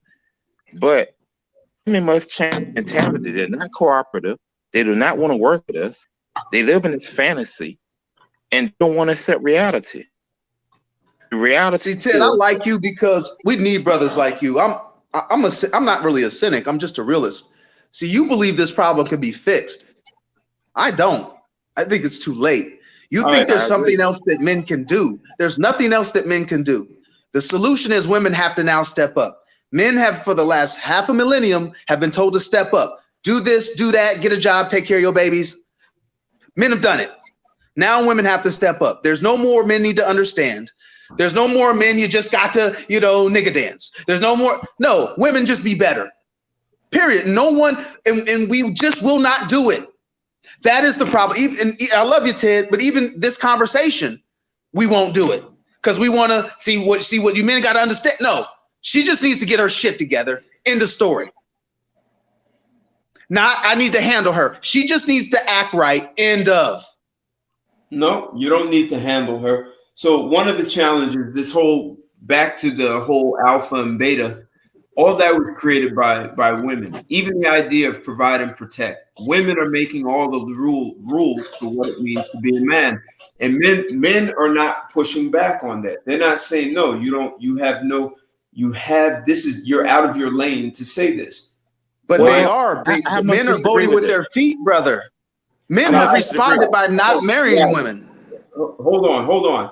Yeah. And the other I noticed back in the 80s, I noticed that if you ask any man, what are the things you do for a woman if you want to have a good relationship with a woman? And you could ask just any man, and this is kind of universal around the world. So then you start asking women, what were you taught to do for men? Women come up with nothing. And the problem is men have accepted that. No, I think the problem is that young men are old because they don't know how to be men. No. But see, you're stepping over what I'm saying. But no. Ted, you're right. You're absolutely right. Men have accepted that. Hold on. I agree with that. Hold on. What I'm saying is for decades, men have accepted that. So basically, you lower the bar, right? And here's the other problem that we don't talk about is that fathers are teaching their daughters to be feminists and don't realize it. That's fair. But we're solving that problem now. And that's why marriage is under 30%. Right. But I get you, Ted. They're teaching their daughters to, you don't want to depend on a man, go get a job. They're teaching no cooperation. They're teaching you can be equal to a man. He should treat you. Yeah. Men are helping to create the problem. Men raised by women, right? Hear me out. Women took it upon themselves. So this is you could say human nature. When you allow people to lower the bar, they'll just keep lowering it. Over time after year, the bar will get a little lower. So as long as men allowed women to not have to be responsible for something in a relationship aside from vagina, look, I missed I came in as an adult at the tail end where you didn't take women to restaurants to take her out. She actually invited you to her house and cooked the meals to show you. But see, Ted, that you talking about men. The average man isn't controlling that environment. No, listen. What I'm saying is men accepted. No. Brother, we get that. We get you. We agree. We agree with that. Hold on. I agree with that. Younger men wouldn't talk. Sam, hold on. Sam, and men did, and this was before you guys were born. They kept one-upping one another. Well, he took you to the movie. I'll take you to ice cream. I get it, but it just sounds like a long, drawn-out version of it's not her fault. So this is why you need to. No, if you don't understand what happened, so yes, then you just put the brakes on everything. Okay, if this is no. What I'm saying is I don't care what happened. I'm very direct. If she's not acting right, I'm not going back and say, well, see what happened in her child. I don't care. I have worked too hard. When I say you put the brakes on everything, you just put the brakes and you stop everything.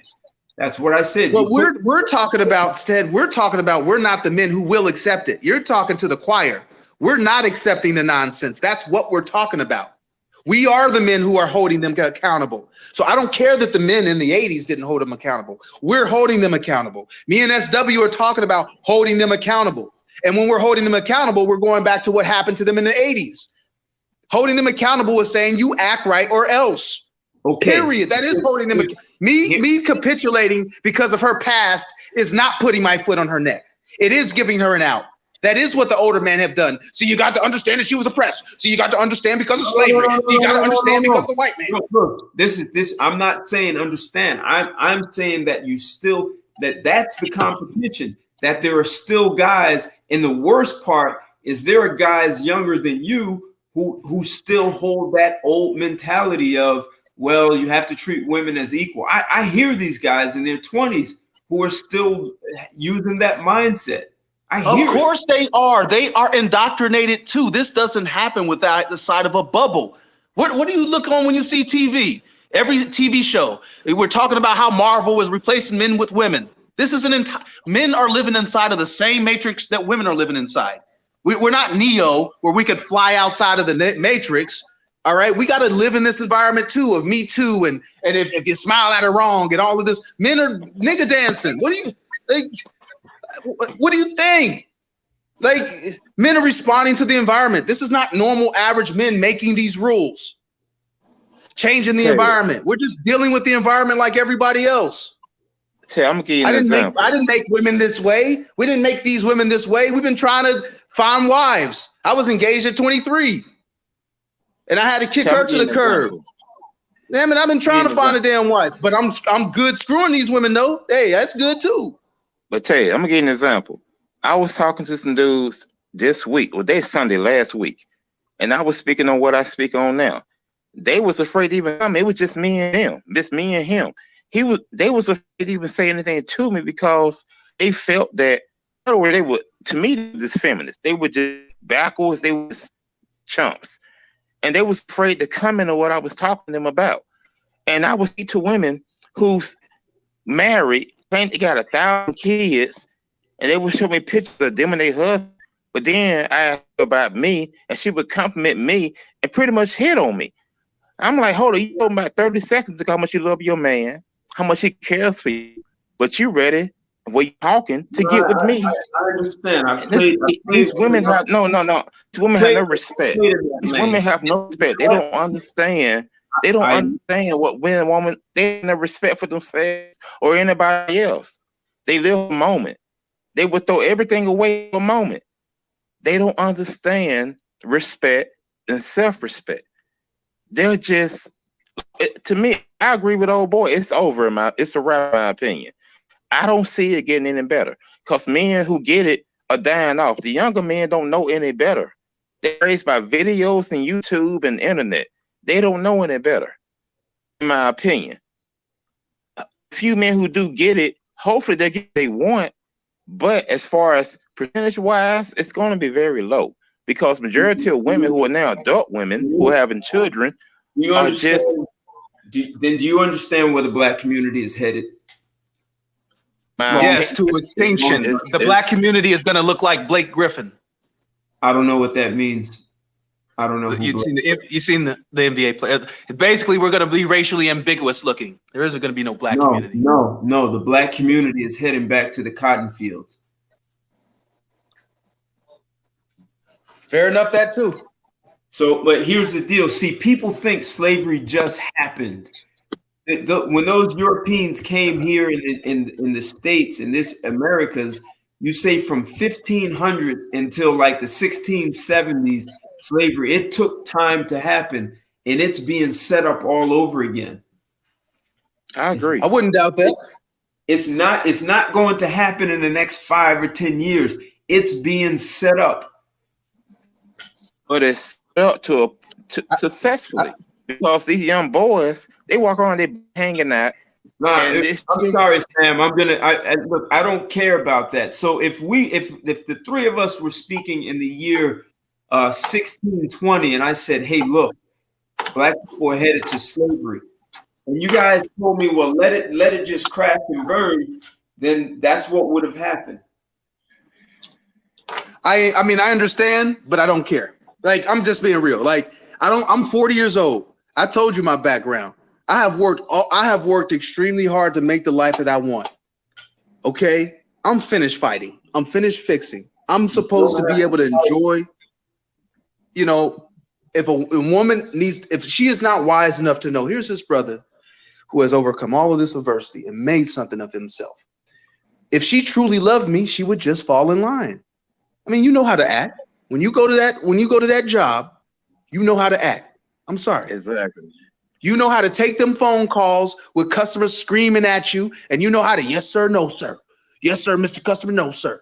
When you go in that boss's office or, in your peer's office and people say things you don't agree with, you know how to be quiet and nod your head. So, you know how to act. This excuse and then as soon as you go from that office, you come home to give your man hell. No, that's a non-starter. You know how to act, period. I done seen Judge Judy. Well, see, Your Honor, see what the perpetuation of the octagon. You know how to act. So if you don't know how to act with me, I'm going to just assume that you don't respect me. Now, I'm not going to take that personally because I love myself. You just got to go. Period. And if all men took that stand, it would be like them running up against the wall of masculinity, and there's nothing they can do about it. I would agree. But as long as you have an entire gynocentric country, that won't happen. You have to change the environment. See, we're blaming individual men when men are just as trapped in the same environment. Like, you know, men are trying to figure, like, men are human. Like, when we talk to men, it's almost like if you're not Doctor Strange and have it, like, we're trying to figure this shit out too, man. Like, just like we talk about the women are confused, we're trying to figure it out too. But we're also still trying to be good men and good citizens and good men, you know, men to women. But the So funny that's no thing excuse, is, man. when I talk to men about what he's saying, men look at me like I'm crazy. Of all ages, they look at me like you old school, you an OG. Ain't like that no more. They ask support the women more than they support the men. And I'm speaking to men, but they're against because I'm speaking for men. They look at me like I'm about to get you fired. Look, man. I mean, hell, how many spaces do you even have on YouTube for men to just speak like this? Yeah, I mean, men can't just talk. Men understand that, hey, men under the happy wife, happy life, husbands start saying it because they don't want to lose all their stuff. They want peace. You think he really believes that? He's just like, damn, I'm married to her now.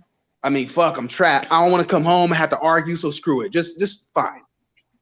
Just fine. Like, men don't want to come home and fight every damn day. So you're just like, fuck it. You give up. What can you know, if I leave, she's going to rob me of everything. You're like, you're stuck. So you're like, fuck it. Just let her talk. Yes, honey. Yes. Men are fucking. And what he's saying. But no one gives a damn about men, though. And that's because that's abuse for me. Because when the man comes home and he got an attitude, man don't want to put up with shit. We want to get in the house, take a shower, and eat. But we come in the house, it's drama. It's like you try to be cool and handle it civilized with a civilized person. It's like you just say fuck it. Excuse me, you just say bump it. How many times have you had a conversation with your lady? Hey, what's wrong, baby? Nothing. And then she's just walking around the house acting like an asshole, you know. And then he's got to, you know, because he either has to be a bigger asshole or he's, you know, but as a man, okay, baby, let me try to figure out what's wrong. Now, you know what? Listen, baby. Now, you know, he's got to do all this nigga dancing to try to instead of her acting like a fucking grown up. In other words, we need to hold women accountable. Women need to start holding themselves accountable for the situation that we're in now. It's not the man's fault. It's not the man's fault. Women, it's women. Because I've heard these conversations. This has always been what men need to figure out. I mean, I'm just at the point, if the conversation ain't, this is how she need to get herself together. I'm tired of, because of simps. No, she needs to get herself together. So let me ask you guys, do you know what a culture is?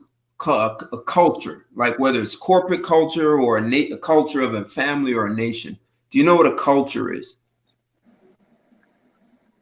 I mean, yes, but I'm thinking you're going in a different direction. So I think you tell me what you mean. But yes, I know what a culture is. No, that's why I got quiet. I figure like that's one of them setup questions. It's not. Tell me I'm wrong, Ted. I don't have an opinion. I don't have an opinion about what a culture is. I just think you're leading to something. I mean, I know what a culture is, but I think your question is leading to something. What do you think a culture is? Okay, a agreed upon behavior and set of rules and standard operating procedures that this group of people have decided to adhere to complete whatever their mission is. You know what, Ted? I'm gonna say this right here.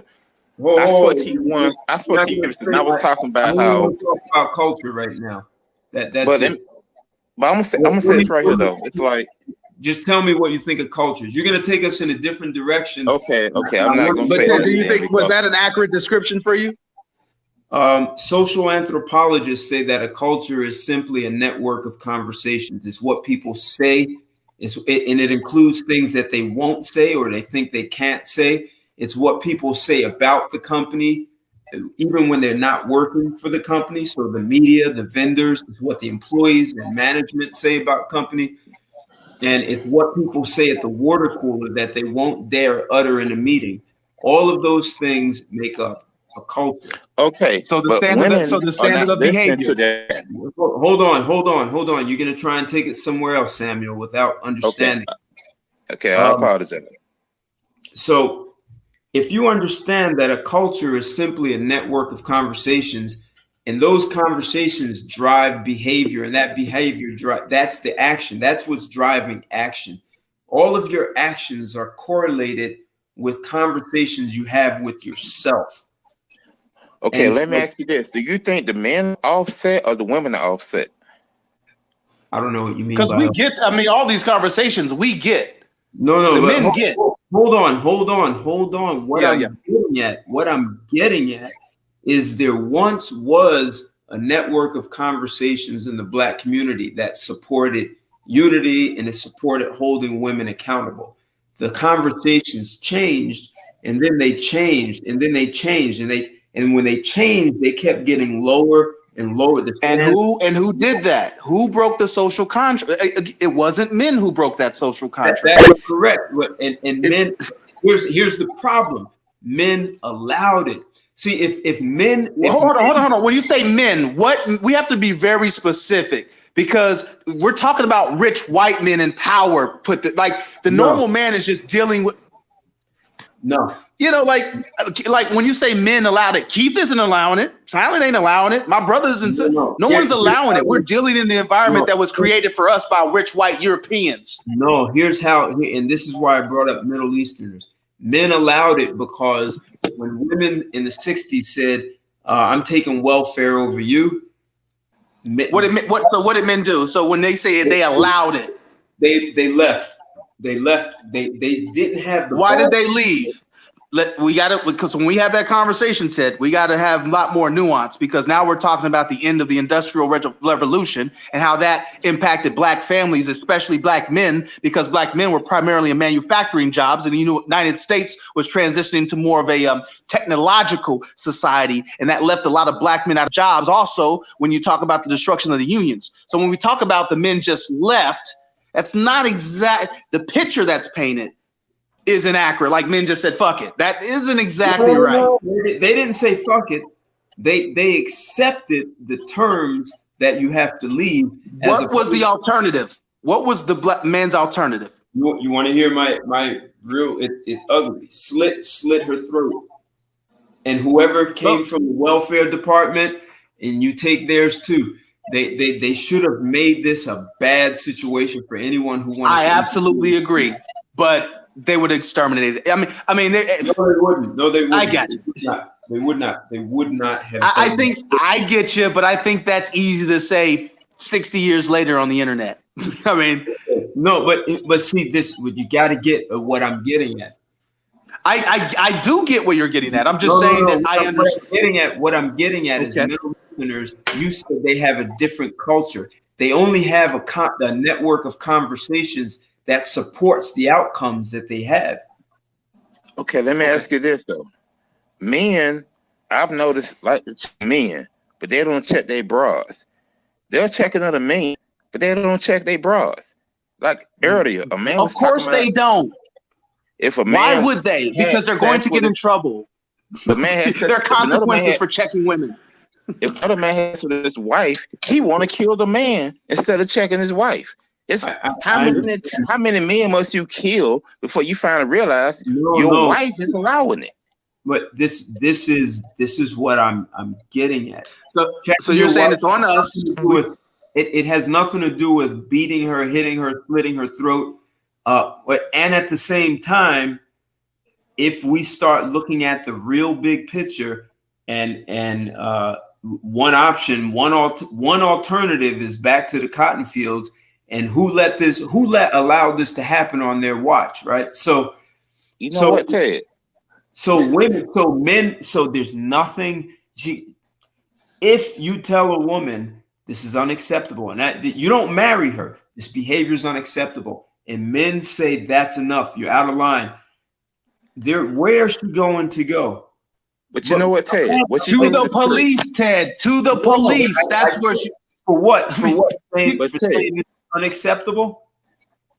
But Ted, what you just said is true. I've had examples when I be out in public. I had examples be out in public. I don't care who's around. If someone did their job right, I would check them.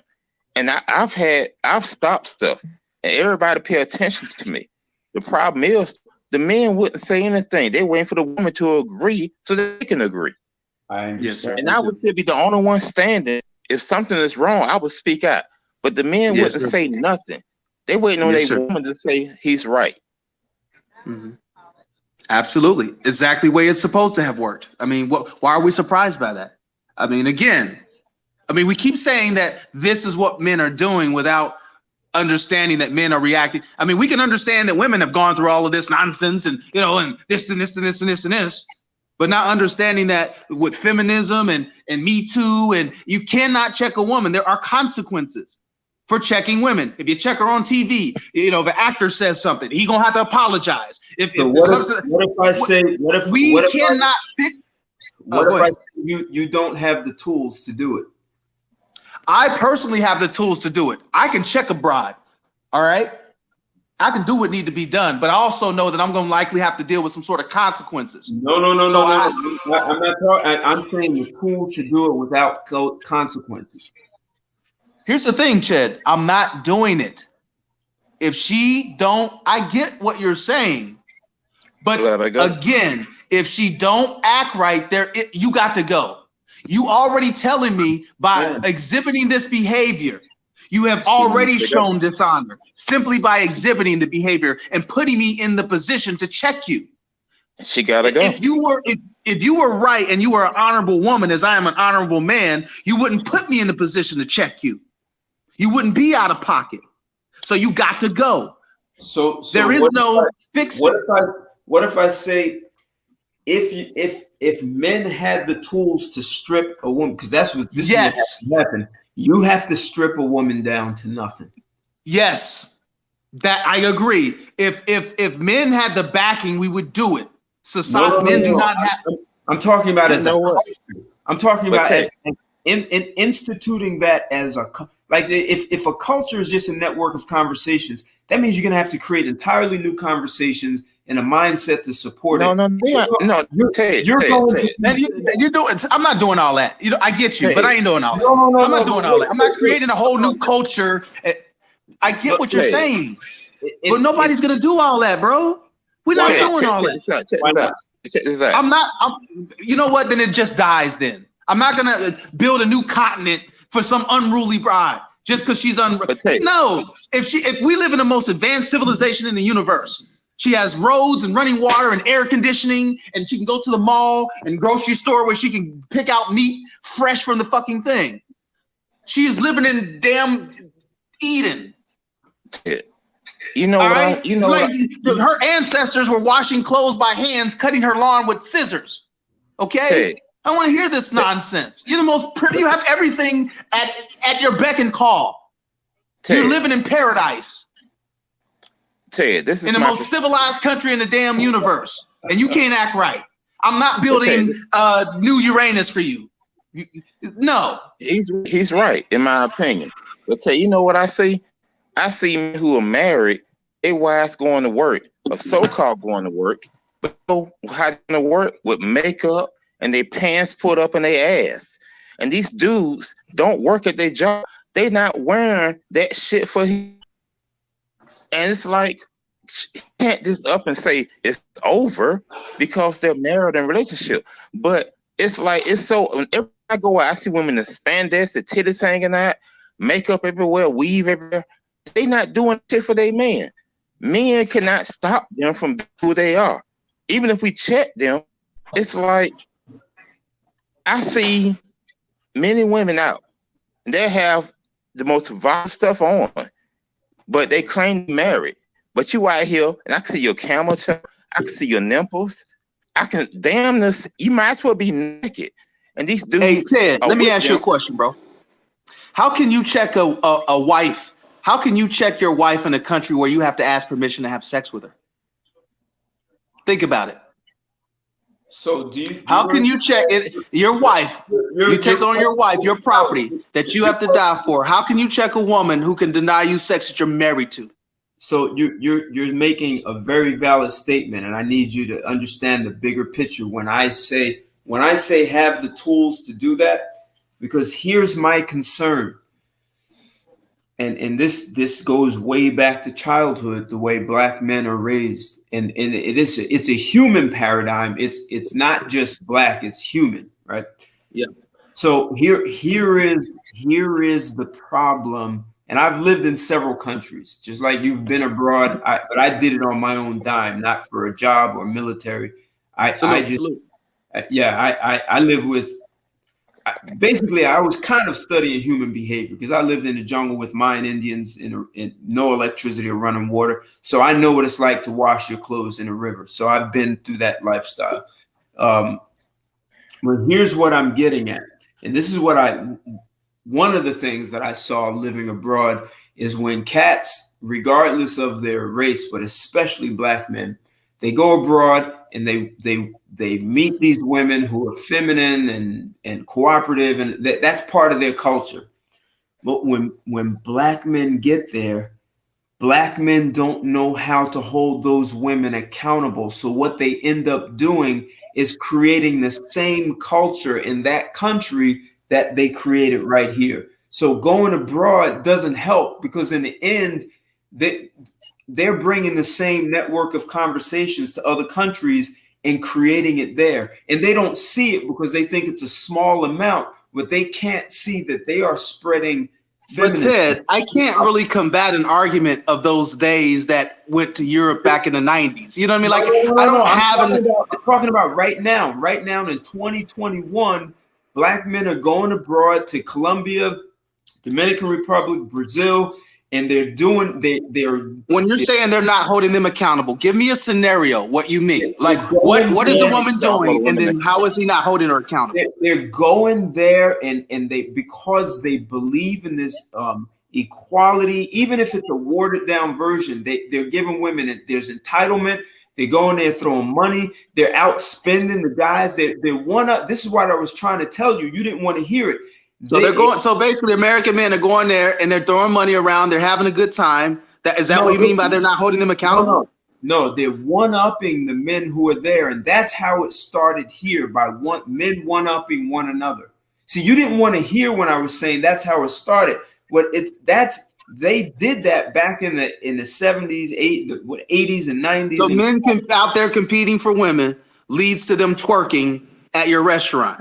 No, what men need to do is start checking. Hold on, Samuel. Hold on. Okay. What I'm saying. Okay, so what should? Okay, I get what you're saying. They are. The mindset in the U.S., the men have not destroyed that mindset. They're just carrying it somewhere. But Ted, I got to back up because when we're speaking in these broad, I need like an example. Like we're using these words and but it's not explaining anything. So I need a specific example of that you've seen that, okay, she was wilding out and then the man just let her wild out. No. Listen to what I'm saying. It's not. So men will go into other countries and they'll go to DR and be entertained. Let me see you twerk for me. Or when a woman says, and she's a beautiful Dominican woman, she's 26 and she's telling you that she's already old. And what does a Black man say? Nah, baby, you're beautiful. You're still young. No, in her culture, they tell her, you hit 26 and never married, you fucked up. I agree, but that's fair. But I mean, in all fairness, Black men are dealing with 40-year-old women back here. So they see that as an uptick. No. Listen, but what you're doing is going down there and telling these women. I get you, Ted. You're going down there and you're screwing up and you're tainting their market and you're artificially increasing the arrogance of the women. I get it. No, eventually you're going to have the same thing you had here. I get what you're saying, but we don't care. Ted, we get you. This is why I said men here don't have the tools to hold women accountable. And we never will then. Because if the solution is, I get all of the history, but if the solution is you just got to find a way to deal with unruly women, then that's just not going to happen. See, you're jumping. You're not hearing me out. He's speaking the truth, though, Ted. I am hearing you out. I'm responding. I just don't agree. I'm hearing you. Ted, he's telling the truth. Ted. I'm literally hearing you. I'm having the conversation. You said it. You're not hearing me. What I'm saying is the following. Men. How I will be quiet. You tell me how long you need to say everything you need to say, so you know that I'm hearing you. I'm just responding to you. Because when people don't just agree, people say you're not hearing me. No, I'm hearing you. I just don't agree all the way, but I'm hearing you. He's telling the truth. No, hold on, Sam. What I'm saying is that men need a set of tools, and part of that is unlearning the stuff that they learned right here in the U.S. Okay. Otherwise, forget the women. You can go find a whole nother group of women, and the men, because they have a certain mindset, are going to just recreate the same problem all over again. So that's speculation, but okay. So forget. I disagree with that. I disagree with that. Sam, hold on. So forget the women here. Just forget them for a second. Forget what they're doing now and what they've done in the past. I don't care. But if men, black men can create. So basically, just stop focus on women. Men just need to be better. I mean, we've heard this before. Forget about being better. Men need to strip themselves down, because if you take on women from another country, you can build a black community with that. Okay, got it. So we do all of this, Ted. So men do all of this. Then what? The women are still broken. Men do all this. You're Superman. You're perfect. Then what? The women are still broken. No, it's not about being perfect. It's about knowing how to hold. I'm just being hyperbolic. Listen, I understand. It's being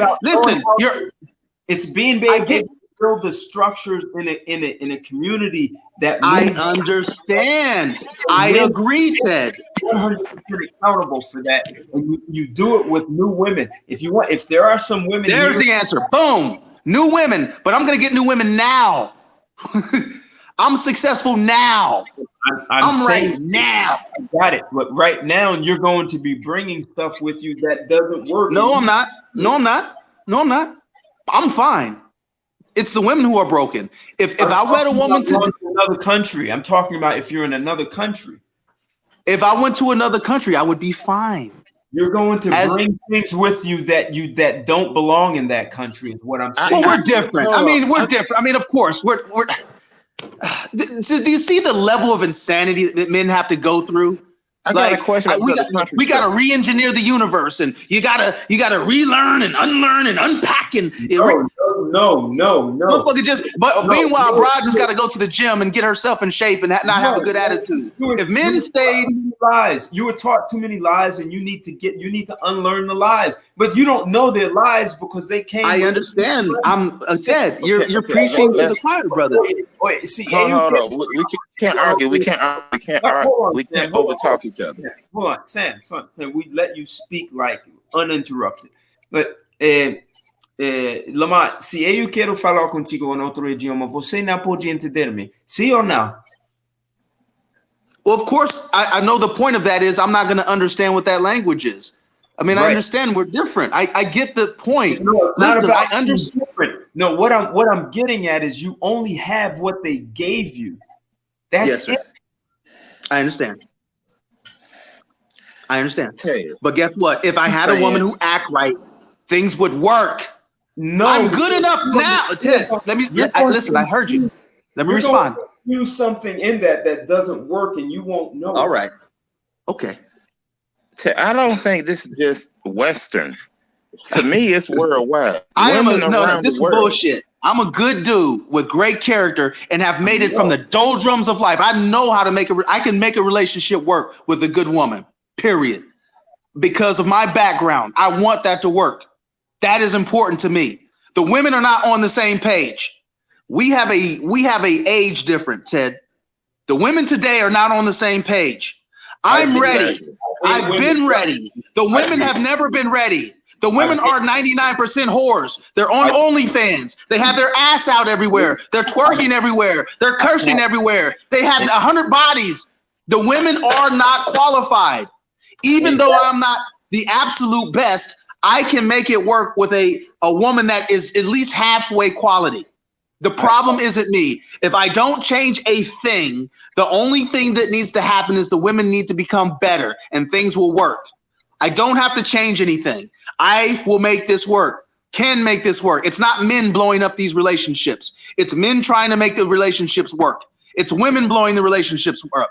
It's women leaving their families. It's women. How many stories do you hear of women leaving men who are perfectly good husbands simply because she was fucking bored? I'm tired of this, and I'm not yelling at you, but I'm tired of this notion that, every 5 fucking minutes, the good man is out here getting his ass raped, okay, by the woman that he's trying to do everything for. He's trying to take care of his kids. He's going to work. He's doing all of this shit, and his wife comes home and tells him, you just got to do a little bit more. God damn it, I'm doing everything I can damn do. I'm a human. No, I don't have it all figured out, but I'm trying, and I'm trying to make it work. But you have a bunch of entitled broads in this fucking country who are never made to do any damn thing.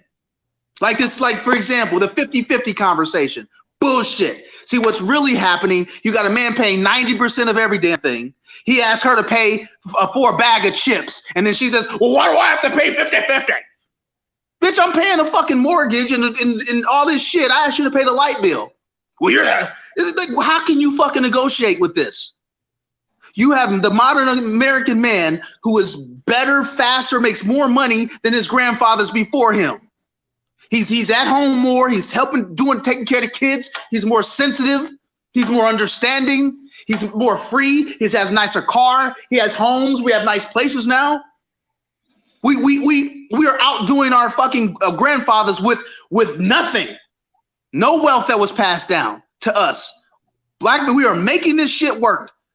Average black man's salary is what, $40,000 a year, and white men 50? So out of every damn advantage that white men have over black men, they're only $10,000 ahead of us in salary? No, this is bullshit. Ever since the 50s, it's been men, you need to do this, and men have done it. Okay, do this, men, and men have done it. Okay, do this, and men have done it. And men have do this, and then men have done it. We're tired. We're tired of being told, you need to do this, you need to do that. We've fucking done it. We're tired. And that's just the damn truth. We've done everything we can do. The other party has to put their foot forward. We're tired of everybody making excuses for them. We're tired of what about their childhood? I don't fucking care. Black men are goddamn tired. Out of every goddamn thing we have to do in this country, you have to beg your women to be civil. That's a non-starter. If you don't act right, get your ass out. Period. I don't give a damn what you've been through. All the shit that black men have been through in this country. I'm done with my rant. and you put your life on the line for the country. I'm coming back here. I'm enjoying my money. I'm gonna sit on my ass. And if you can't understand that I'm out here, a good dude. If you want a woman, my friends, I take care of the people around me. So if you can't come in here and make my life fucking peaceful, knowing that all this shit that I've had to deal with, then you can kick fucking rocks. Because I'm going to spend the next 20, 30 years of my life now enjoying. I done been through hell and then some, to say the least. I don't give a damn what she been through, man. I deserve to have a woman that's going to be on fucking program. And in turn, she's going to be made whole. Because I take care of the people that I love. But if she's too fucking stupid to do it, then I'm just going to drop penis in her and leave, man. That's just what it is. I went on my little soapbox for a minute. Do you think I'm opposed to anything you just said? Oh, no doubt. No doubt. Some things are just like, we're just having we're just sitting around playing dominoes. So, all right, okay. Have a conversation. Samuel, the floor is yours, Samuel. I'm going to shut up again. I'm sorry? I say, go ahead. I'm going to shut up. And listen. Hey, you got it, bro. He said, "Oh, I mean, I can't add anything to that."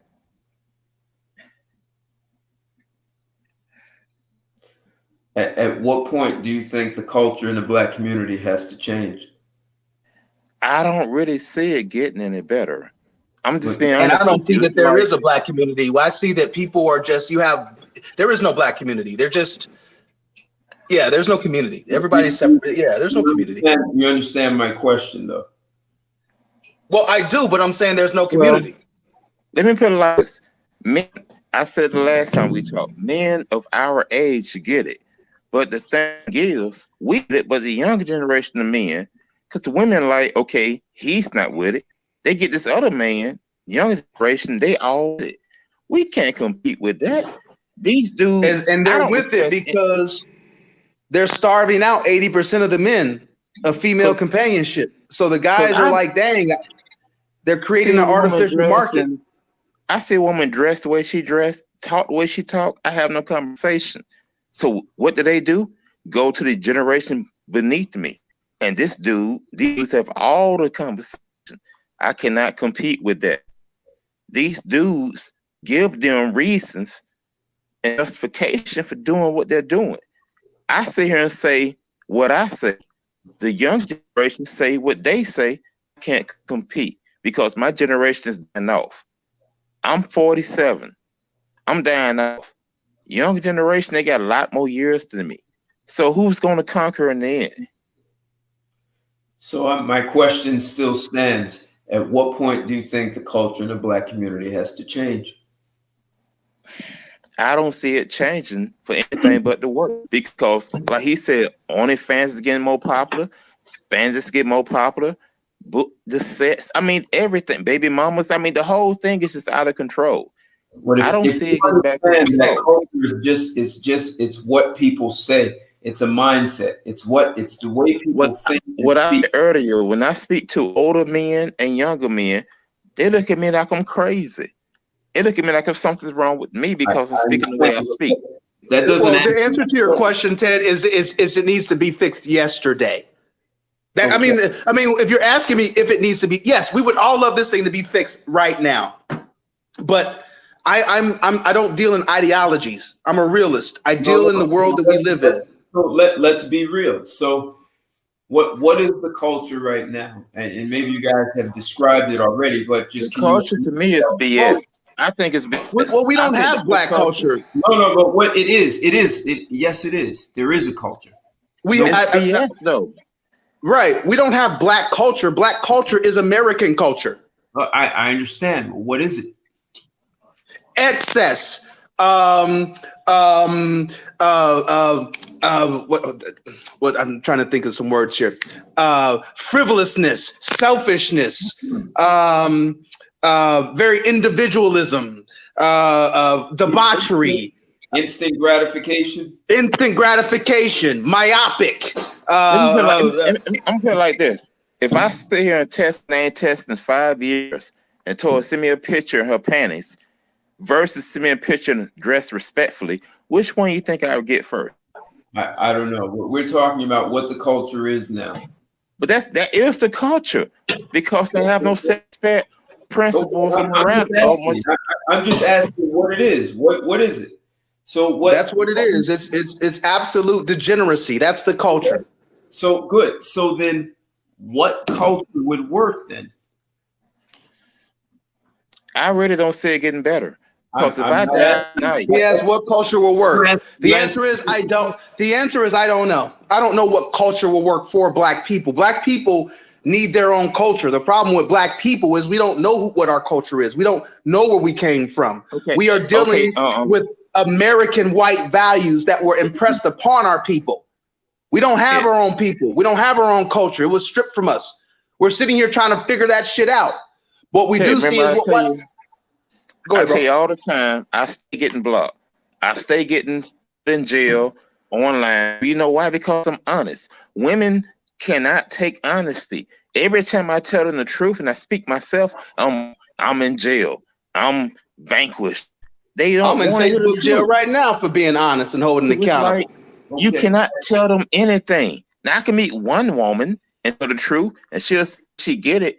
The next night, I had sex with some dude, and I'm sorry. Please forgive me. Please talk to me. It's like the whole thing, they are helpless. In my opinion, I just want to talk. I think it's at the point of return. Where if the needle is moved, where would it be moved to when it comes culture? But the thing that we see that's promoted towards women. Hold on. So if the culture is conversations about degeneracy, instant gratification, not giving a shit about men as human beings, right? That's part of the culture too. Like but one culture is men are just misandry, yes. Right? That's penises with pockets, Ted. Penises with pockets. They're a utility. That's part of the culture, right? So and some men have accepted that and felt like there's nothing they can do about it, right?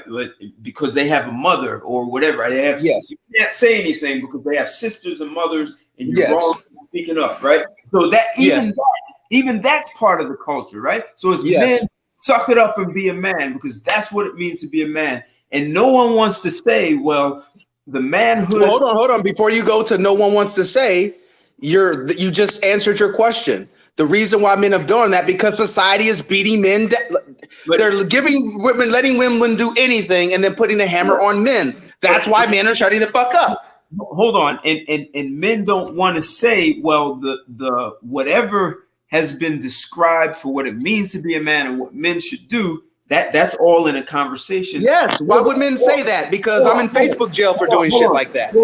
All that was created by women, and men ate it.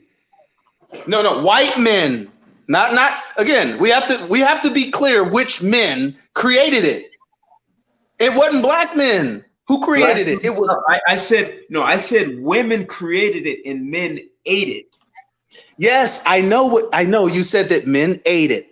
That's why I said we have to be specific about which men ate it. Black men ate it. I watched them eat it. Black men ate it. I watched them eat it and then regurgitate it. So here's what I'm saying. If all of that came as a result of just people creating conversations that then drove very specific actions, then we need to think about what conversations would drive the kinds of actions that are appropriate for moving in the direction of power, especially economic power. Because if it's not moving to that, then you might as well just leave it on cruise control. We are moving to that, Ted. We're just not including women in fixing them, Ted. That's the thing. Like, men are doing that. The thing is, men just aren't marrying women. That's why when I hear all of this, I hear this as a speech to why you should go back to the plantation, because men are doing that. We are trying to move the needle. That's an interpretation of go back. See that what people, this is what I mean by.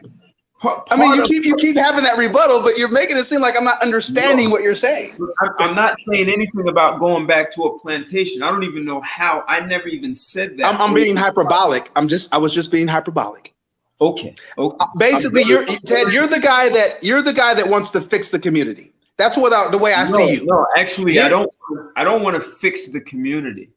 I'm interested. Then I'm confused with what we're arguing about. Then I'm really kind of. I'm interested in men moving forward with power, and so if that's a small community of men that will do it, that's great. Yes. If there are women who can support that. And I mean support, not pretend, not window dress. I mean support it. If not, I'm interested in a small community of men that can move forward. You just answered your own question. It's going to be a small community of people who get it. The majority, and which is why I said there is no black community. That's why I said there's no black community, because I've already done the math and understand it's only a small group of people. Hence, there's no black community. Hence, it's over. It's just a small group of people. It's over. Black relationships are finished. And black women specifically killed it in the 90s. I'm sorry. You're going to have just the pocket of rollout. They did it before the 90s, sorry. Men were still on the game, though. Men were still playing. Sorry. No, they were not. Sorry, they were not. Ted, I'm 40 years old, and in my lifetime, and as a grown up, black men were playing stepdaddy. All right, I grew up. Black men were playing stepdaddy. This new concept on the internet of don't date baby mamas is new. Man, when I was growing up in the 90s, all these brides had kids, and it's a package deal. That's why all those memes about right. The package deal. That was the problem.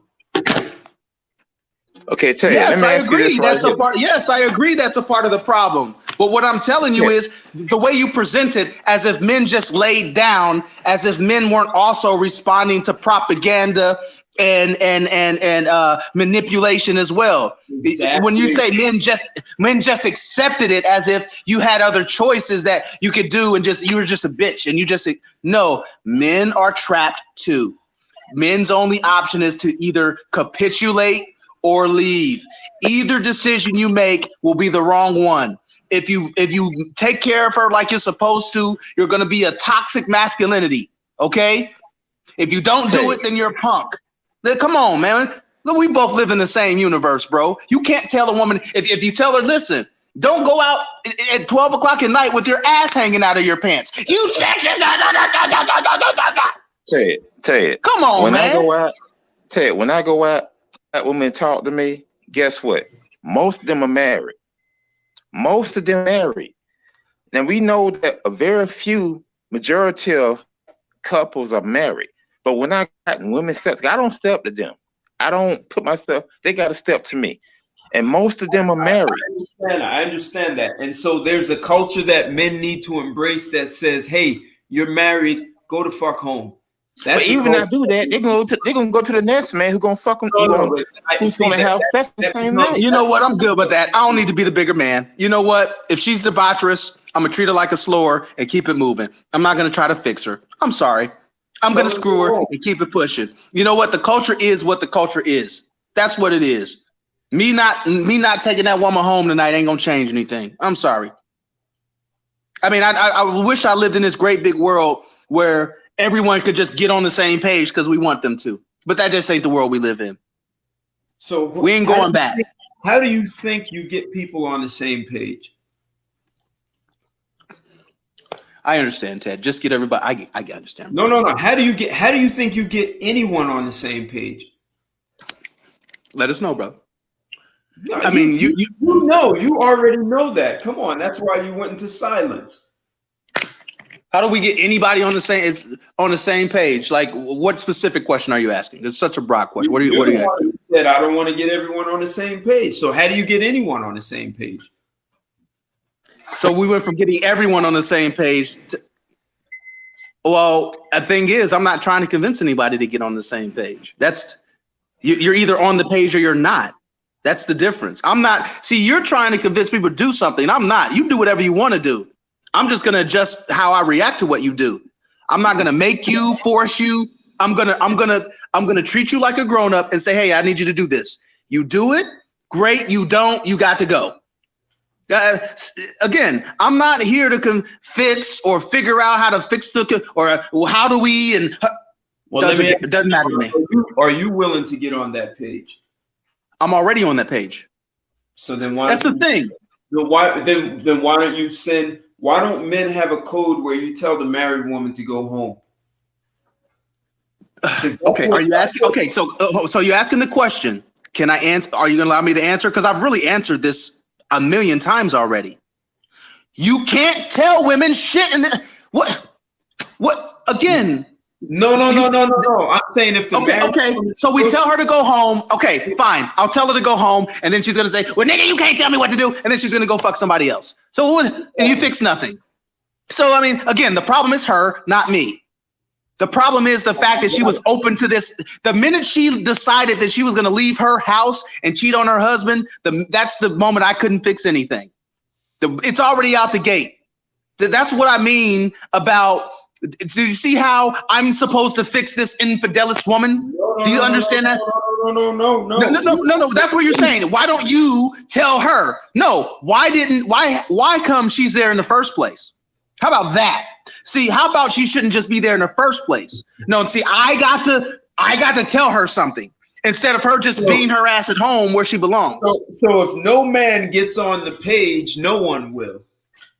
I agree, but again, you're taking accountability off of her and putting it on to men. No. Look, if you understand women are children, and if you let them off the leash, I do understand that. Again, I don't care. Listen. I don't give a fuck what I think women are children. Your ass gets to get rights. You get the vote. You get to kick me. All I want is two guys on that page. All right. You're saying you think again, Ted? We have an ideological disagreement because you're trying to fix the men, but you're trying to make basically if you fix the men, then the men will fix the women instead of the women just fixing themselves. No. You can take on new women, except you all don't see that if you're on a page that you've already been on, you can get new women. You are perfect. You can get perfect women. But Ted, you're the one putting me on that page.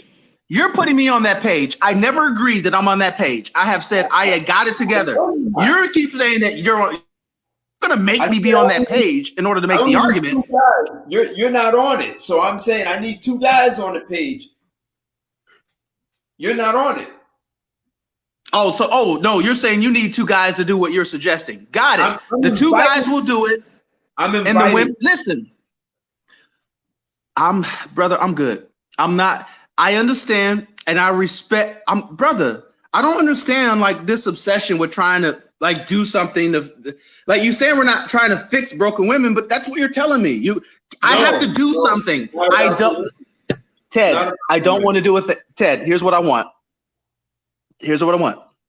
I'm a 90% out of a 100 man. I need her to show up ready, period. I don't want to tell her anything. Okay, then fine. Listen, gotcha. Listen, Ted, fine. Then I will just continue to have fun, exciting, recreational sex. And I'm okay with that. Everyone wins. I'm not condemning that's the solution. I'm not gonna try to do anything. There's plenty. Vagina is cheaper than watermelon without seeds. So why are we talking then? Because we're men just having a conversation on a Sunday night. I'm rolling. I got, went to the grocery store, I'm just relaxing, just chopping it up, man. It's snowing in here in Dallas. We're stuck in the house. What did you just say? It's snowing in Dallas? In Dallas, bro. Snowing, bro. That's I kid you not. Crazy. Look on the type on the internet, snow in Dallas. Bro, it's snow in Dallas, bro. People in the house today. Crazy. So I'm just hanging out in the house today, man. So I'm just chopping it up, bro. Hey, chop it up with Samuel. But listen, I'm only asking you guys to get on a page that you're not on. But I'm listen, man. It's almost like them pyramid schemes, man. It's on the women. We've done what we can do. It's on the women. We can't do anything more than we've done. Right, man. I don't understand why this is so difficult. Get men on page to do more work. So you done damn push the boulder up to the damn skyscraper while she sat down on the ground drinking lemonade. And instead of at least having her bring you a pebble up, we're like, all you got to do is just lift this boulder up 3 more flights of stairs.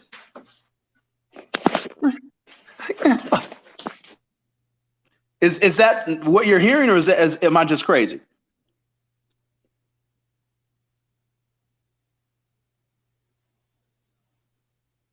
You there, brother?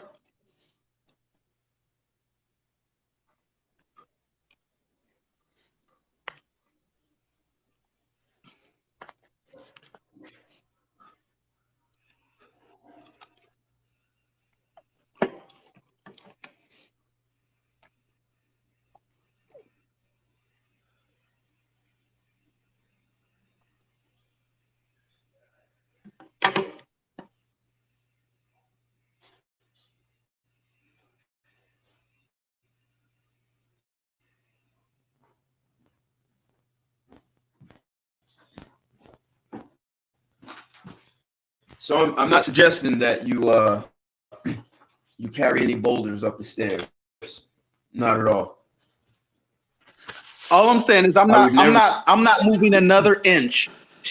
I'll move an inch if she comes up 5 inches. How about that? When I see the female Ted Santos out there telling these women that they need 2 and 3 women to be on page, then I'll get on page. But I don't see that yet. All I see at best are get a bunch of get the bag, get a man with some money now. No, I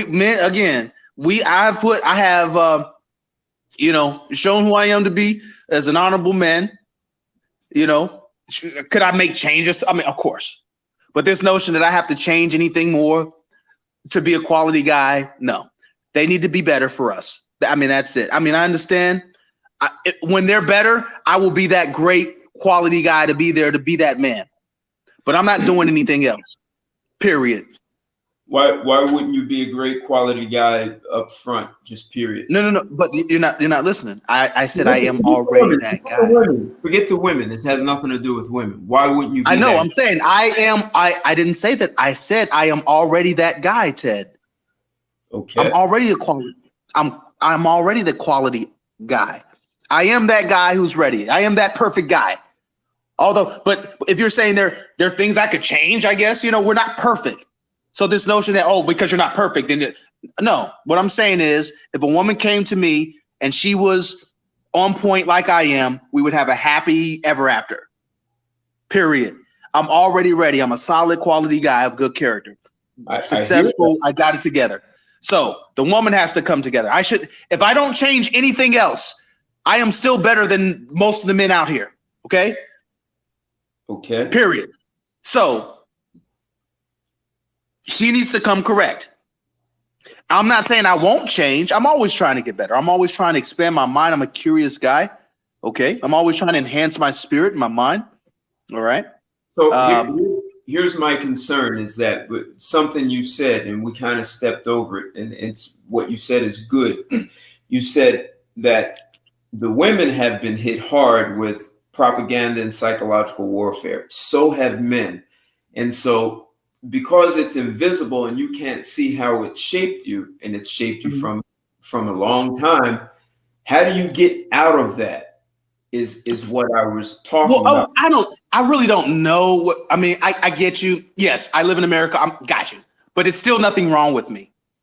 I get what people think that this is about something being wrong with you. Just think of an Olympic. Okay, I need you to be exactly clear what you're saying. Like, what exactly are you saying? Like, you're saying something. Yeah, I don't understand it. I'll make the analogy. So think of an Olympic athlete who's already a high performer, and they have someone. No. I'll just make it simpler. If I'm already telling you that I'm. So as a human being, right? So we've been bombarded with so much stuff that it gets integrated. It's like throwing dirt into the chocolate cake mix, and you can't distinguish the dirt from the mix. It's all blended together. But if you had a way, and this is not magic, but if you were so good that you could actually undo the dirt that was dropped into the chocolate mix. Like what dirt? Give me an idea. What dirt? What do I think or what behave? What dirt? What is it that I'm doing? Tell me what I'm. It's all invisible. See, I can't have conversations like that. I need something tangible. I need something tangible. That's a valid request. That's a valid request. And by the way, brother, I'll enjoy having this. And as you see, I'm a passionate. I like debate and all that. I actually jumped on your thing because we've been on. How I am on Facebook, right? So I'm Keith Lamont. Oh, you're Keith Lamont. Okay, cool. I'm Keith Lamont. All right, I got you. All right. Yeah. Roger that. So with you. Good. Yeah. Roger that. I'm actually. I didn't know that you didn't know that this is who I was actually. No, I didn't. Right. So yeah, I'm Keith Lamont. You know what it is, right? Good to speak to you. Roger that. Now that you know who I am, bring it on. Let's have it, man. Okay. So I'll. All right, I'll do it in two ways. So there are things that right? Give me an example of something and you know. Right. I mean, 2 + 2 is 4. I guess I don't. All right, good. So you know how to do a simple addition, right? 2 + 2 is 4. Give me an example of something you don't know and you don't know. And that's Samuel. You have some feedback now in your. So you have to. So give me an example of something you don't know and you don't know it. Something I don't know. I don't know what the moon feels like when I step on it. Got it. Perfect. And but it's possible, right? We have technology that actually it's not far-fetched to do that, right? So it could. And do you speak Mandarin? Negative. Okay. I do speak Ebonics though. Okay, but if you wanted to speak Mandarin, there are resources that can help you speak Mandarin, right? So it's possible. Right. Like all these things are possible. Now, Right. now give me an example of something you don't know, and you don't know you don't know it. Is that the same question? Yeah, I'm asking. Give me an example of something you don't know, and you don't know you don't know it. Okay. If you don't know, how can you give an example? Well, hold, let him answer, Samuel. Give me something I don't know. But how? Yeah, I mean, I could speculate like the moon question, but if I don't know what I don't know, then I wouldn't know what I don't know to answer that question. So, But see, you already know that you don't know about the moon. You know that you don't know that. Right.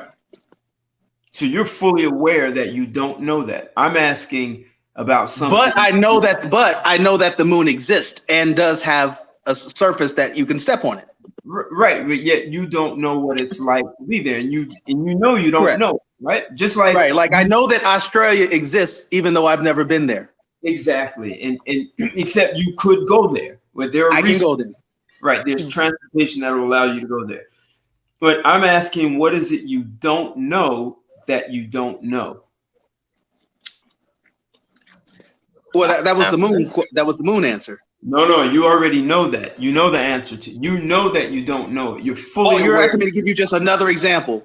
No. I'm asking a different question.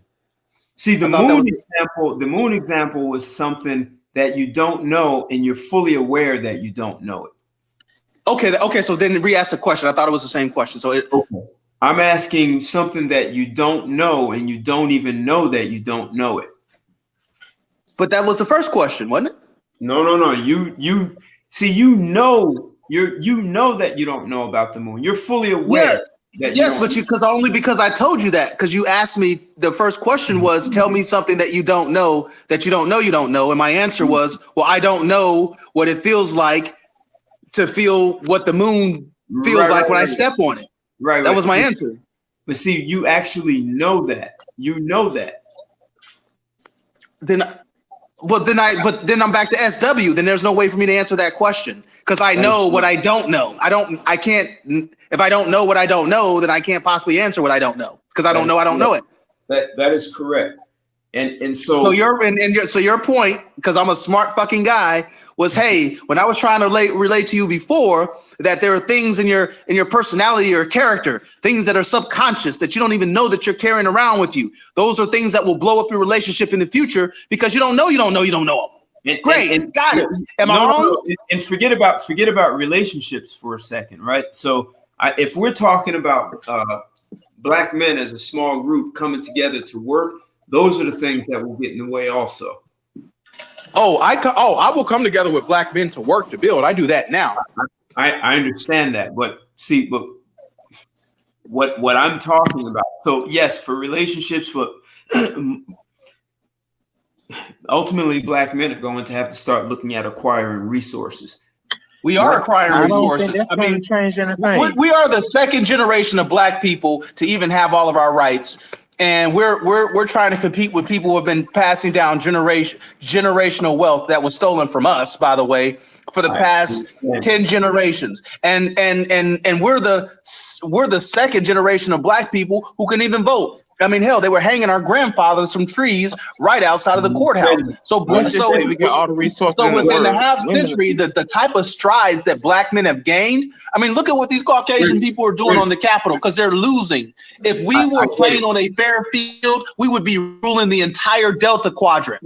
Within 50 freaking years. What does our resources have to do with the black? Nothing. I don't believe in the black community myself, but let's just say the men got all resources in the world. What does that have to do with a woman's mindset? Women, especially since that Mexican woman can get on a boat, can live in a shack, can help her man sell bananas off the street. But black man got to make 6 figures and be an NBA star to get cooperated. Listen. If I answer Sam's exact question, if black men had all the resources in the world, that's an extreme question. If they had all the resources in the world, they would have economic power. That means you can feed your family. But that got nothing to do with a woman's mindset, though. I'm talking about a woman's nature. No, We can just look at the way things are.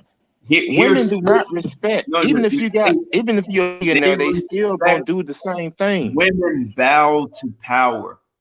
Okay, Ted, you say that, but then every 5 minutes, a woman is leaving her powerful man and robbing him. I mean, we would think that, you get. Listen, if you don't own resources, you really don't have power. See, don't confuse. Listen, I will never be as rich or powerful as Jeff Bezos. Okay, ever. I'm a damn good man, but I will never be Jeff Bezos. Okay, resources got nothing to do with getting a woman. Women. You're dudes at Chick-fil-A, men and women, because they give them extra fries and chicken sandwiches. Okay, the woman is cheating on the dude that's doing all that with the dude that ain't got nothing. Okay, so I mean, here's what you guys are not understanding, and this is the gap in the Black community, and it has been. Okay, there was a bridging of that gap. If you have, we know that, but we do know that, Ted, it's no longer there. Natural resources. There are several things that can happen. You become a policymaker in this country. Okay, and let's get this right here. You got the black wives of Atlanta. Have you heard of the black men of Atlanta, the black husbands of Atlanta? No, it's all about the women. These women are so. Now I got to control the whole country and get. I'm good, man. Like real talk, I'm good. I'm not doing all that. If what we've done already haven't worked, isn't good enough, then you think this is about women. You keep saying we don't understand. We understand. We get it. It's not about women. This is a direction the community. Someone has to start moving in that direction. We are, Ted. We are already in that direction. You know what? Owning natural resources, it means oil wells. It means iron ore mines. We get it. It's going to take time. Like what is this shit with black people? Like, damn it! Can we breathe for? And I love you, dog. Like, but can we fucking breathe for a second? Do you understand that no one's going to get there with the mindset that has been put in place already? That's why I was asking about the things you don't know, and you said yes, you can't answer it because there may be blind spots, and that is okay. So, do you think that black men, like, we're having this conversation, like black men are just stuck in segregation? Like black men are doing amazing damn things. What are we talking about? Like, what are we talking about? The things that we're asking black men to do, we're doing it. We have jobs, we're CEOs, we're millionaires, we have companies. What the fuck are people asking us to do? We're not, we can't build a damn rocket ship to the moon overnight. We're doing it. We're competing with we're competing with a world who has had generations of head start. Do you God damn, like, do you understand all the pieces of the puzzle are there? Because men are being hit. Yes, but it's going to take time. Men are being hit with the same psychological warfare and propaganda, and that is where you get into the things you don't know that's impeding something that's right in front of you. Understood. So I'm building myself with me and my brothers. Understood. We're doing that. So what I'm getting at is it's closer than people can imagine, but you just can't see it because all this other garbage is floating around and being dropped on you. Roger that. It's not us, it's the women. No, forget them. Just forget them. But what saying you saying forget them, but what more can men do? It has just build, like I always have this saying: you build a rocket ship to the moon, it's going to be asked why you didn't create time travel. Okay, see that whatever's driving you to worry about what women are thinking. See, that's the stuff that I'm talking about. We're talking about it because we will just never fucking hold women accountable. I mean, to me, it seems like manipulation. Okay, we're telling you we need to hold women accountable. No, we need to talk about you. Listen, the women are the problem. See, the problem with you men. Okay, see, that's why we can't hold women accountable. See, forget about the women. No, we can't forget about the women. They are the problem. Okay, then here's what I'm saying. You present women with a brick wall of masculinity. Let them call you toxic, misogynist, sexist, and you know what? I am all of that. And this, if you want to play in this pool with me, and I'm a good guy, like you were saying, you're already a great guy. These are the rules of engagement. If you can't go with that, then fuck off. Well, that's what I'm doing. Okay, then. So then I'm no longer talking. That's already solved. Why are we talking? You already, that's solved. That's solved. Yeah, but that's what I've been saying. But I'm not arguing that. That's what but remember, Ted, I said end of. You're right. That's it. So I'm not even, that's why I said, who cares? This is what you lay out. This is what I'm offering you. I'm a great guy.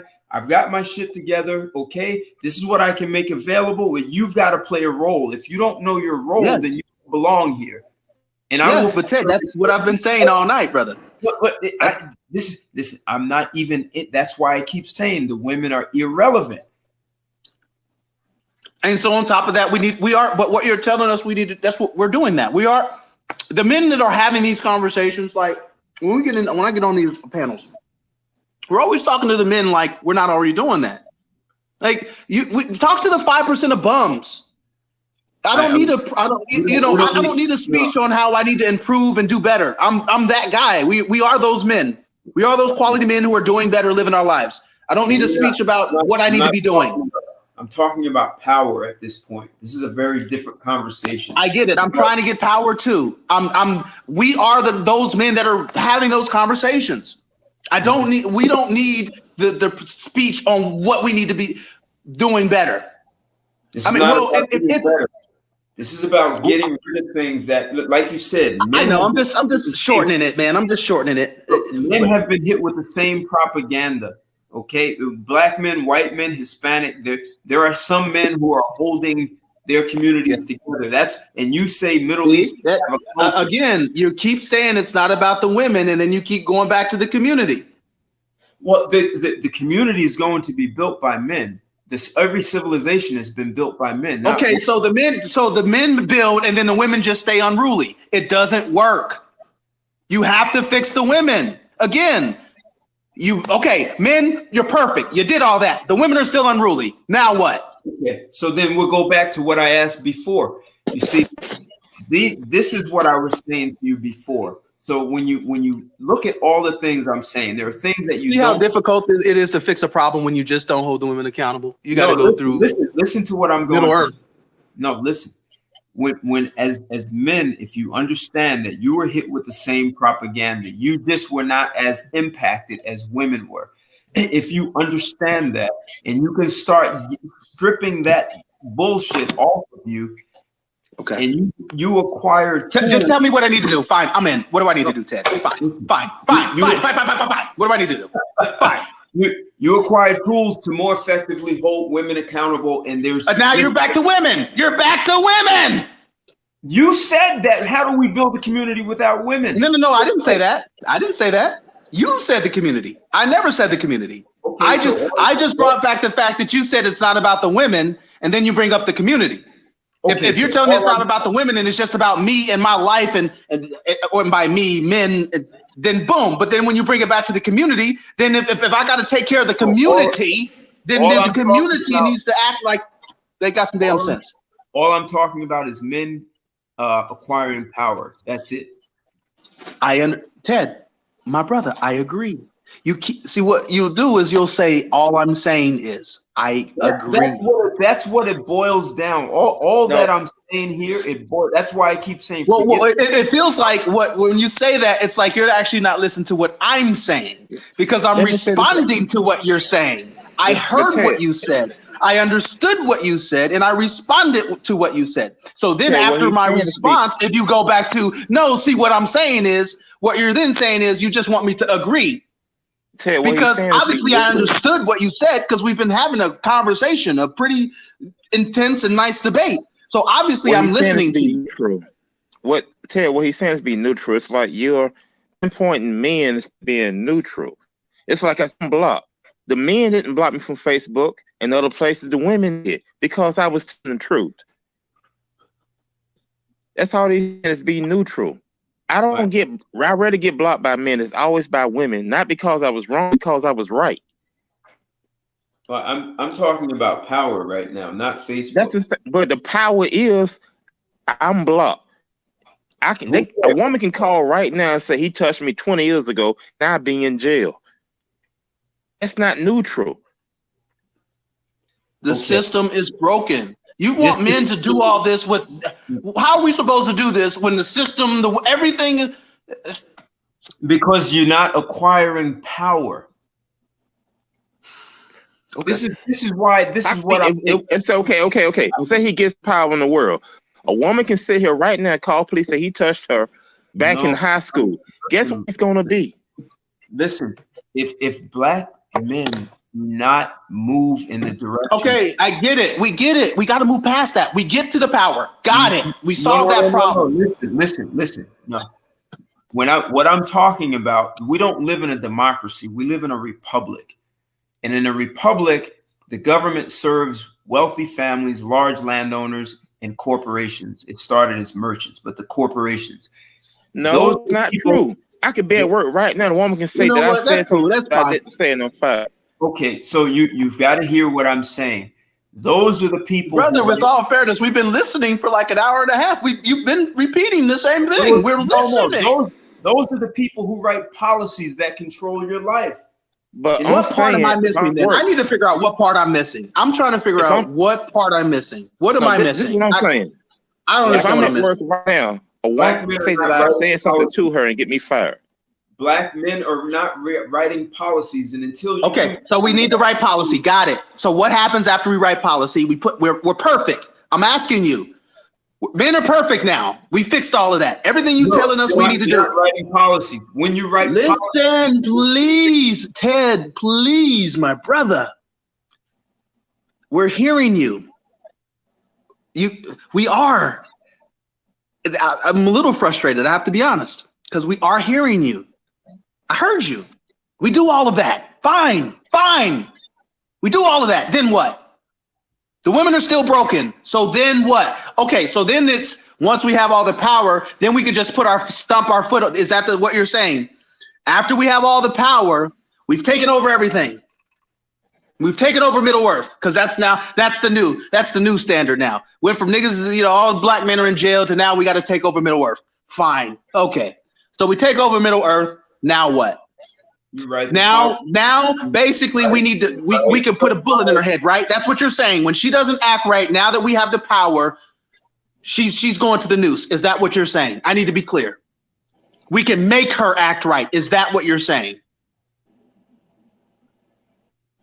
Do you need a noose to do that? I'm just being hyperbolic, man. You know what I'm saying, brother. Once we get all the power, then there's no more fear. We stomp her ass out. Is that what you're saying? I'm being hyperbolic. But that's the point of getting all the power. So no more fear of repercussion for holding her accountable, right? That's the purpose, right? Because that's the only way we're going to fix the community, right? I wouldn't say that's the only way. But what exactly are you? I need to be very clear on what's being said. If you don't move in that direction, it can never happen. Oh, but I'm asking. Okay, but you still have that. Yeah, if men are writing the policies, and if women don't like it, they can pack up and move to an island.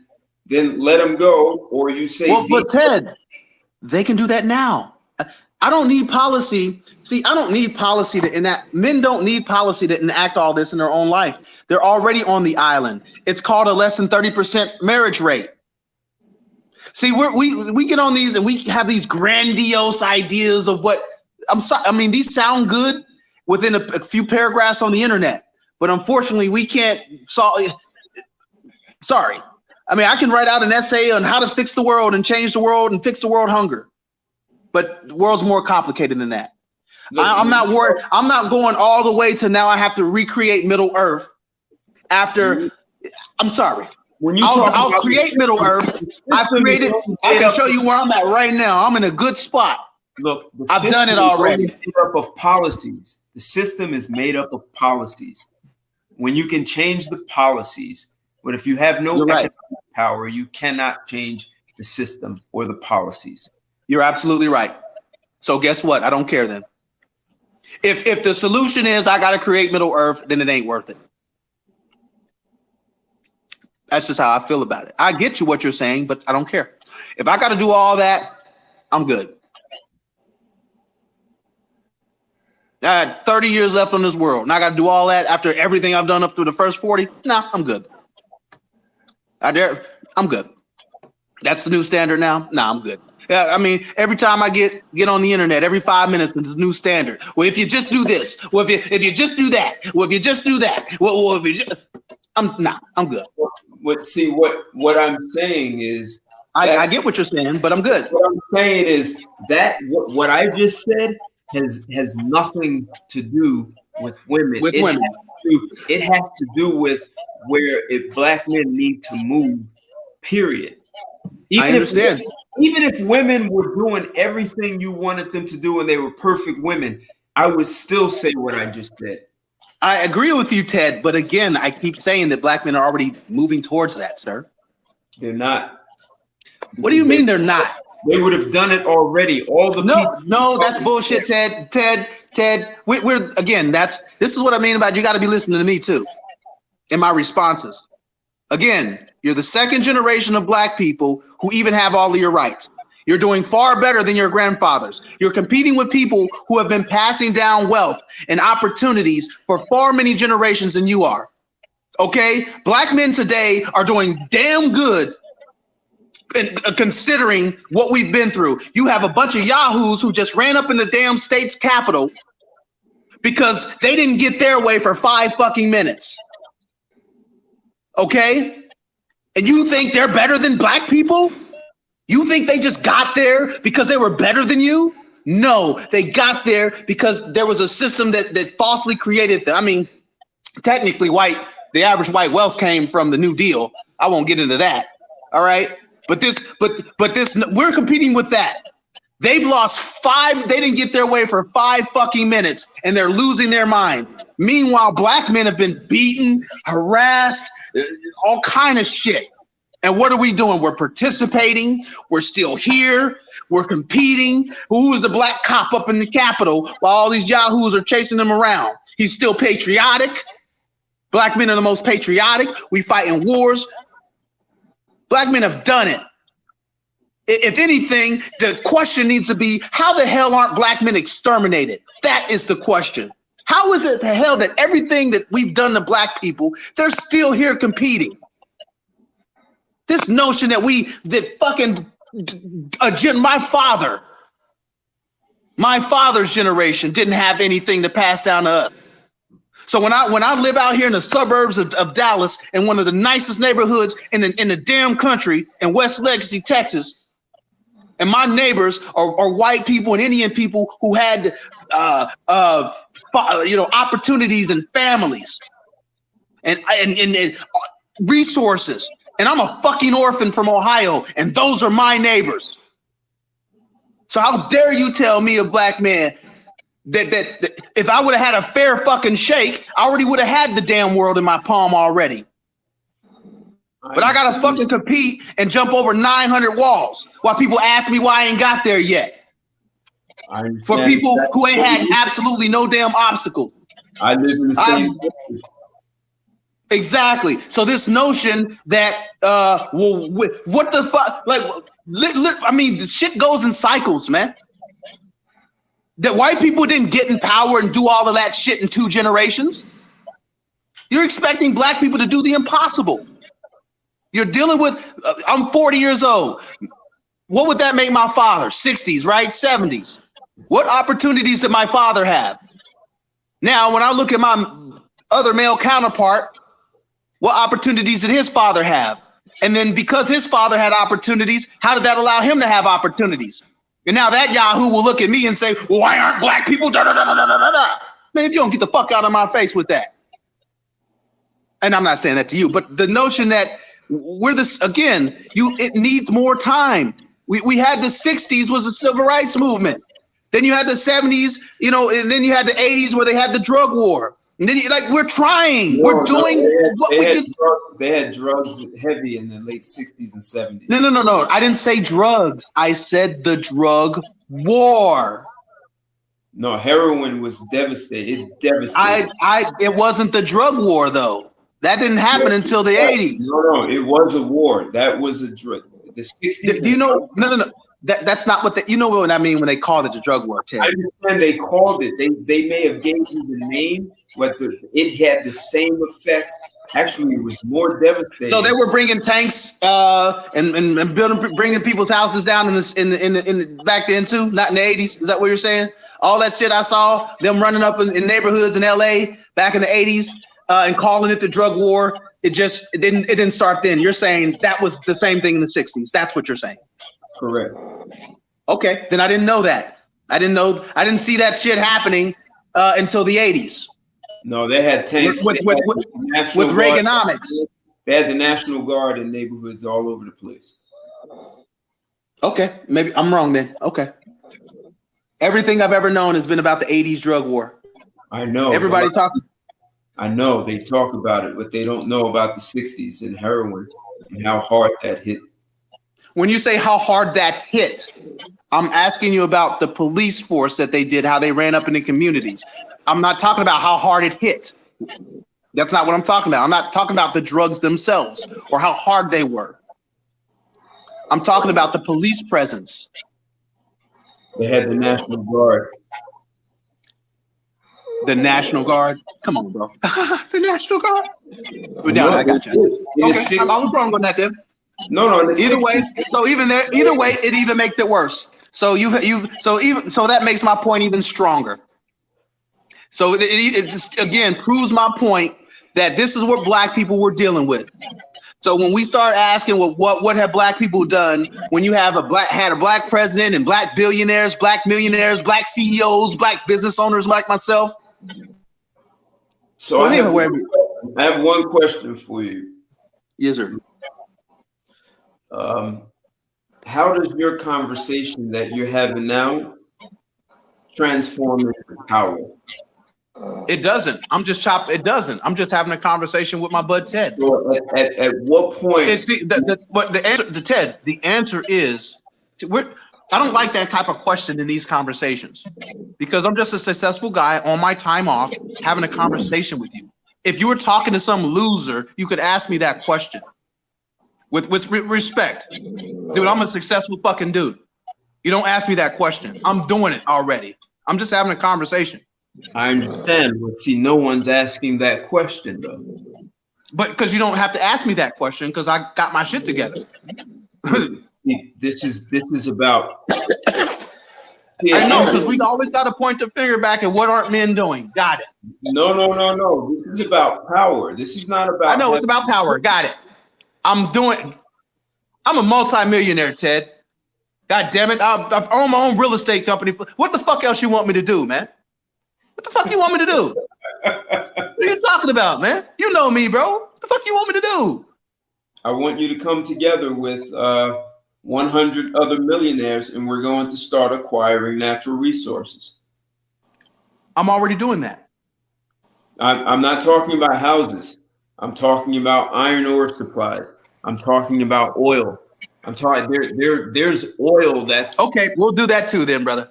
We'll do that too. Then. No, I'm not. And then after we do that, we'll build a rocket ship to the moon. And then after that, okay. I'm not saying it. Listen.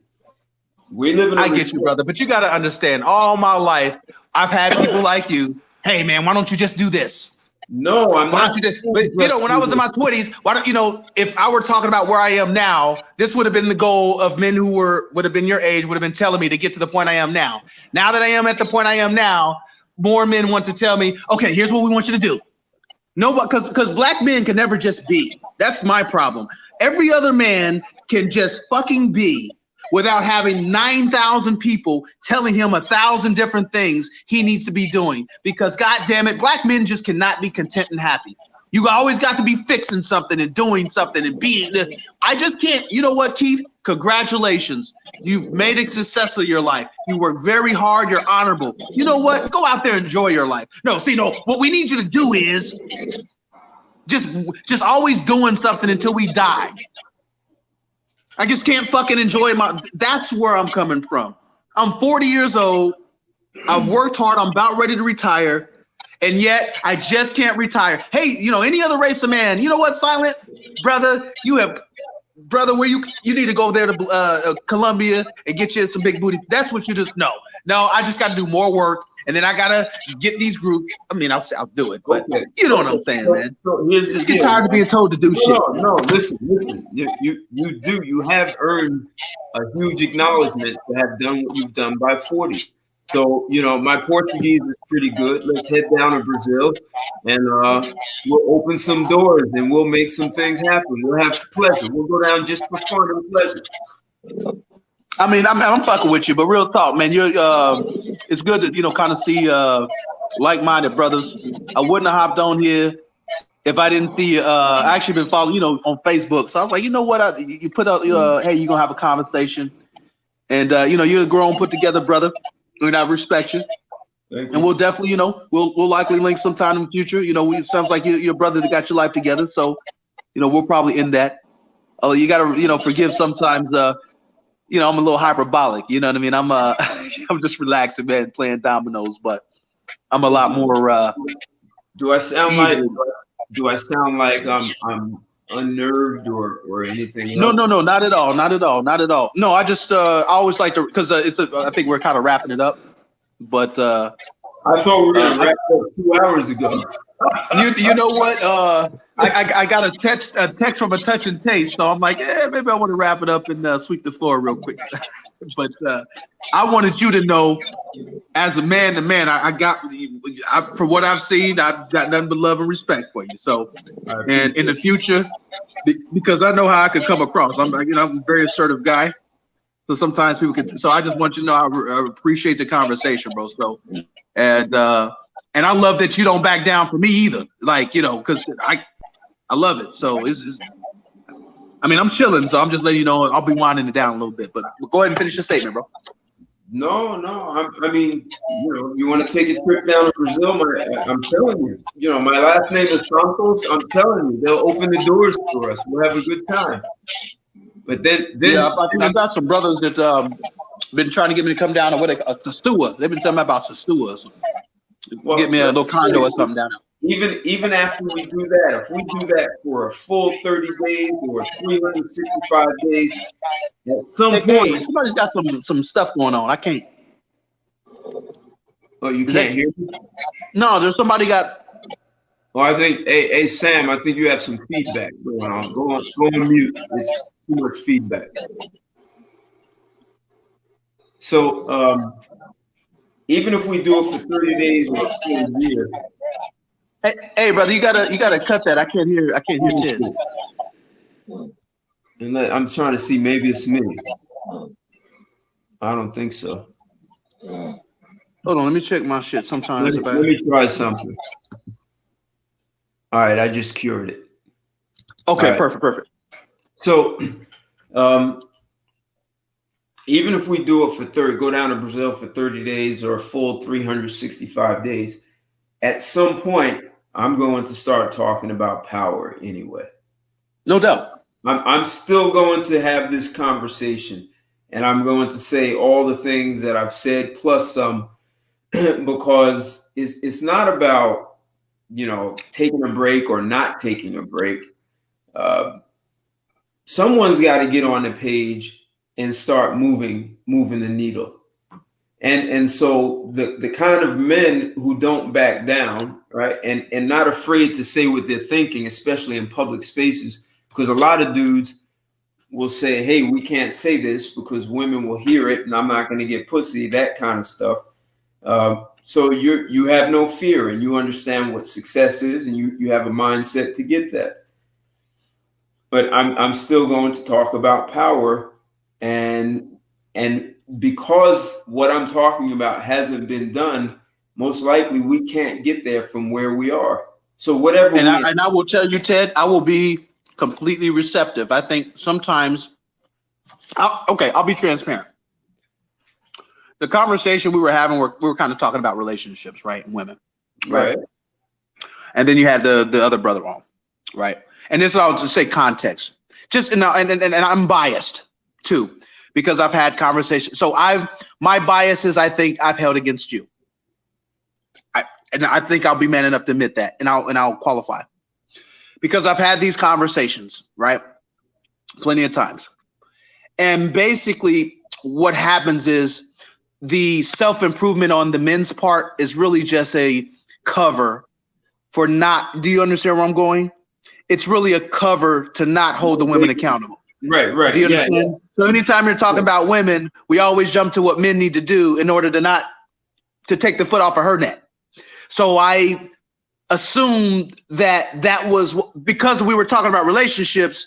It was, let's talk about men building to take focus off what she needs. So that's kind of, now if I'm with the bros in Brazil and we're, talking, I'm receptive to that. But in the conversation we're having about women, where I'm so used to people bringing in male accountability for a cover for female fuckery, my spider senses go off. So then I'm like, okay, what you men need to do just to keep her from doing what she need to do. So that's kind of where do you understand what I'm saying? Man, I love you for saying that, man. Thank you. And see, that's what I was talking about when I said things that you did. Now, so that's something you can see that you did, right? You can see that. But that also tells you a man of a value and character. Exactly. But what I was also getting at is that there are things like that. And let's say you can see a lot of it, but there's some other things that you don't see. And that's what's stopping black men from coming together. Maybe that's fair. But I still don't think that's, if we're talking about relationships, I don't think that's what's stopping relationships. But I do think that may be what's stopping black men. Just because we were talking about relationships. I came in off of the chat and all that. So right. So and now so that's why I say forget women. But if we now take it to women, there are even things that men do that could sabotage a relationship with a woman. So when I say put your foot on a woman's neck, there is a way to do that. There is a way to generate a conversation that either she's going to get in line or she's going to run. But I agree with that. What I'm saying is most women will run. What my next sentence was going to be, the more men you get on board for being able to do that, then there's less places for her to run to. I absolutely agree. And that's the way it was before. That's the way it was before. Wherever she went, there was going to be some dude who was going to hold her accountable. But then they started getting loose in the seams, and there were guys who were one-upping one another and say, well, I'll do it for you if he won't. And as those numbers. But everyone has to be involved, not just men, politicians. See, we can't do this without the police. You know what I mean? Because this is why you know what I mean. Like, you become policymakers. See, if you're not writing the policies, you're just hoping someone will help you and do it for you. Can I just say this? That ain't gonna happen, bro. You telling you think black men are gonna take? That's a. Listen, I want to have this. Listen, I will have this conversation, but not in the context of women. If I want to have this conversation, but not in the terms of women. Exactly. That's exactly why I kept saying, forget this has nothing to do with women. But again, but you're preaching to the choir, though. That's what I'm saying. Like, you don't need to tell me we need to build. I'm already with you. I know, but there are biases that black men have that get in the way, and that's part of the whole propaganda and psychological warfare. Okay, what do we need to do to fix those biases? That shit needs to be stripped down, and so that it's like a snake shedding its skin. Name me a couple of biases that you think I would have that would sabotage me. Well, we're not talking about women, so I don't. Because the problem that you're mentioning, I don't have then. I mean, if we're just talking about building and making, I'm fine there. But you responded to me based on what you've seen in the past. And that's going to happen in a lot of different ways. Well, yes. The nuance to it is because if you're talking to me, Ted talking to Silent, and you know who I am, you know you don't need to have that conversation with me. You understand what I'm saying? Yeah, what I'm getting at. Have that conversation with Rodney and them. No. What I'm saying is there are biases that you don't even know that you had. You don't even. I get that. I understand. Yes, there are, but that has nothing to do. There have not been anything in my life that I haven't blown up any of my relationships. I haven't blown up my military career. I haven't blown up nothing. Forget all that. Okay, this is So what I'm talking about is what I'm talking about really is another paradigm, and black men can't get there from where they are right now. They in a way, this is going to sound crude. Black men need to destroy the existing mindset that they have, all of them, so that they can move to that next level and come together, because all of the pieces of the puzzle are there. How does that happen practically? How does that happen practically? I said it to you. I said you with 100 other black men who are millionaires, we start strategically looking at whether it's acquiring a small company that owns resources. There are many ways to do this from an economics perspective, but it has to be done strategically. So when I told you the story of Genghis Khan going, their women are captured and they go create an alliance with another tribe, it's not about going to Mexicans. It's about black men as I was being hyperbolic. Say that again? I was just being hyperbolic, but yeah, basically when you were saying the two tribes need to come together, and I was assuming you were mentioning that it was a white man who basically stole our woman, because that's what I was equating it to. The white man came in and took our woman, right? And when I say white, when I say the Mexican, that could be anybody, right? Because basically our problem is with white men, right? Right. All right, who came in and took our women, right? Okay. They're taken. They're gone, man. I got you. No, I got you. So I'm saying gone. What you were saying. They are prisoners and enslaved. And if you can accept that, right? So, I've already accepted that. Right. So if you accept that, then you need to look strategically, because it didn't happen just in 1 year, and now we're in year 2, and it happened last. Of course. This happened in decades, right? So they've almost ripped their brains out and replaced them with something else. But you know what it's more like? It's like they hacked into their brains, like an opera hacking into a computer. Like Johnny Mnemonic. No, listen. And then planted a virus, and the virus is controlling their actions. And I'm not taking them off the hook, but it's like they got hacked. And so men have been hacked also and had a virus planted. So but even though men have been hacked, though, Ted, we're still out here being decent. The mass majority of black men are still decent, honorable men. So you're saying that we both went through the same thing, yet the black men are decent. The black women are not. You can't compare women to men. The way their brains work, men are going to be more stable. But I don't give a fuck. So so fair enough. Then she's just gone. Fine.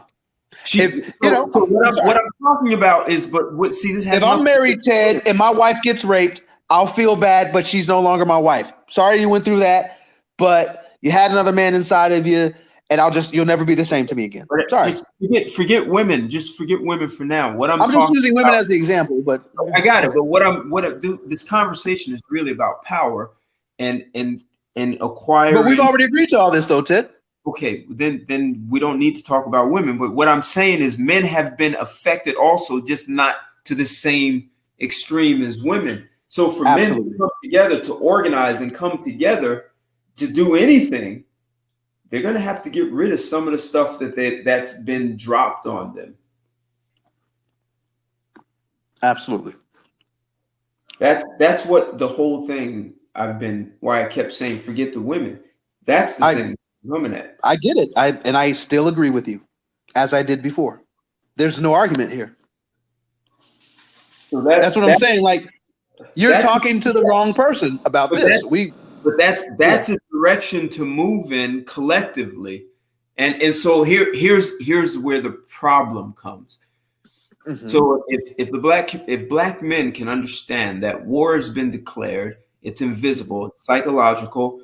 And so if it's psychological warfare, where do you go? Black men generally go to white people, hoping that they're going to arm them against the very thing that's being used against them. You follow me on that, right?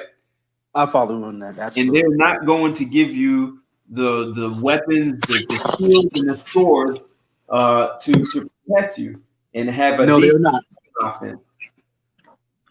Yeah, but here's where our disagreement becomes. That's true, and yet you think they're going to allow us to do what you think they're going to do in a history where they say they murder people who do. I mean, if we believe that, right? As soon as we go to do what we're going to do, they're going to send a drone to our house, right? I mean, because these are the sinister people who obviously are doing everything they can to make sure we don't have. So once we go to buy that fucking company, all of a sudden we're going to have rape charges. We're going to get Bill Cosby. Didn't Bill Cosby try to do that? Didn't he try to buy NBC for his people? Look what happened to Bill Cosby. Didn't MLK try to do that for his people and get that nice collective and all them people? Talk about MLK. He helped create desegregation. So as soon as that dude started talking about finances and getting them finances in order, he was gone. Right. He changed the tune. That is correct. So it would not be a conversation on YouTube. I can tell you. Roger that. I'm just saying you go to buy that bank. 10 black brothers with that's it. You ever heard of the joke with Chris Rock, right? Bin Laden has got when he was talking about how they went over there and rescued the hostages, right? You know, but if it were black hostages over there, they would have called the president. Hello, we've got 3 black. Hello. So I get it. That's funny when you say it, right? So that is funny. But that's also one of those. I don't like using bias, but that's part of a bias that black men need to dissolve as soon as possible. Well, that is. I mean, that's just the abject reality of the world that I see. I don't look. So here's the deal. This is how human beings work. Once you believe something, you go out of your way to prove what you believe is right. Well, not me. I'm just. You're talking to me. So once you believe something, see, as long as you believe that, you'll be right. I don't believe anything, Ted. Listen. My background. I don't belong to anybody. I didn't come up from. I don't have any agenda. The way that I've had to move throughout life and navigate. Do you know where most kids who grow up like me are, Ted? I mean, I don't know. They're in the hood. I don't know. They're dead. Do you know what the lifespan of an orphan child? Do you know what the life expectancy and the life output of a black orphan child is? I mean, seriously. So in order for me to have navigated 56 different orphanages and foster homes, I was kicked out on my ass with nothing at 18. Go make it. I was a permanent ward of the state. Been through unknown atrocities. But at 18, I'm put out on my ass and I got to go make it. And I did just that. Okay? The type of observation, you don't make that by happenstance. I have to really understand the world around me to be able to navigate it. I don't have the luxury of having beliefs. I need to operate exactly the way the world works. I need to understand people. I need to understand how to move around and stay out of danger. The shit that I've been through. So I need to have a really good grasp on the way the world works. I didn't have the luxury to believe or have fantasies. I had to be real damn practical. When I look out into the world, I look at exactly what it is. It doesn't matter to me the way it is. I'm just telling you what it is. I don't have an agenda. I don't have a connection to my family. I mean, I don't owe anyone anything. So I'm literally just commenting. I could care either way of anything. I will make my life the way it wants. But when I look out into the world, this is what I see. And this is why, black people will say, damn, you hate your own people. Then black people will say, well, you hate white people. Women will say, I hate everyone, because everyone gets the smoke. I criticize myself. I'm very self-reflective. Everything gets the smoke. What's important to me is some sort of all-knowing knowledge. It is very important to me to understand what is the truth, not how I feel about it. What is the truth? I want to understand how things work.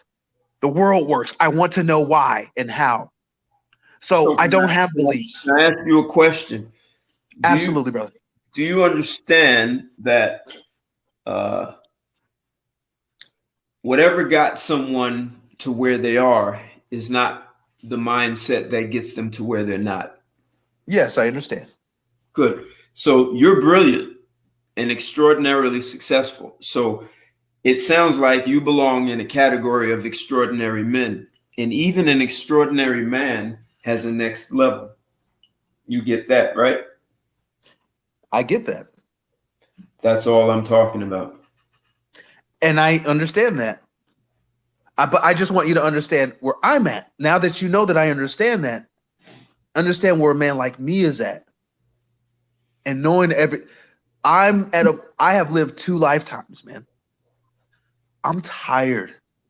Like, I'm happy, but I'm tired. I'm ready to pay off this penthouse in the sky. I'm ready to buy this Aventador. I'm not ready to be told what else I need to do. I've done it. All I have done my entire life with no help is do and make things happen because I had nobody. I'm tired of doing, I'm going to do what I want to do. I want you to understand that. That's what I want. I get to watch, I live in West Plano, all right? And I get to see my neighbors, no worries, if you will, right? You know, they're just living their life, going to the mall and just being Caucasian. No worries in the world. But I, as a black man, got the damn world on my shoulders. I can never relax. You know, I can't just go and play poker with my buddy. And I just imagine maybe they're faking it. But it just looks like they just don't have all of this fucking boulders on their shoulder. So let me ask you this question. Do you think that there is a mindset that exists that makes that makes everything where you are now, makes all that boulder on your shoulder disappear in a way that you're freed up? Absolutely, Ted. I carry my childhood with me. Yes, I'm not a perfect individual. I'm human. I'm complex. Absolutely. There's mindsets. Yes. So all I'm getting at is that there's something. And so that's what I mean by the things you don't know, and you don't. I get it, Ted. I get it. But listen, I'm 90%. I don't give a fuck about being 100%. If I died right now, the man I am today, I would be absolutely thrilled and happy about it. I understand there are things. I understand. I get it. There are minds. I get it. I don't give a fuck. Okay. The man that I've created today is a pretty damn solid fucking individual. I'm fucking as near perfect as I mean, you know what I'm saying, man. I'm a fucking solid dude. And anybody that knows me will, this dude is on it. And not only is he on it there, just he's an amazing guy. Here's my question. If we could create 100 guys like you and then give them, that will never happen. No, listen, not possible. Then give them something that you don't have and you don't even know you don't have.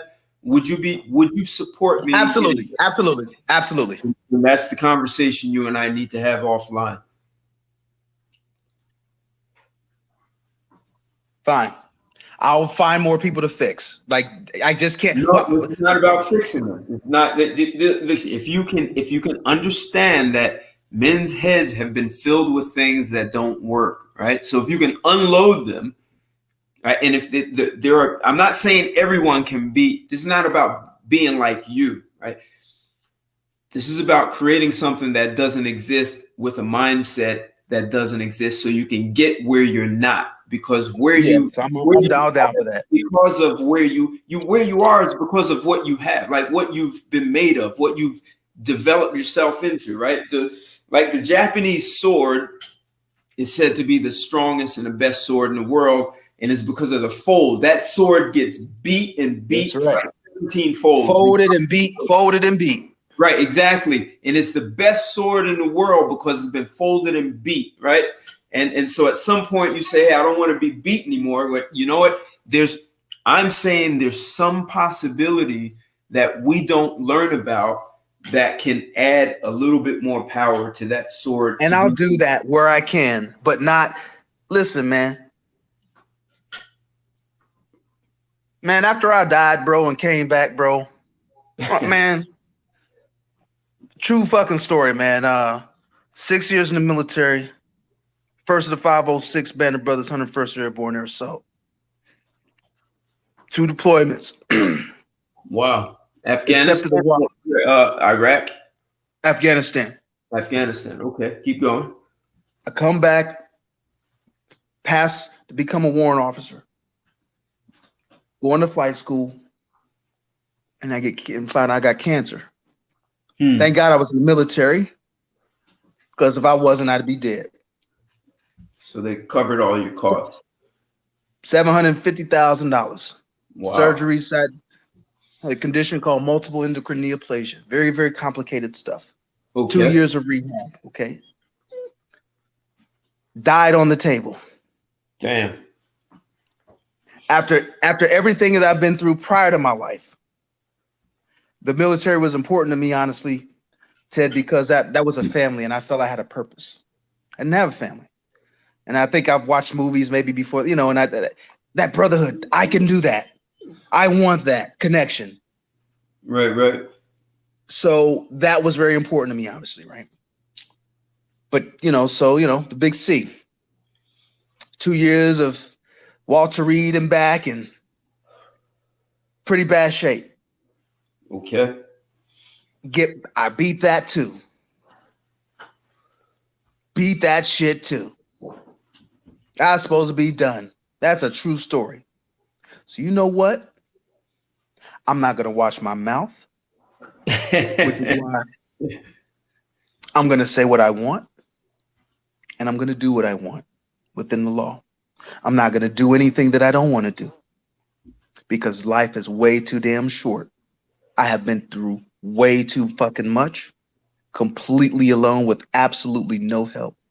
And my life is twice as better than most of the people I see out here. So arrogantly, when I look out into the world, I say, you can't tell. What the fuck can you tell me? Because listening to anytime I've listened to anybody else is when I've gotten in trouble. When I didn't follow my own instincts. I got me here. Yep. I got me here. Nobody helped me. In fact, when I was 20 and I had my thought processes, people would tell me I need to change them. And when you get older, you'll change. Where are those people now? They're not doing better than me. Right. So arrogantly, I know all the answers. You feel me? I've also created other people's lives. 2 or 3 other people that I just said, I'm going to help you. And their lives are great now. I've done enough. What I think, and this is just honestly in my head, I think, where's the person that comes to me and says, you know what, I'm going to take your load off of you. You've enhanced people's lives. You have done the impossible with your own life. And no one has ever helped you. In fact, anytime I've been by my fucking self and I've been down, I had nobody. Nobody fucking helped me. Nobody was there on the nights I cried myself to sleep but I found a fucking way, because those tears were motivation and turned into anger. And I found a fucking way every time. I was never religious growing up. I'm starting to become, because now I'm starting to think, man, I must got an angel, because every fucking time I found a way to make it out the hole, and I at the very last minute, and no one else helped me. So either I'm the most awesome individual that's ever existed, or I got an angel on my shoulder. I got you. All right. So when I go out in the world, I don't need nobody. How about you come help me? How about it? So back to the relationship thing. I'm taking it back there because it's what we can relate to. But in general, why don't you do for me? Where are all the people that are saying, you know what, Keith, no. It's always I gotta do. I gotta be. I have been fucking selfless. I have been fucking honorable. Do for me. Help me out. Fucking stop asking me to do shit. Where's somebody to fucking help make my life easier? Or take care of me? Nobody gives a fuck. I mean, I go to say nobody gives a fuck about me. I got friends, but I don't know nobody gives a fuck, because it's just me. My life has taught me, at the end of the day, I got my fucking self. So fuck everybody else. Ain't nobody come when I was in orphanages, locked in fucking rooms, nobody fucking came and got me. All these fucking adults in the universe. When I was screaming, as a child. Nobody came and got me when I'm 10 and getting locked in rooms for months. You don't know because you're an orphan and they can just do shit to you. No one came and saved me. When I was 16, no one came and saved me. When I was 18 and put out on my ass, sorry about your luck, here you go. Well, fuck, okay, I gotta make it. Where was anybody to help me at? So now I'm cynical of the world. Fuck them. They ain't got their shit together, fuck them. Nobody fucking helped me, and your life wasn't harder than mine. So fuck you. If I've gone through all of this, and it is still important to me to be an honorable, good man. And if I put myself in a position, if I'm trying to be an honorable man with a woman and she can't get right, fuck you, get out. I ain't got time. And there is only a small percentage of women who will be compatible with you. You understand? Absolutely, that? Yes. This is why I'm but very small in intellectual capacity, ambition, compassion. Knowing how to support someone like most women don't know how to support successful men. So you put yourself, you've done so well that you've made it cost. A woman can't pay the price, hasn't paid the price to be compatible. But Ted, I don't even carry my shit like that. Now I'm an arrogant. Like women are not stupid. They know when someone's out of their league. But the thing is, I'm never short for female attention. Yeah, that's what we're talking, compatibility, not attention. You know what, Ted? I'm fucked. You know, I think I'm fucked up. Like, not in a way of, honestly, I don't think I trust women. If I had to be honest, damn, this is going to turn into a one-on-one. I don't think I actually trust women, man. Not because, it's just because of what I see. I mean, women just don't seem very honorable to me. When I talk about stripping down mindset so that you have one that can produce results that you've never done, this is all inclusive. All of that is inclusive. Absolutely. Listen, I know that I'm carrying baggage from my childhood that I don't want to let go because that is my fuel. That chip on my shoulder is my fuel. Remember, I said what got you to where you are won't get you to where you are. Understood, but I'm not perfect. I'm doing the best I can. Who cares about being perfect? But what I'm saying is, I'm trying. Whatever the next level is, whatever preparation you're going to need to do is what is going to happen. And I think I'm doing the fact that I'm on this. Having this conversation, I would have never talked to people about this shit. No kidding. So I'm honored, honestly. Man, I got buddies that I've known for 10 years. And then when they found out, they're like, damn, dude, I didn't know you were dude. I would have thought you grew up in some middle class, people are completely fucking shocked. I can still hear you. Keep going. Why are they shocked? Because the man that I am isn't what they think a man of my background would be. And they also, can you hear me still, bro?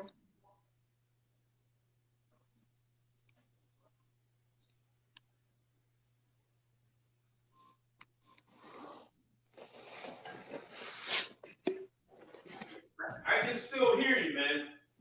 Okay, roger that. Because they just don't expect that to be my background. I'm very they just don't. That's always a response that I get. And when I say it, it will come up and I'll just say it so matter of factly. So people have presuppositions, right? They have presuppositions about how you have what kind of person you have to be or where you came from. People presuppose lots of things about everyone. Well, because most people who come from my background just aren't like this, man. I mean, correct. It's correct. And honestly, if I had to be honest, I don't even know who I am, Ted. I am a combination of about 12 men that I have met throughout my life over the years. And I am a combination of their personalities. So do you know who you would like to be? No, I don't know. Do you still want to be those 12 men? Yes. Okay. It's like alchemy. Actually, I've taken all of the best qualities from men that I've met and respected over the years, and that has become a mesh of what my personality is. I love that. I'm okay with that because I took the best of those things. There was my foster father, Clinton Dorsey, that passed away. Okay. You know, when I was 7, I stayed with him in a foster home for 6 months. He is I wish I could have told him this before he passed, but the man that I am is a big combination of that guy. I remember I was coming out of a big orphanage in Cincinnati, and I finally got this guy single guy came and took me into his home and wanted to show me how to be a good man. He was very smart. He was a high school counselor. He always had me reading books. And I always thought, man, he was just very well spoken, and he was, he just seemed like a quality guy I could look up to, right? If you will. I want to be like him. He's smart. He's articulate. He thinks outside the box. He plays the piano. I want to be that black, the brother that you never see coming. Wow, you play the piano too? I just would have never known that. Mm-hmm. Wow, and you're smart. You're talking about things that I wouldn't have. No one talks about this. Everyone's talking about what's happening on social media. You can get into a debate about relationships to astrophysics, to great conspiracy theories, and then you're so well-rounded. It's right. Because a combination of those people. So no, I wouldn't change a thing. But to be honest, I am who I am. I don't know who Keith is, and no, I wouldn't change things. So alchemy is perfect. So you do understand a lot of different things. So you've heard about how the alchemist would transform lead into gold, right? Roger that. So I'm going to say that could be useful for most people. And I'll even say any person. Let me address something in the chat. If Don Schmidtke, I definitely do not speak like a white dude. That's for damn sure. Yeah, not sure. See, there's a difference between I'm able to enunciate my words. I'm a good conversationalist, but I still don't. See, Brian Gumble sounds like a white dude. His brother doesn't. They both speak the King's English. I don't have that nasally. Hey guys, I don't speak like that, man. Come on, I speak like a black dude. So look, an alchemist, to turn lead into gold, they needed tools. It wasn't some magical thing. And they say this is rumors, but anyway, they needed a white substance and they needed a flame that was white hot. It had to be exceptionally hot. And by knowing— Hey, Don, why don't you get the fuck out of here with that bullshit? How about that, brother? Fuck out of here. I wouldn't worry about like a white dude, man. I wouldn't worry about that. So because I'm not like, hey, yo, my nigga, you know what I'm saying? Because you dumb fucks again. Hey, very narrow. My bad. I'm sorry. Have you ever seen me talk like that, or heard, or even seen me type like that? I mean, see, that's the problem. This is a problem with you, Don. Again, black men got a very narrow view of who they supposed to be. So if I don't fit some narrow fucking view of who you think I'm supposed to be, I got to be white. Because you're dumb. This is why I don't talk to dumb people, man. You be the first, brother. It's all good. I take offense to that, because why can't I just be an intelligent fucking brother without being a white dude? That's how little you think of yourself. That's the mindset that I think is. But for some people, that is the lead that's on them. Not on everyone, but for some that is, and maybe a lot. Listen, I don't sound like anybody. I don't sound like a black. I don't sound like anybody.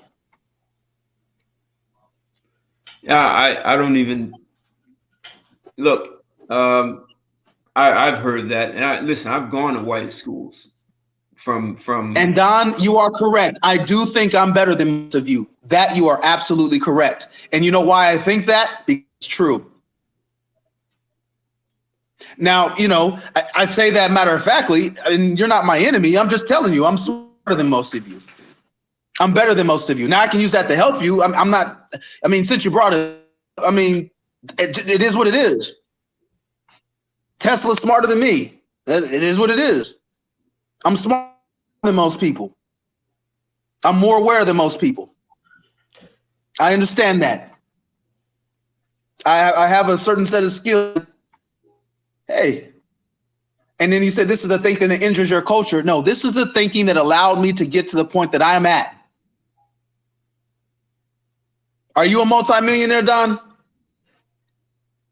Did you have parents, Don?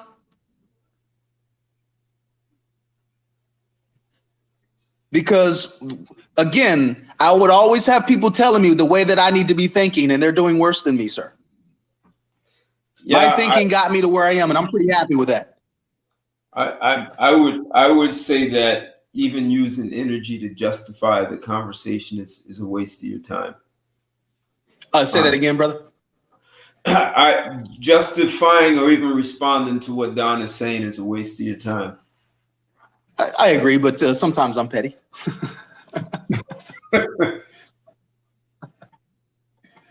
I'm only human. So, hey man, let's look. It's 1 o'clock. I've never ever gone in my life this long. We're over 6 hours. This is like I've never come close to going this far. So it's where you're an hour behind, right? Yeah, it's about midnight here. So yeah, it's midnight there. So I want to have a conversation with you offline. Definitely, brother. Definitely great conversation, man. It's just, good to chop it up, man. Wasn't doing shit tonight, man. Good to really chop it up on your streams. I see you put your posts on to jump on. So it's you're as dope as I thought, man. Good to chop it up. Either way to the chat, I appreciate you guys participating and swinging through, man. This is a good channel, man. You definitely subscribe to this, brother. So some great conversations over here for sure. Appreciate that, man. Well said. And you're in a group, so I know how to connect with you. But so we'll connect and we'll have some phone conversations and talk about something. And you can yell if you want, but hey, I love you. You don't take. You understand that the yelling it's more hyperbole and perfect, and so I like that you allow me to kind of rock a little bit, kind of get where I'm going with it. So yeah, and I know how to yell too, but so what are we gonna get accomplished is the end game, right? So and people are going to say and think whatever they want, and like you use the word bias, so whatever bias Don has is not even yours to be concerned with. So. For sure. Hey, I have no problem with Don. He's participating. He's saying his piece, man. I'm just talking a little shit. I'll fire off a shot, man. But we're all friends in here. He's not being disrespectful. So I don't want you to take it that way. But I will be the smoke. I had to say about it, Don. But you ain't my enemy, brother. You're all right with me, man. And at the same time, when you watch my stuff, one of the things is I never try to stop men from being men. And because that is the way we will communicate with one another, and we all get the message. And that is what I love, and that's why I keep bringing up the sitting around playing dominoes, right? So people have these conversations. Listen, the fight's gonna break out, and then after the fight, you're all gonna go out and smoke a cigarette, and then people are gonna get loud. You're gonna disagree, and then people come in. Well, listen, this is how fucking men talk. Have you not been around men first and we're loud, and then you have this barbershop, and then things. This is how we talk. So let's go have a beer, man. Come on. And what was that? I put something in the group. I think it was Lean on Me, where who was it? Samuel Jack.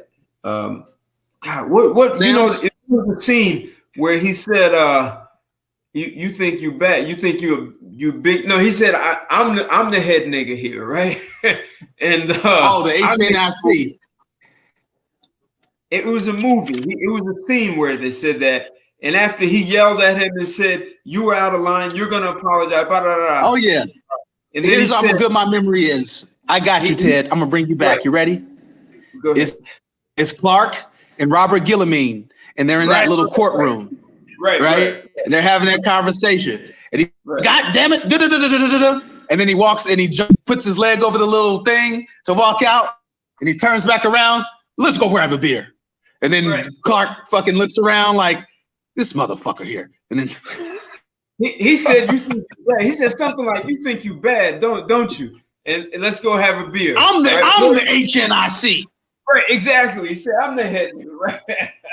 So men can do that and then go have a beer, and I never want to get in the way of that. Roger that, man. But this has been an absolute pleasure to chop it up with you. I mean that, brother. Yeah, it's one of the best panels I've been on in a minute. So, and I think maybe because it's I do better with shorter panels. When you have a bunch of people trying to talk and everyone's trying to, I think I do worse in those. But yeah, man, I've got a few minutes to get this thing, man. It's 1 o'clock. This chick ain't here yet. So, my man, salute, brother. Thank you. And all the guys in the chat, thanks, man. Subscribe to my channel, and you and I will be talking. And you guys know I'll always be back with some more provocative stuff. So have a great evening or morning. Take care, everyone. Goodbye.